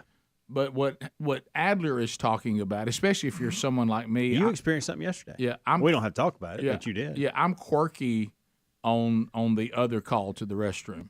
The one that involves a standing urinal, this really is not that big adjustment. It's not. Yeah. Now the other, when you're throwing a curveball, it's a whole different deal. When the old number 2, when the catcher calls for 2, yeah, and you're bothered by, which I think most of us should be, something that private, sharing it with others. Yeah. I don't like people around, and so especially when they're talking on their phone. When we're being herded in like cattle, and put in stalls next to each other, that's just a big adjustment than having your own private restroom. Yeah. I mean, it was in the noises and the conversations and really I don't know who designed stalls other than the handy stall. Whoever designed these others, do you think that we live in a world of really small people? Oh yeah. I mean you haven't given some of us that have any size much room in there. So now my shoulders are kind of almost up against where we are, and so now that lets me think if another big guy's next to me, our shoulders are only separated by like presswood. Yes. And we can hear everything. I still don't know these people that stay in there for 10, 15 minutes returning phone calls, and I don't know if they just want some private time because they work in cubicles. I don't know. And some reason I have worked through that challenge. Okay, I'll go in there with other people, but now I am strategic. Like there are only 2 of the 4 stalls I'll use. I'll use handy. Yeah. And then I'll use the second one. No way I'm getting in that first one and y'all seeing my shoes. No way. Because I saw stuff over the top. Absolutely not. I saw a guy this morning and I realized, wow, so he bow hunted before he came to work. Yeah. I saw him. So he had his hunt boots on in there and I could see camo. Waterproof. Waterproof. This guy really has his work day planned. I respect that. Yeah. But I shouldn't know it. Yeah. But if you go to that first stall, you could literally have someone standing on one side relieving themselves, and someone sitting on the other side. No way. You could be trapped between 2 experiences. Been there. Have you? Yes. Don't when I was use that first first trying, one. when I was first trying to get the schedule changed, I was in some bad situations, you guys. I mean, it's just it's like you're in a war in the trenches. Yeah. It's like shrapnel. I've been so traumatized by some of the things, that happened in there. There were times that I think I was approaching tears. You know, when you were a little kid and you just get so upset you'd cry. Yes. I mean, sometimes I've gotten in there and it's been so hard. It's just been so difficult that I just kind of almost just start getting emotional. You know, Adler, he's one of those. He may go stall no matter what. Oh yeah. But if I ever catch him at the urinal, I sneak up behind him and goose him real quick. And he, I only go stall when you're around. I don't go stall when there's normal folks around. Okay, buddy? And by the way, there's not a healthy prostate in this entire building, I don't think. No. What in the world? Oh my goodness. All right, so this got to me, the Wednesday Bible study, because it's 12 to 1 Central Time in the middle of the workday.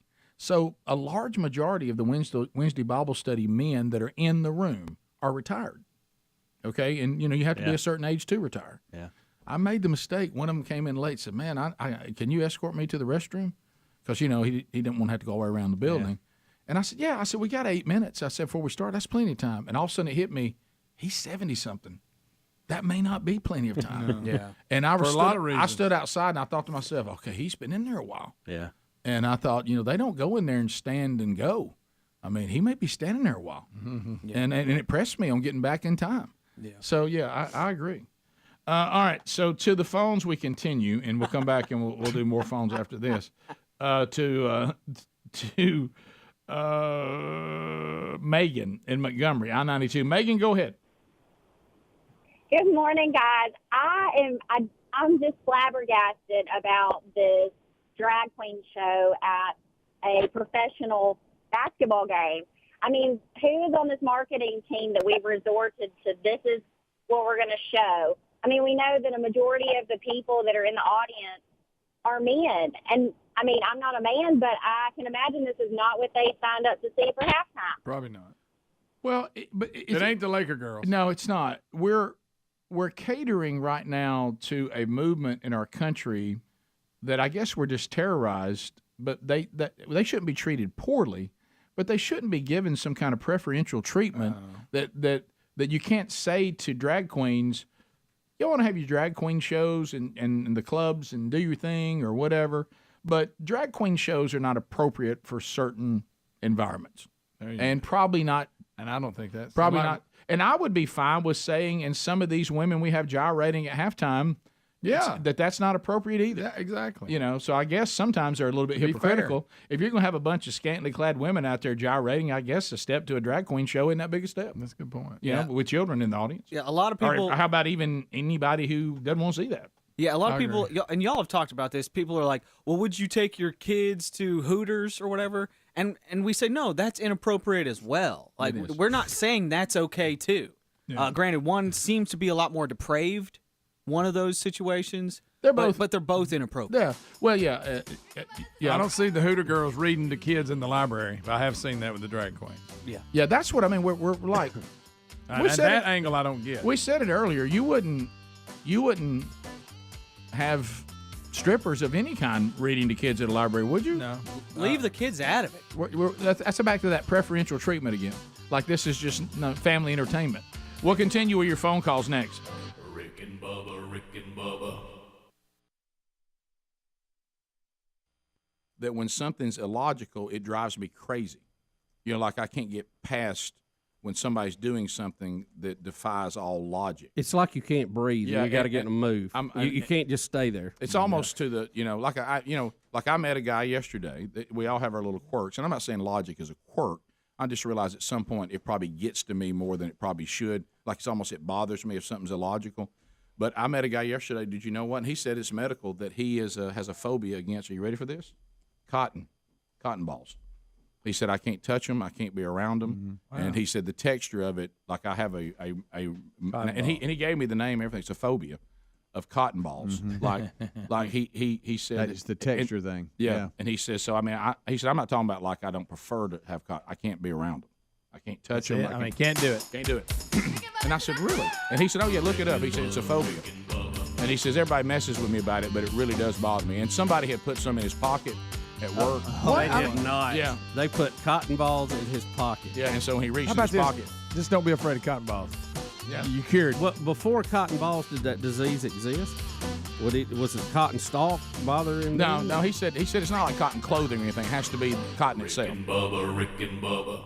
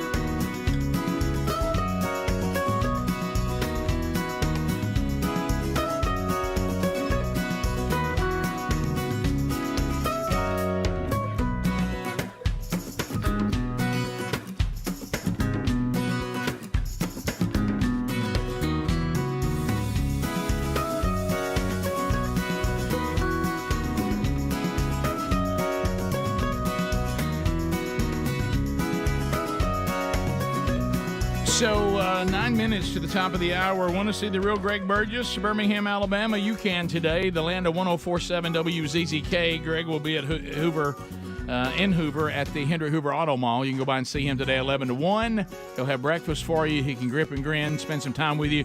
It's a beautiful day. I hate to break that to Deborah from yesterday in Sweet Home, Alabama. Sunny and blue skies. So, Bubba, we told the people we would come back and finish out these phones because we only took a couple. We didn't expect you to be here till next segment.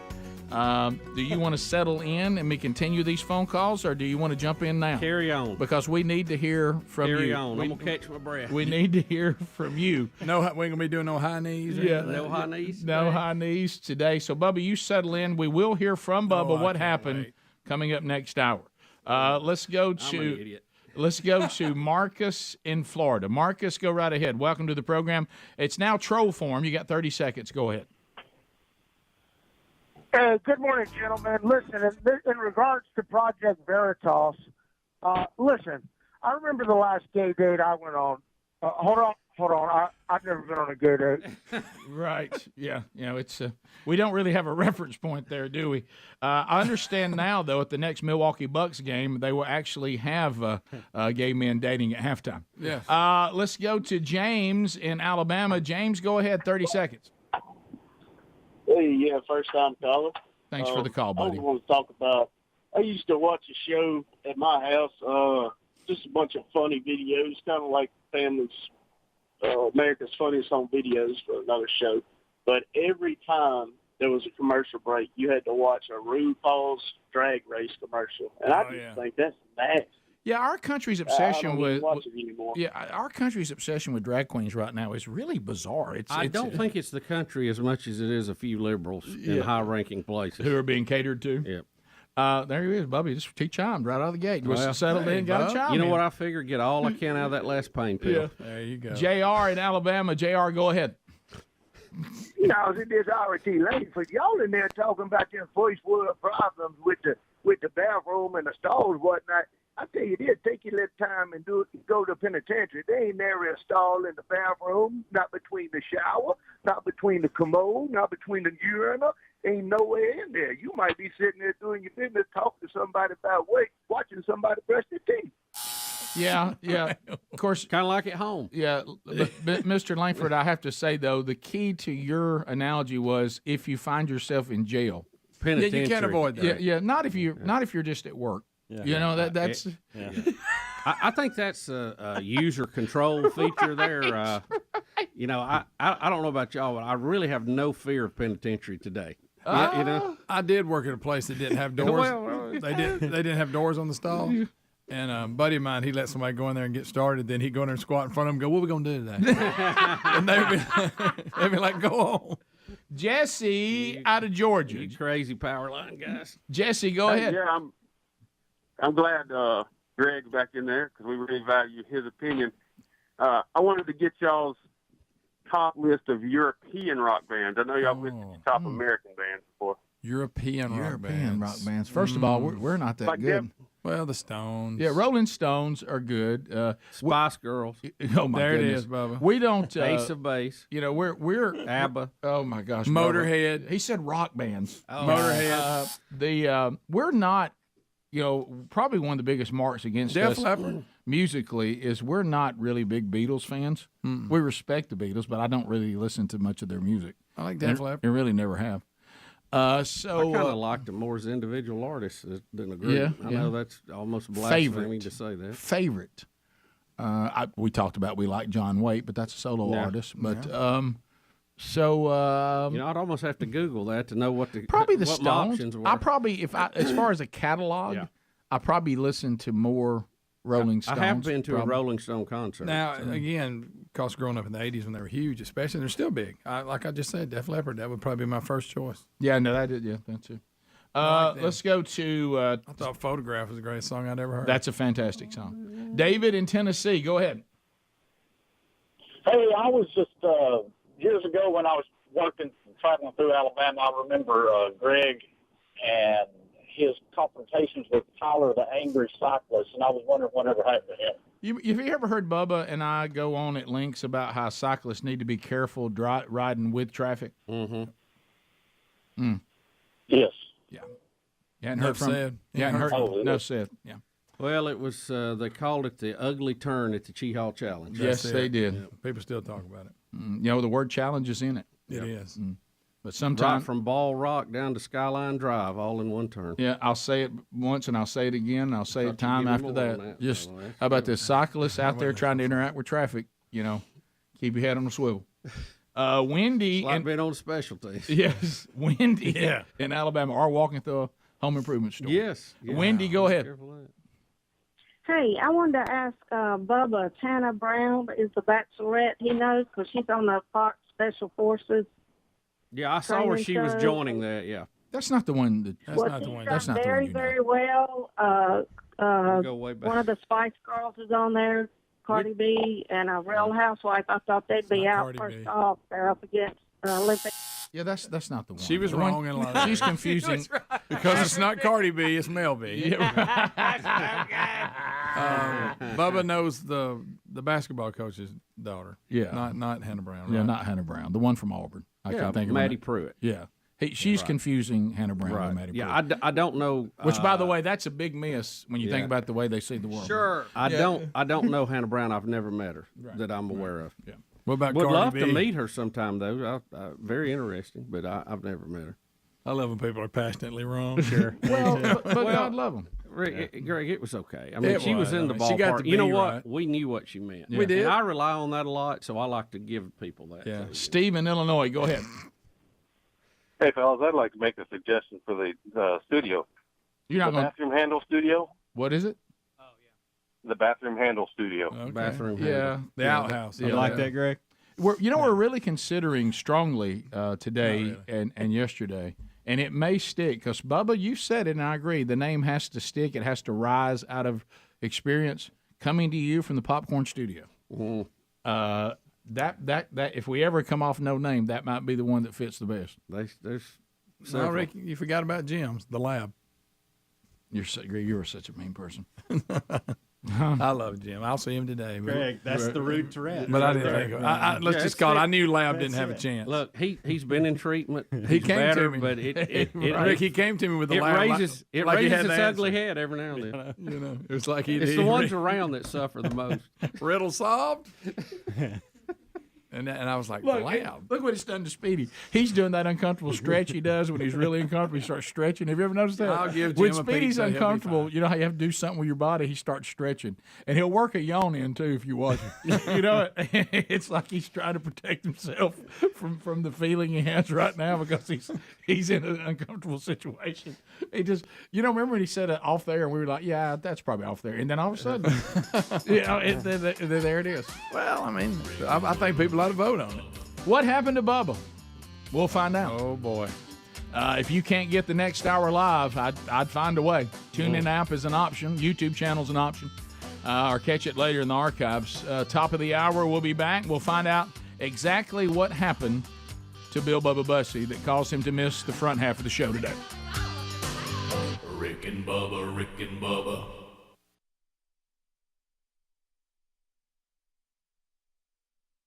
All right, so Bubba, you said you had a medical question in the break. Well, it's not that important. We obviously Well, have, when has have bigger when stories. has that ever stopped us from talking about something on the show that it's important? Well, I just this is a quick Candy bars aren't important, but we spent 2 segments on it. Huh? Right. This is not really important. Good point. But it's just a quick question. I know when you cut your hand or something on metal or you get a nail in your foot. I had to go get a tetanus shot when I stepped on a nail when we were building our house. Remember rusty one time? nail. Yeah. Rusty. So you realize that's been a really long time ago. I hope you've gotten one since then. No, I haven't. And that's kind of my question. That's at least that's at least 15 years ago. Oh boy. So I cut my hand on an electrical box about a week ago. Lockjaw. And I meant to go and just address it. I never did. And everything where I was cut on 2 fingers has healed up. But I'm way out of my tetanus. You're probably fine. You're probably fine. Well, that is the question. If it hasn't got infected, does that mean I'm all right? How's your jaw? Is it locking? Yeah, because lockjaw is a sign of tetanus. Have you ever known anybody to get that? That was I was about to ask. We've been told about lockjaw our whole life when you need a tetanus shot. Who has ever had a diagnosed case of lockjaw? Just I one. I got some people I wish would get it. Hey, is there one guy that came up and said, Rick? He said, "I wish I was going to go to church." And does it truly lock your jaw up, or is that just what we call it? And I don't know. I say lock. You say jaw. Lock. Lock. Jaw. Is it even real?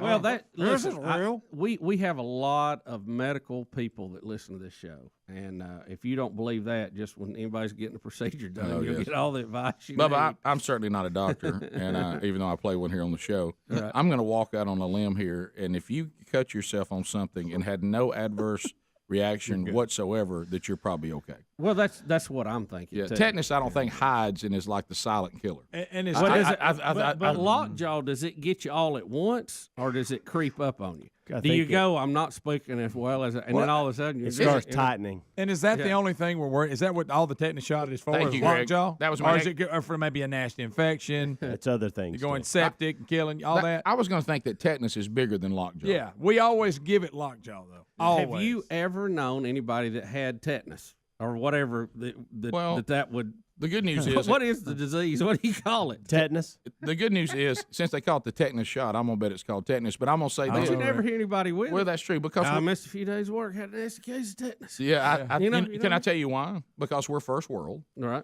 And when somebody hasn't had a tetanus shot and then they get cut or they get bit by something, they give them a tetanus shot. So we don't. We usually we're pretty good at fighting it. But let's go to Dr. Kevin. Let's see, Dr. Kevin. Do I need to get this addressed or am I good? You may lose a hand. There's a real common misconception about tetanus. I mean, most people think any cut needs a tetanus, but what it is, it's a puncture wound that causes the tetanus because the bacteria that's on the nail or whatever goes in and it gets into a anaerobic or no oxygen area, and that's what can cause the botulinum. But you're supposed to have a tetanus every 10 years, regardless. Right. I'm probably out of that window a little bit. There you go, Bubba. I know I am. So would you recommend I go get one, or you think I might?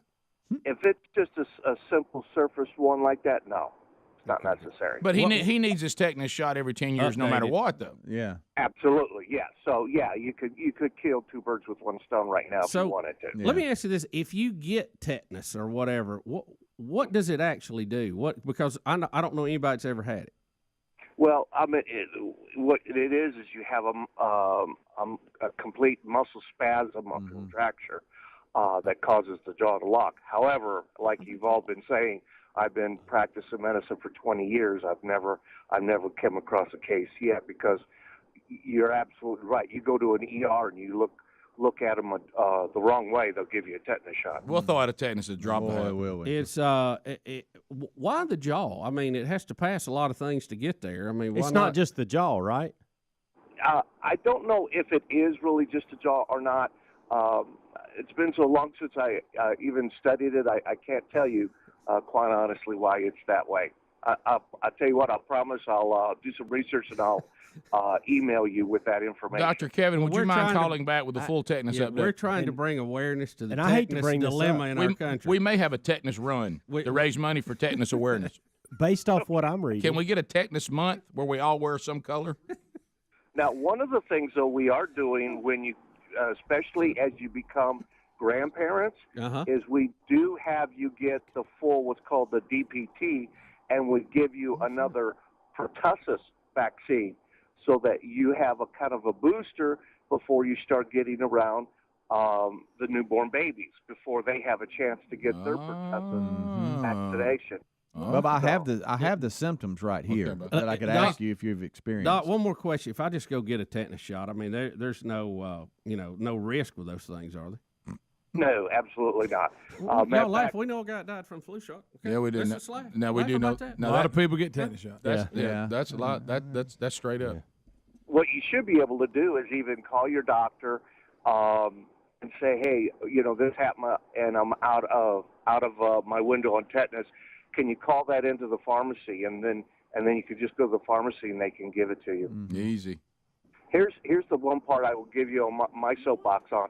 I can't even afford to give tetanus in the office because the reimbursement won't even pay me.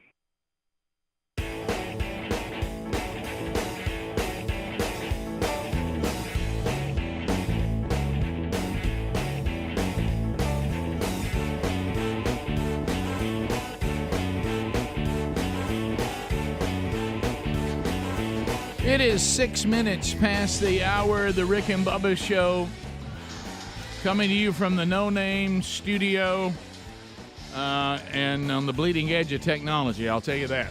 From Sweet Home Alabama to the world, Speedy and the gang here, you heard them get introed by one of our voice folks coming out of this break. Everybody say, "We lions, not cowards." And you heard him mentioned last hour, he missed the front half of the show. I don't even know what to say about it. We started getting a text about 10 minutes to 7 Central Time last night. I don't know if you heard me reliving it, but we were celebrating Dad's birthday at the house last night. And I tried to always be present. And I looked down and saw the beginning of your text, and I just had to look at the family and say, I don't want to be rude right now, but I really think I need to read this text. Mm-hmm. And as I was reading it, I couldn't believe what I was reading, nor could I fully comprehend and understand it. And that's brought us to this moment. Can you tell us what happened? Rick, I'm not proud to begin with. Mm-hmm. Number one, I'm an idiot. Okay. Mm-hmm. Okay. Number two, there's no lawsuits involved here. Right. So big box stores everywhere can take a breath. Right. This was self-induced. Okay. And Bubba, medical updates. You know how we talk about things kind of run their course here on the show? Mm-hmm. I'm kind of done with them. You done? And I'd like to skip those here in 2023 if possible. Yeah. Mm-hmm. You're not off to a good start. Yeah. No, just started not really. Mm-hmm. So, we've talked about before when you get hurt or you get injured, you have to decide: am I hurt or am I injured? Mm-hmm. Am I hurt or injured? Yeah. And there's a big difference. Hurt, you limp off the field. Injured, you go get it attended to. So anyway, I'm going to a unnamed big box store yesterday to pick up a piece of pipe. It's going to be a quick stop. Just walk in, get a piece of pipe, walk out. Head out. Yeah. And the piece of pipe that I needed was basically it's a thin wall piece of pipe, like it's on the top of a chain link fence. You know, like on the top rail. You know what I'm talking about? It's not too big. Not real thick, but they sell those at some of these big box outdoor stores. So I was looking for a piece of pipe for my little project, and they come in 10-foot pieces and in like 5-foot or 4-foot pieces. And sometimes they're intermixed in the pipe section. So, you go out there and you're on the outdoor lot where they've got it covered and, they've got pipe. And really, if you're the manager of the store, you ought to find the footage. We'd love to see it because I love showing footage of me falling. We're well documented on that. Yeah. Like to cut that segment too this year. Right. So I'm looking for some pipe and I don't see. There's two different sizes. I don't see the smaller size I need. And then I think I see a piece and it's intermixed with the bigger pieces. So this pipe is stored vertically, and it's kind of, got some things sticking out on the side to keep it from rolling off and all that. And it has a bar across the front of it, too.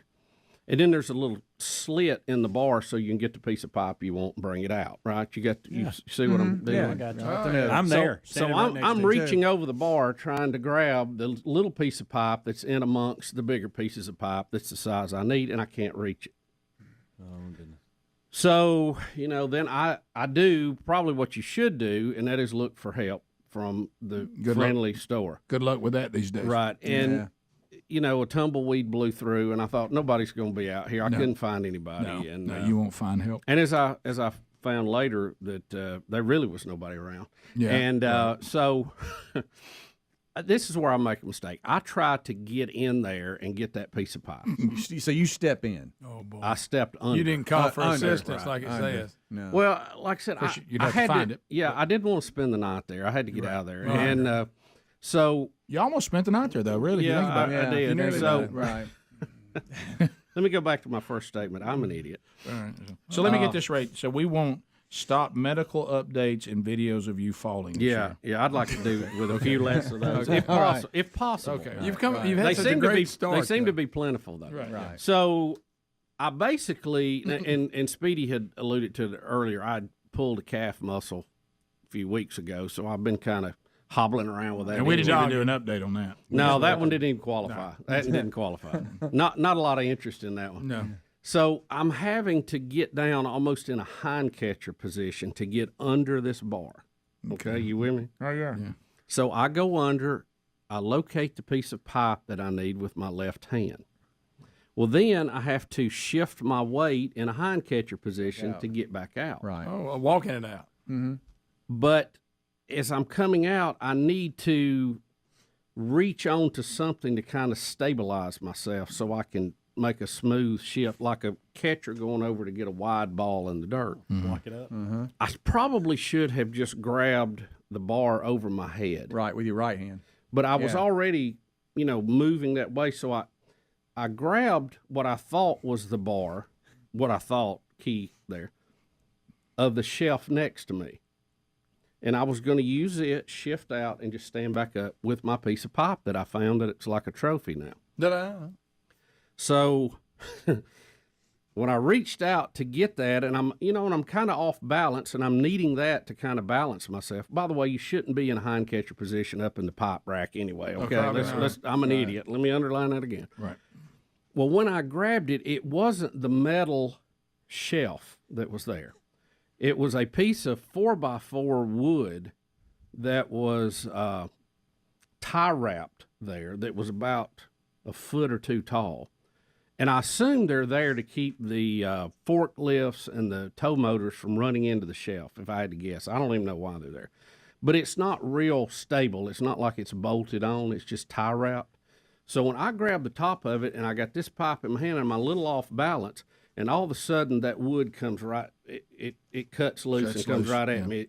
And so now I'm in a full fall backwards with a piece of pipe in my hand. And I guess your reflex at that point is you're trying to stand up to keep from falling. Well, all that did was kind of make me launch like if you were in a reverse dive position on the diving board, and you push out and arc over like that. So I think at some point I'm arcing backwards with a piece of pipe in my hand, halfway in a shelf, halfway out. Right. And it all comes to a big loud crash. I think what I did, I landed like one cheek on the concrete. Oh no. And one cheek up in the display rack. Somebody help Daddy! Clean up on aisle 12. There's a piece of pipe knocking into stuff. We got footage. Let's see. Well, there wasn't that much rolling. Yeah, right. That would have probably helped if I could have rolled it out. So you're off in there, and so I'm laying in the floor. Okay. Now I'm laying there, and you try to get up. But you have to. Well, I try to get up. Because if you can get up, you're okay. I try to get up, and I have this terrible shooting pain in my hip. Oh. And I'm thinking, I'm in the hip zone. Oh no. Okay. You Not get the gray hair. You got if Rick or Bubba's hip breaks. Yeah, it's That's bad. something. And I've had several. Go get falls. all the best of those CDs you can get. Yeah, and I've had several falls, and we always talk about it. When you fall like that, the first thing you do is go, "Is my hips okay?" Because they usually take the blunt of the fall. And I think they were uneven, and that. So I'm kind of laying there, and I try to get up again, and I think, this is not good. I mean, I'm like, did I fall on a knife? What's sticking in me right now? I know this is not appropriate right now, but this is just that competition side of me. Do you still have the pipe? The pipe has now rolled. What began in my left hand, it is now rolled across my body, and it is out in the middle of the aisle. But you do have it now. No, it was the wrong size. Bubba. you can't even have a pipe. But you didn't know it until you fell out. So when we come back, I look like I have been run over by a bus, laying in a deserted outdoor section of a big box store. And you still ain't got no pipe. And I'm thinking surely somebody with a water hose will wander by here in a minute and give me a hand up. Because you need help getting up. Somebody help Daddy. Are you like a bug that can't flip over? I'm not going anywhere at this point. Help Daddy. I'm not going anywhere. Somebody help Daddy. Rick and Bubba.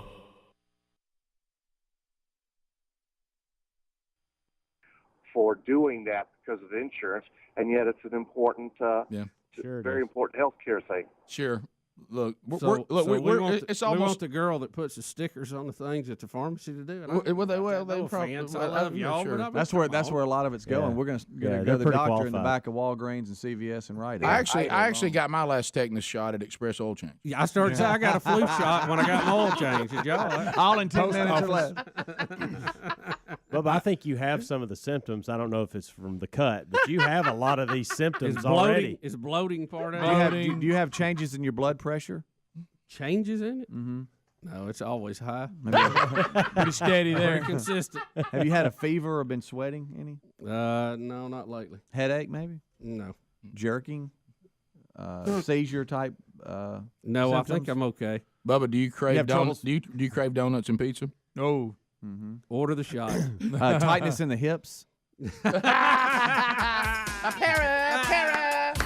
I bet none of us are up to date on our tetanus shot. Not anybody in this I know I'm Here's not. Somebody I said am his for brother the had it. chainsaw thing. That's right, you are. Tetanus more serious than lockjaw. Can we just wait a hear minute. that and then we'll... Well, wait a minute. We we'll lost the move on. one person who said they knew someone who had tetanus. No, hey, he's still there. No, gone. Brother had tetanus. Oh, is that On another one? on No, we four, have, yeah. that's a new one. Hang on, Robert, John. All right, we'll be back. Paul. What, is that the Beatles? Ringo.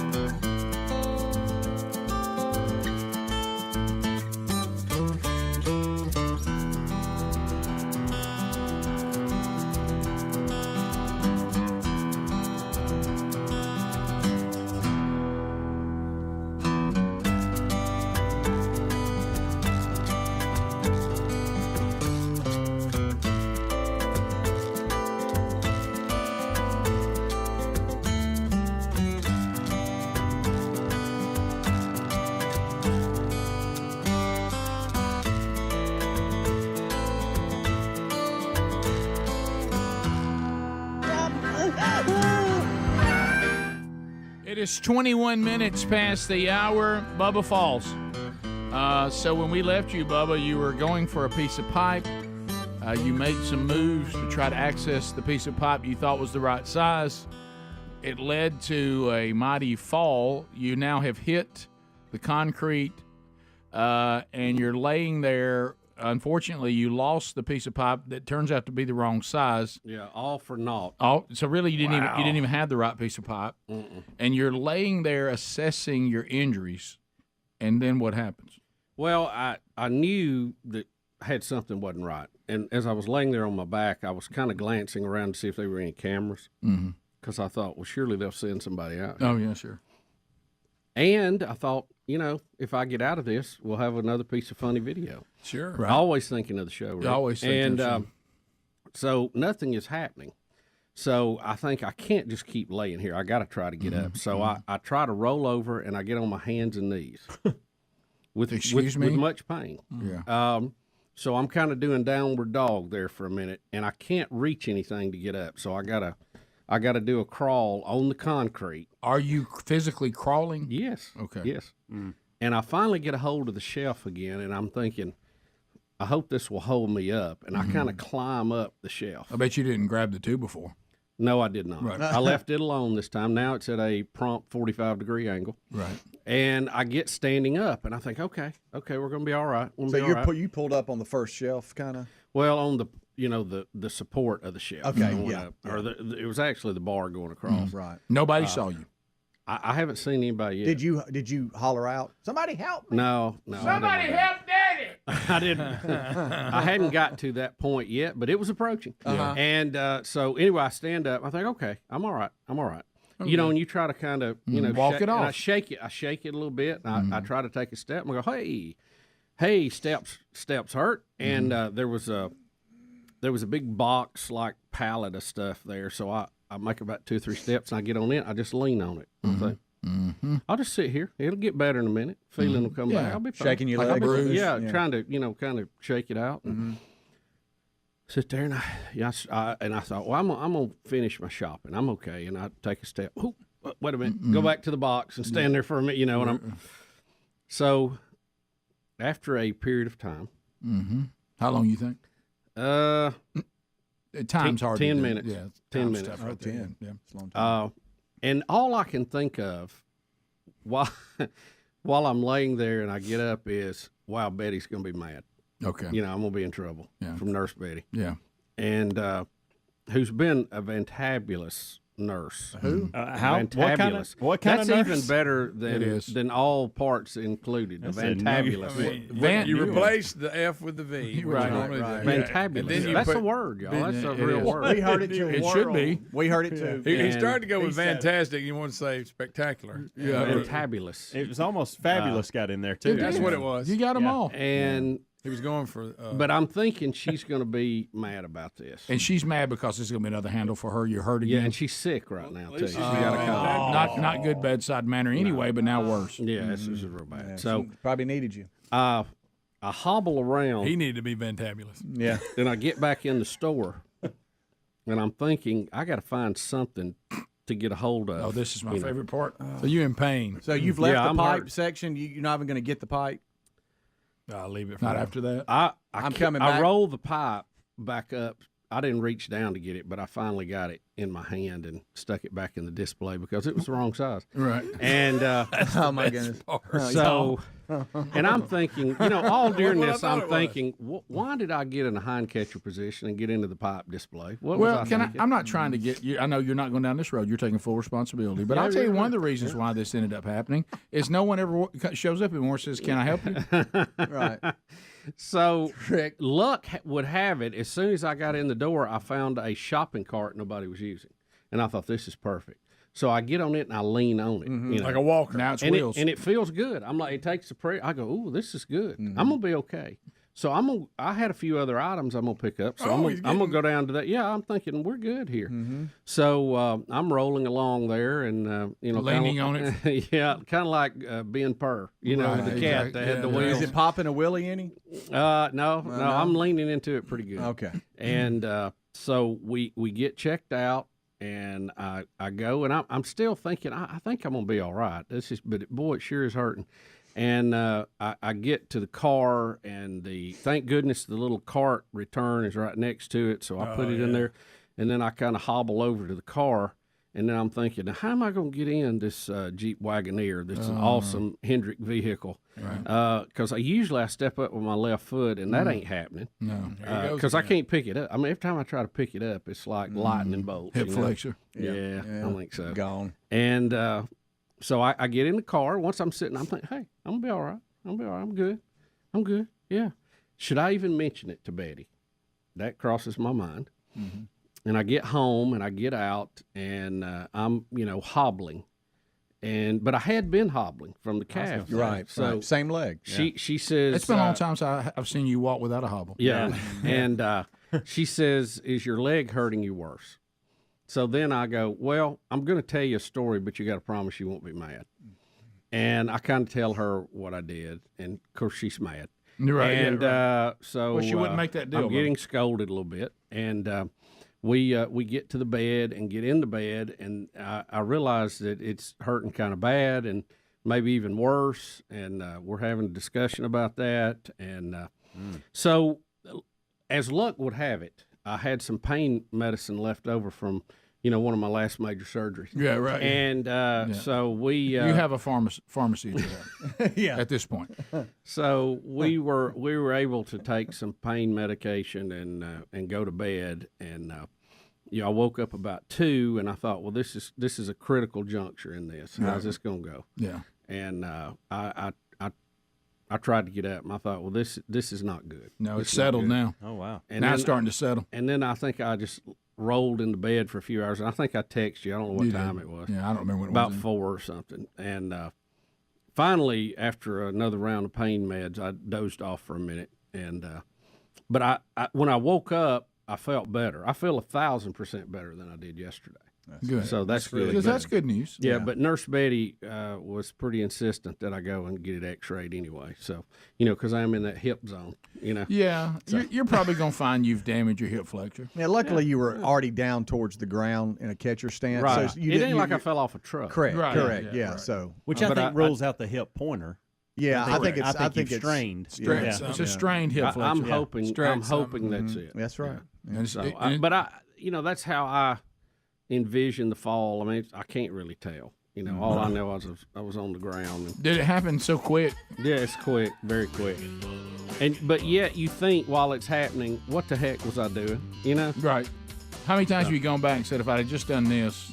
Oh yeah, I've relived it a few times. Sure. And Betty's helped me to do that. I bet. Sure. Yeah. Because having an injury is just such a hassle. Oh, it is. It is. But thank y'all. We're a lot better now. Yeah, we're good. Bottom of the hour. We'll be right back. Rick and Bubba, Rick and Bubba.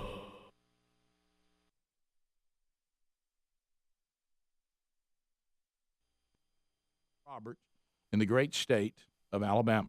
Robert, how are you doing? Doing good. How about you? So your brother had tetanus. Tell us what happened.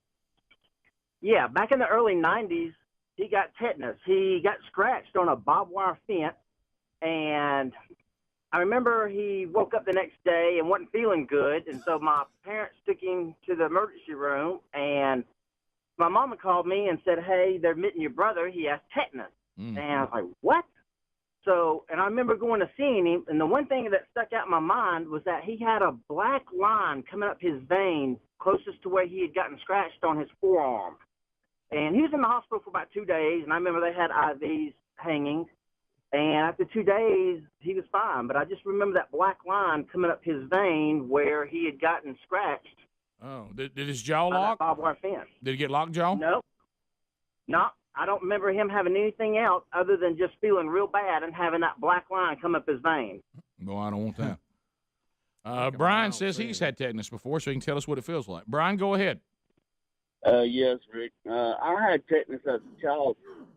My symptoms were like I'd get these little blocks, and I had to put them into shapes, and they had to fit together. And that was my symptoms, wasn't that? Tetanus? That's terrible. All right, let's go to Paul. You're not right, sir, but that's good. Great state of Alabama. Paul, go ahead. Yeah, I used to do a lot of carpenter work, and I got stabbed with a nail in between my fingers, and didn't really pay it no attention. Been cut and stuck with a nail. And, well, about 2 days later, my joints and my fingers locked up. where I couldn't bend them, and had went and got a tetanus shot, and then within a couple 3 days the movement came back and the swelling went down. And like the first gentleman talked about, the black line, mine wasn't black; it was just a dark red streak, going up my arm, and it was pretty painful. But enjoy the show. Thank you, buddy. Like I didn't say earlier, Monkey Grass, Green Acres. Y'all stay dry and really enjoy the scriptures y'all share. That really helps. Thank you, buddy. That's kind of you to say Thank you, that, brother. Let's go to a nurse that says she's dealt with patients with tetanus. Jamie, go ahead. Yeah, it's a he. I'm sorry. Hey, Jamie, go ahead. That's okay. Had a patient out in California many years ago with tetanus. Only one I've ever seen. Only one I've ever heard of. The reason they call it lockjaw, back in the old days, horses would get it, and their jaws were so strong it would actually break their jaws. Hey, now the muscle spasms had the toxin from the bacteria that causes tetanus causes spasms through the body, and his body was actually so rigid he felt like rock. Really wasn't anything we could do. Normally you give paralytics or sedatives to relax them, get them intubated, but his body had gotten so rigid, there's nothing we could do. He came in. Wait a minute, nothing that you can do. So he just let it progress so far. Once you get to that point, there really wasn't anything we could do. He ended up dying within a few hours of coming to the hospital. Good grief, Jamie. Died a couple hours later. But now this guy from Mexico probably had never had a tetanus shot before. Okay, so he'd never even had. You said it's bad for horses. I hope John Kerry doesn't get it. Bubba. That's good. His jaw break, snap. That's so that's the end. If you either have never had tetanus shots or you let it progress. If you catch some kind of residual protection if you've ever had tetanus shots before. Understood. Which is why we just give you another one if you got it and it seems to knock it out. Yeah. By the time you show symptoms, though, it's pretty high chance of fatality. Good night, Jamie. Thank you very much, buddy. Wow. Bubba, you all right over there? Dominique said his daddy got lockjaw. Dominique, go ahead. Hey, how you doing? Well, I love your show. Thank you, buddy. It's all over the place, guys. Listen, tell us what happened. About 65 years ago, my father was walking in the water at the beach, and he stepped on a rusty nail. And, it cleaned it up with, like the old days, a little iodine and whatever. A few days later, I had to rush him to the hospital. He was getting, like that guy said, with the locking everything up. Luckily, he didn't die, but it took a lot of work to get him get that out of the system. So he did start locking up and everything? Yes, he did. Dominique. They had to rush him to the hospital in an ambulance, and they started treating him. And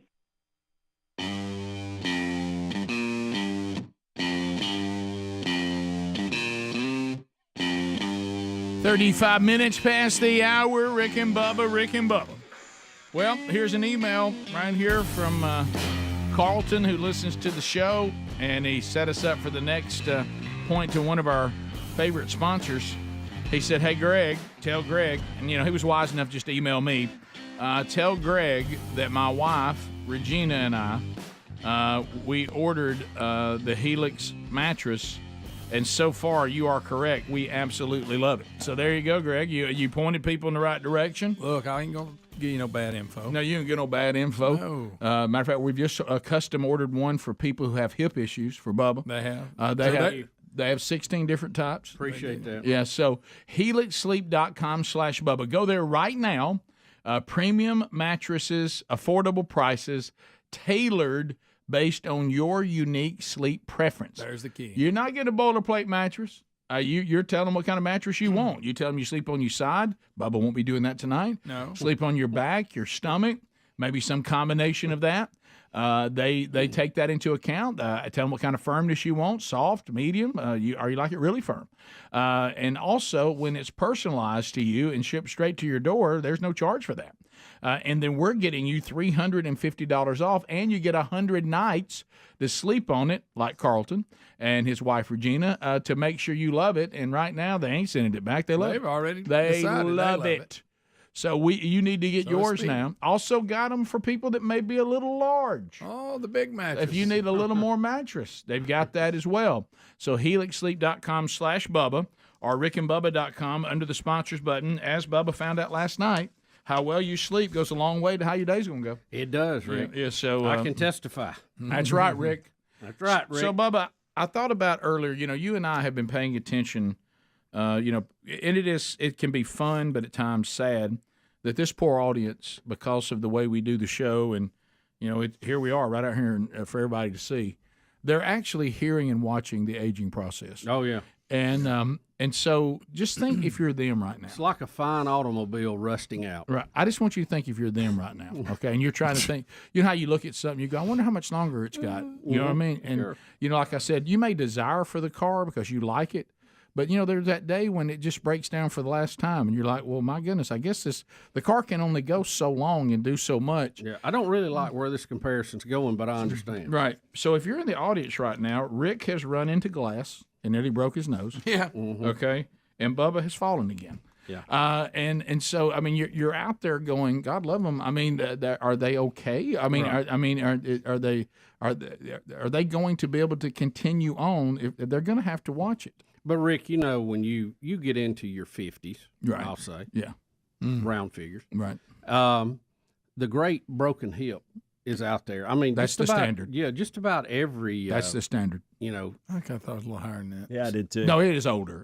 But I'm talking about So I'm getting scared. Yeah, if you break your hip, Thanks, what Bob. we're saying is that's an indicator that you are officially old. Oh, yeah. Right. Hip- And I we've thought talked that about happened that. in the 60s. Well, actually, Well- 70s really more likely. Okay. What usually happens to people who break hips, what you hear is you got Mama's hanging on, and Mama's had some issues. She's now in assisted living, and then all of a sudden you get that. There's that day, Mama broke her hip, and then unfortunately, usually that means they're.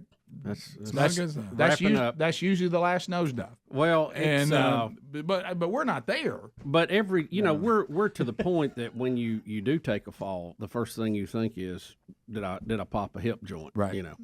And Yeah. they've come a long way Yeah, on they have. hips too. They They're have. doing really really good. Well, now hip Yeah. replacement, that's different than Is that than I self-taught? felt, and my bones are so brittle it broke. Right. You know, but sometimes it leads to a hip that. can wear Yeah. out, Right. and then the replacement is actually fine. I'm looking at Bubba more like when Bo Jackson hurt his hip. Yeah. Thank you. Okay. Thank you. Bubba, That's Bubba it. loves We needed that. My extremely That didn't powerful turn out well for him. quads was part of the reason. Exactly. Right. If I'd have just been normal strength, Wouldn't have happened. I wouldn't have launched That's like it. that. You know, a lot of That's people what did it. compare. That's did it. A lot of people compare them. They do. They do. You know, I actually We've seen told- them side by side many times. Well, I Bubba actually- had to help him up a hill one day. He did. I pulled him up by my belt, I and remember that. Those were the days. he's a load now. I'll Yeah. tell you. You ain't telling me anything. I even told Betty. I said, what if I tore the artery off my joint like Bo did? That's If the hilarious. socket dies, you got to get a Yeah, replacement. that's They've come a long way on that too. They've got a procedure. Have you? Do you still have your walker or your cane that you have from one of the Should other you just injuries? keep that? You did. Somebody gave you a cool camo one time. I've got a full arsenal of braces, Oh, okay. canes, walkers. Looks like a crutches. tent revival. Yeah, I mean, Does that concern you a little bit? well, you collect them over the years, Rick. Right, yeah, And, yeah. Right. Won't you try them spring shoes? Just see if it'll help. They're in the car. They're in the car. I got them if I need them. All right, so let me Z-coils, they call them. Z-coils. let me now help you a little bit, okay? This goes back years ago, but it still now applies to now, okay? It was pretty funny. The guy I was talking about earlier the other day, he got to laughing at watching that my foot will not do what he wants it to do. He said, now right here, you need to get to, and he goes, oh my goodness, it's just moving. And I said, yeah, it's going to pronate. It's is that the right word? I said, it's supinate and pronate. Which one is right. it? Pronate's right. Okay. Yeah. Yeah, Pro- this right here, goes- outside. yeah. I said, it's going to turn. I said, I can't keep. Don't turn it. He said, point it forward. I said, I can't point it forward because it doesn't have ligaments. It's that got a work. mind of its own. Yeah. Let's go. So anyway, years ago, and Bubba, listen, here's a little pep talk, okay? Because our standard is not very high on what we do for a living. They come out after X-raying my foot, and they ask this question: we can fix this, but what we'd have to do to fix it is so grueling and so gruesome. Do you plan on doing anything else for a living other than talking in a mic while sitting? And I said, I do not. And they said, we ain't gonna fool with them. Now, if you're needing to like hike up mountains or you're Mhm. going to take some return to athletics, then we're going to have to address this foot. But you don't really need this foot to do much, do you? I mean, other than be able to walk and you can do that, and we got braces and whatever. What I'm saying is, you and I just have to, as long as we can still come in here. Now, it didn't help today that you said you didn't think you could come in and sit and talk. Yeah. Because that's what, now that is required. You could stand and talk, but I mean, that's not any good either. Yeah. We are not really, this job does not have a high physical demand. No. Except getting here. Right. If we can just, what I'm saying, We're not walking here. Which requires getting up early. Well, I would normally jog. What I'm talking about is, I'm trying to help you, saying, come on, help. Is that your Help me. your Are you not deterioration driving? Help me, Daddy. should have to be extreme that you're not be able to do this job. Right. That's what I'm saying. Right. I mean, there's a On lot the of long things. term. Yeah, on the long term. It's just like they came and asked me, "Do you plan on doing anything else for a living?"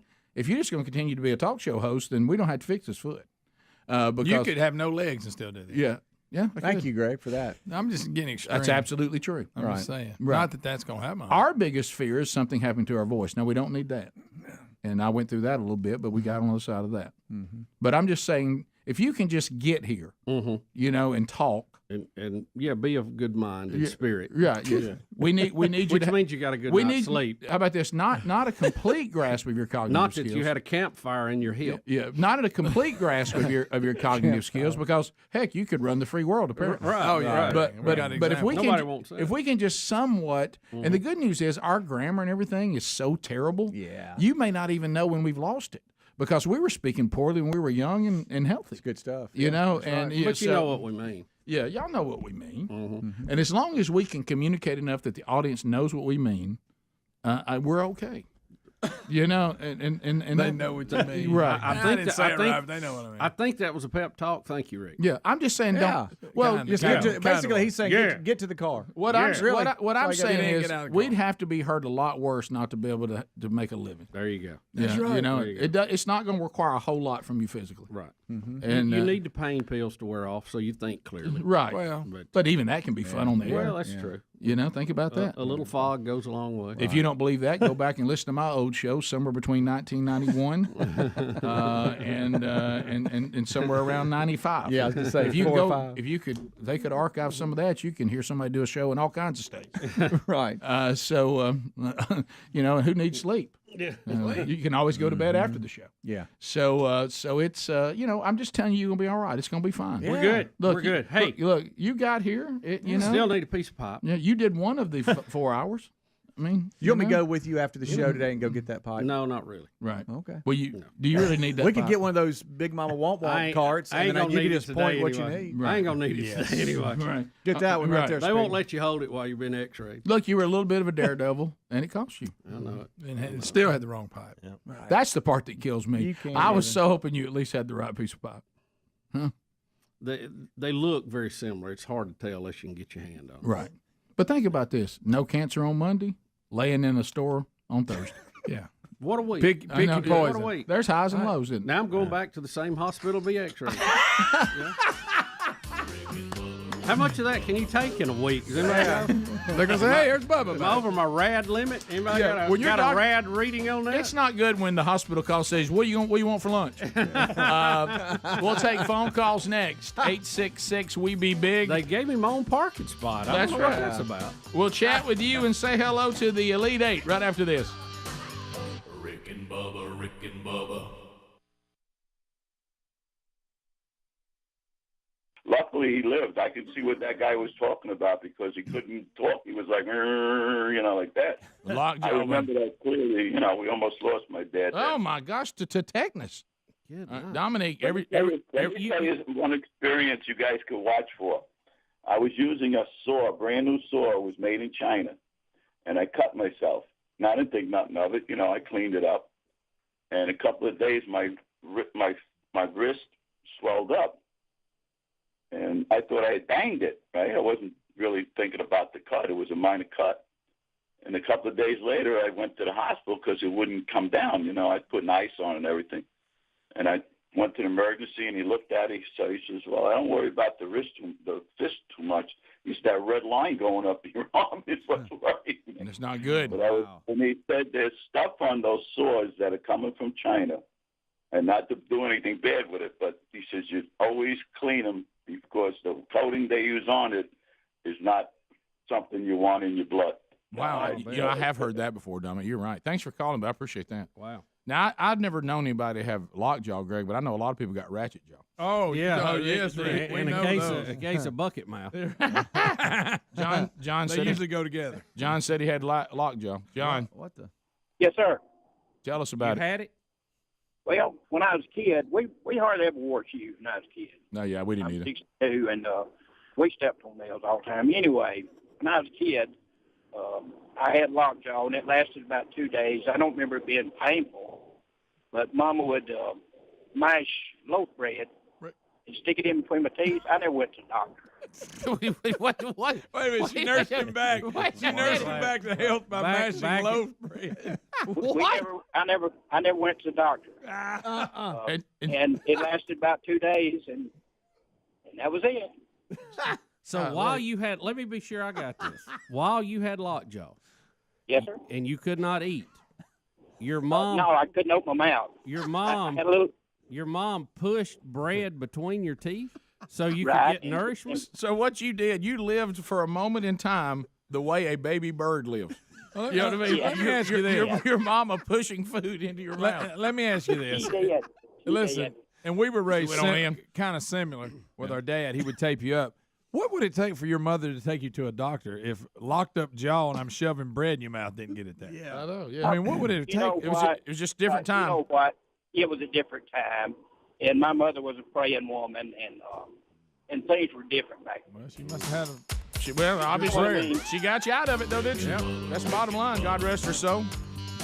I'll make a note of that for Betty in case things get real bad. Right. Hey, I can go stuff bread in Junior's mouth. Maybe he'll get over it. Wow. You know what? I never thought I would say this. I think our dad just got Trump. Yeah, he did. Yeah, I think so. We'll be back.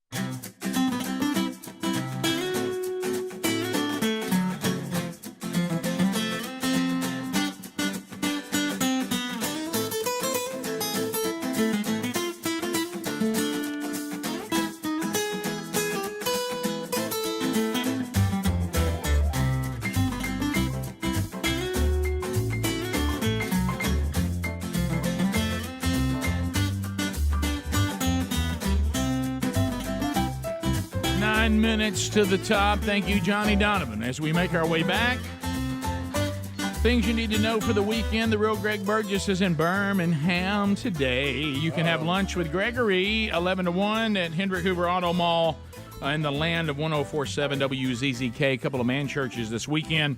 Jordy Henson in Crestview, Florida at First Baptist Church, Crestview Men. And I'll be in Jackson, Alabama via video, kicking off the strategy there at First Baptist Church as well. Golden ticket seats. Let's go.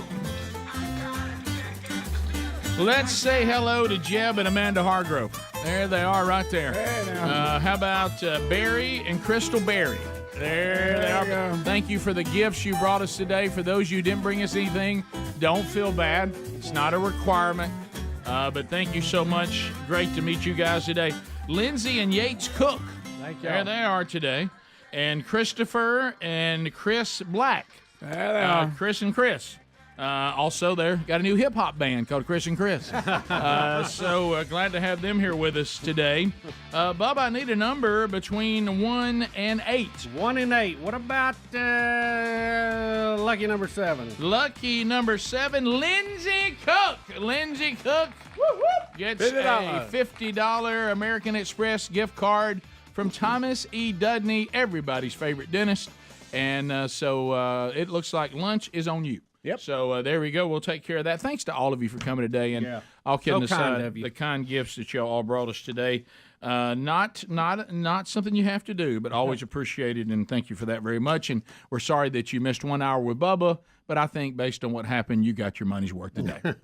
So there's no doubt about that. Also, anybody want to go help me find some pop later? No, but if only we would have heard. Can I help you, sir? But I know it's still on us. I got it. I'm the idiot here. By the way, for those of you out there, surely the last couple of years have answered your question. Why don't y'all play softball anymore? To the phones we go. Talk about going downhill in 10 years. Oh. Steve in Alabama, 30 seconds, buddy. Go right ahead.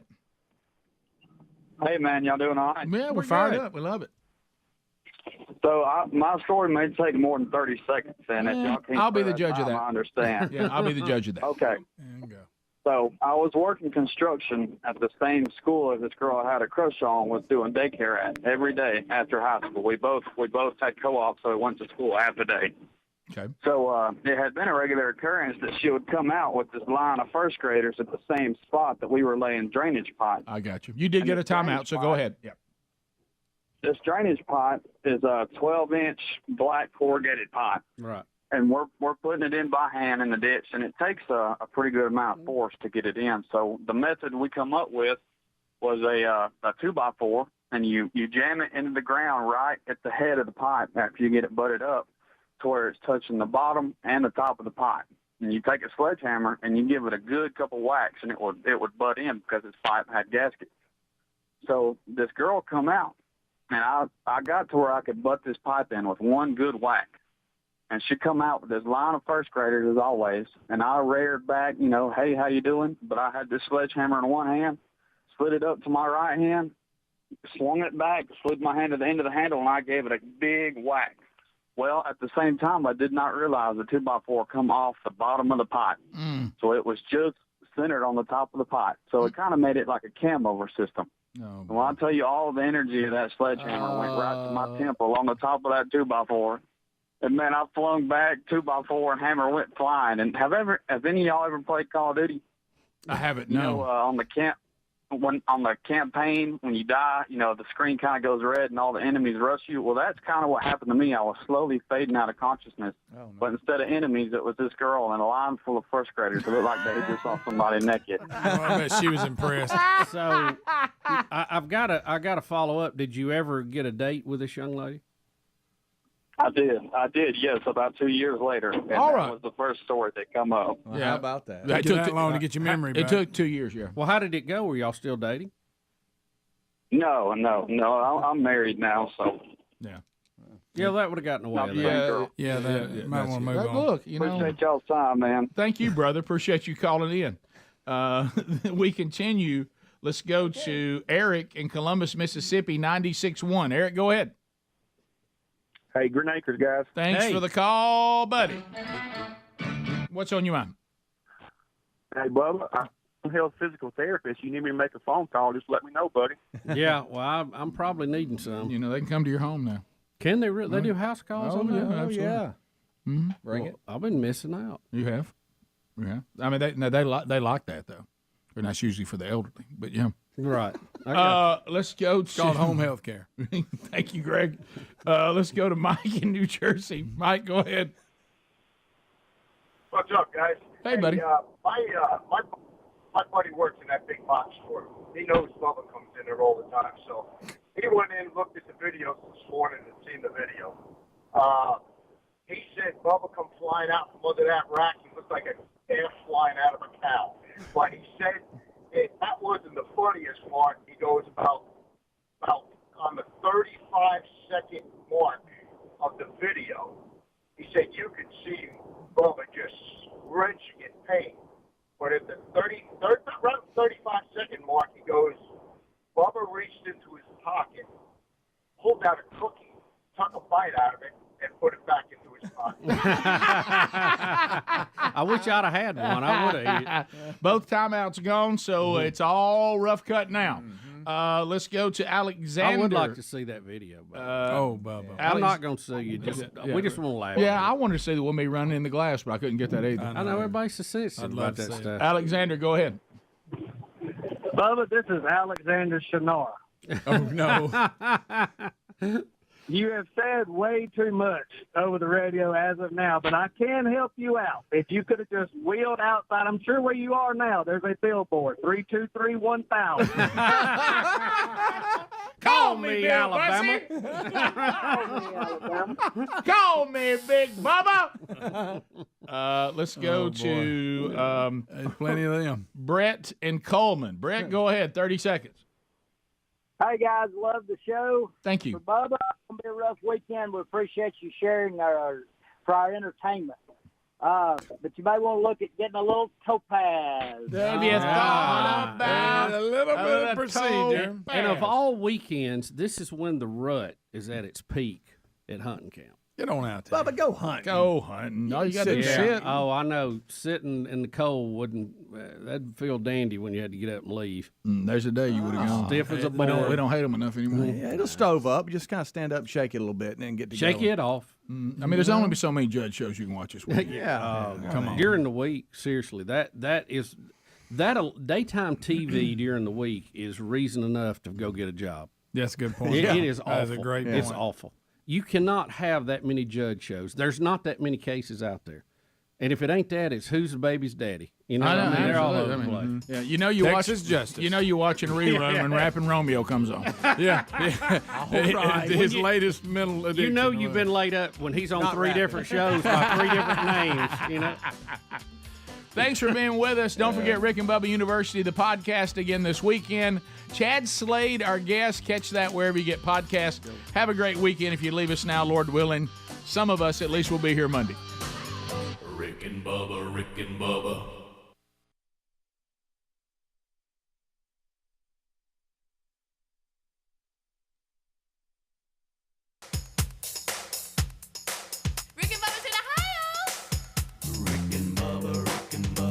Pass the gravy, please. Rick and Bubba, Rick and Bubba. Ooh, it brings me to my knees. Rick and Bubba, Rick and Bubba. I can't start another Rick and Bubba, Rick and Bubba. day without 'em, brother. Rick and Bubba, Rick and Bubba. Ooh, there is no other. Rick and Bubba, Rick and Bubba.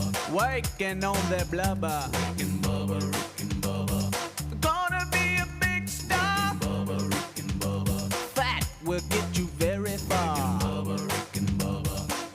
Rick and Bubba's in Ohio. Rick and Bubba, Rick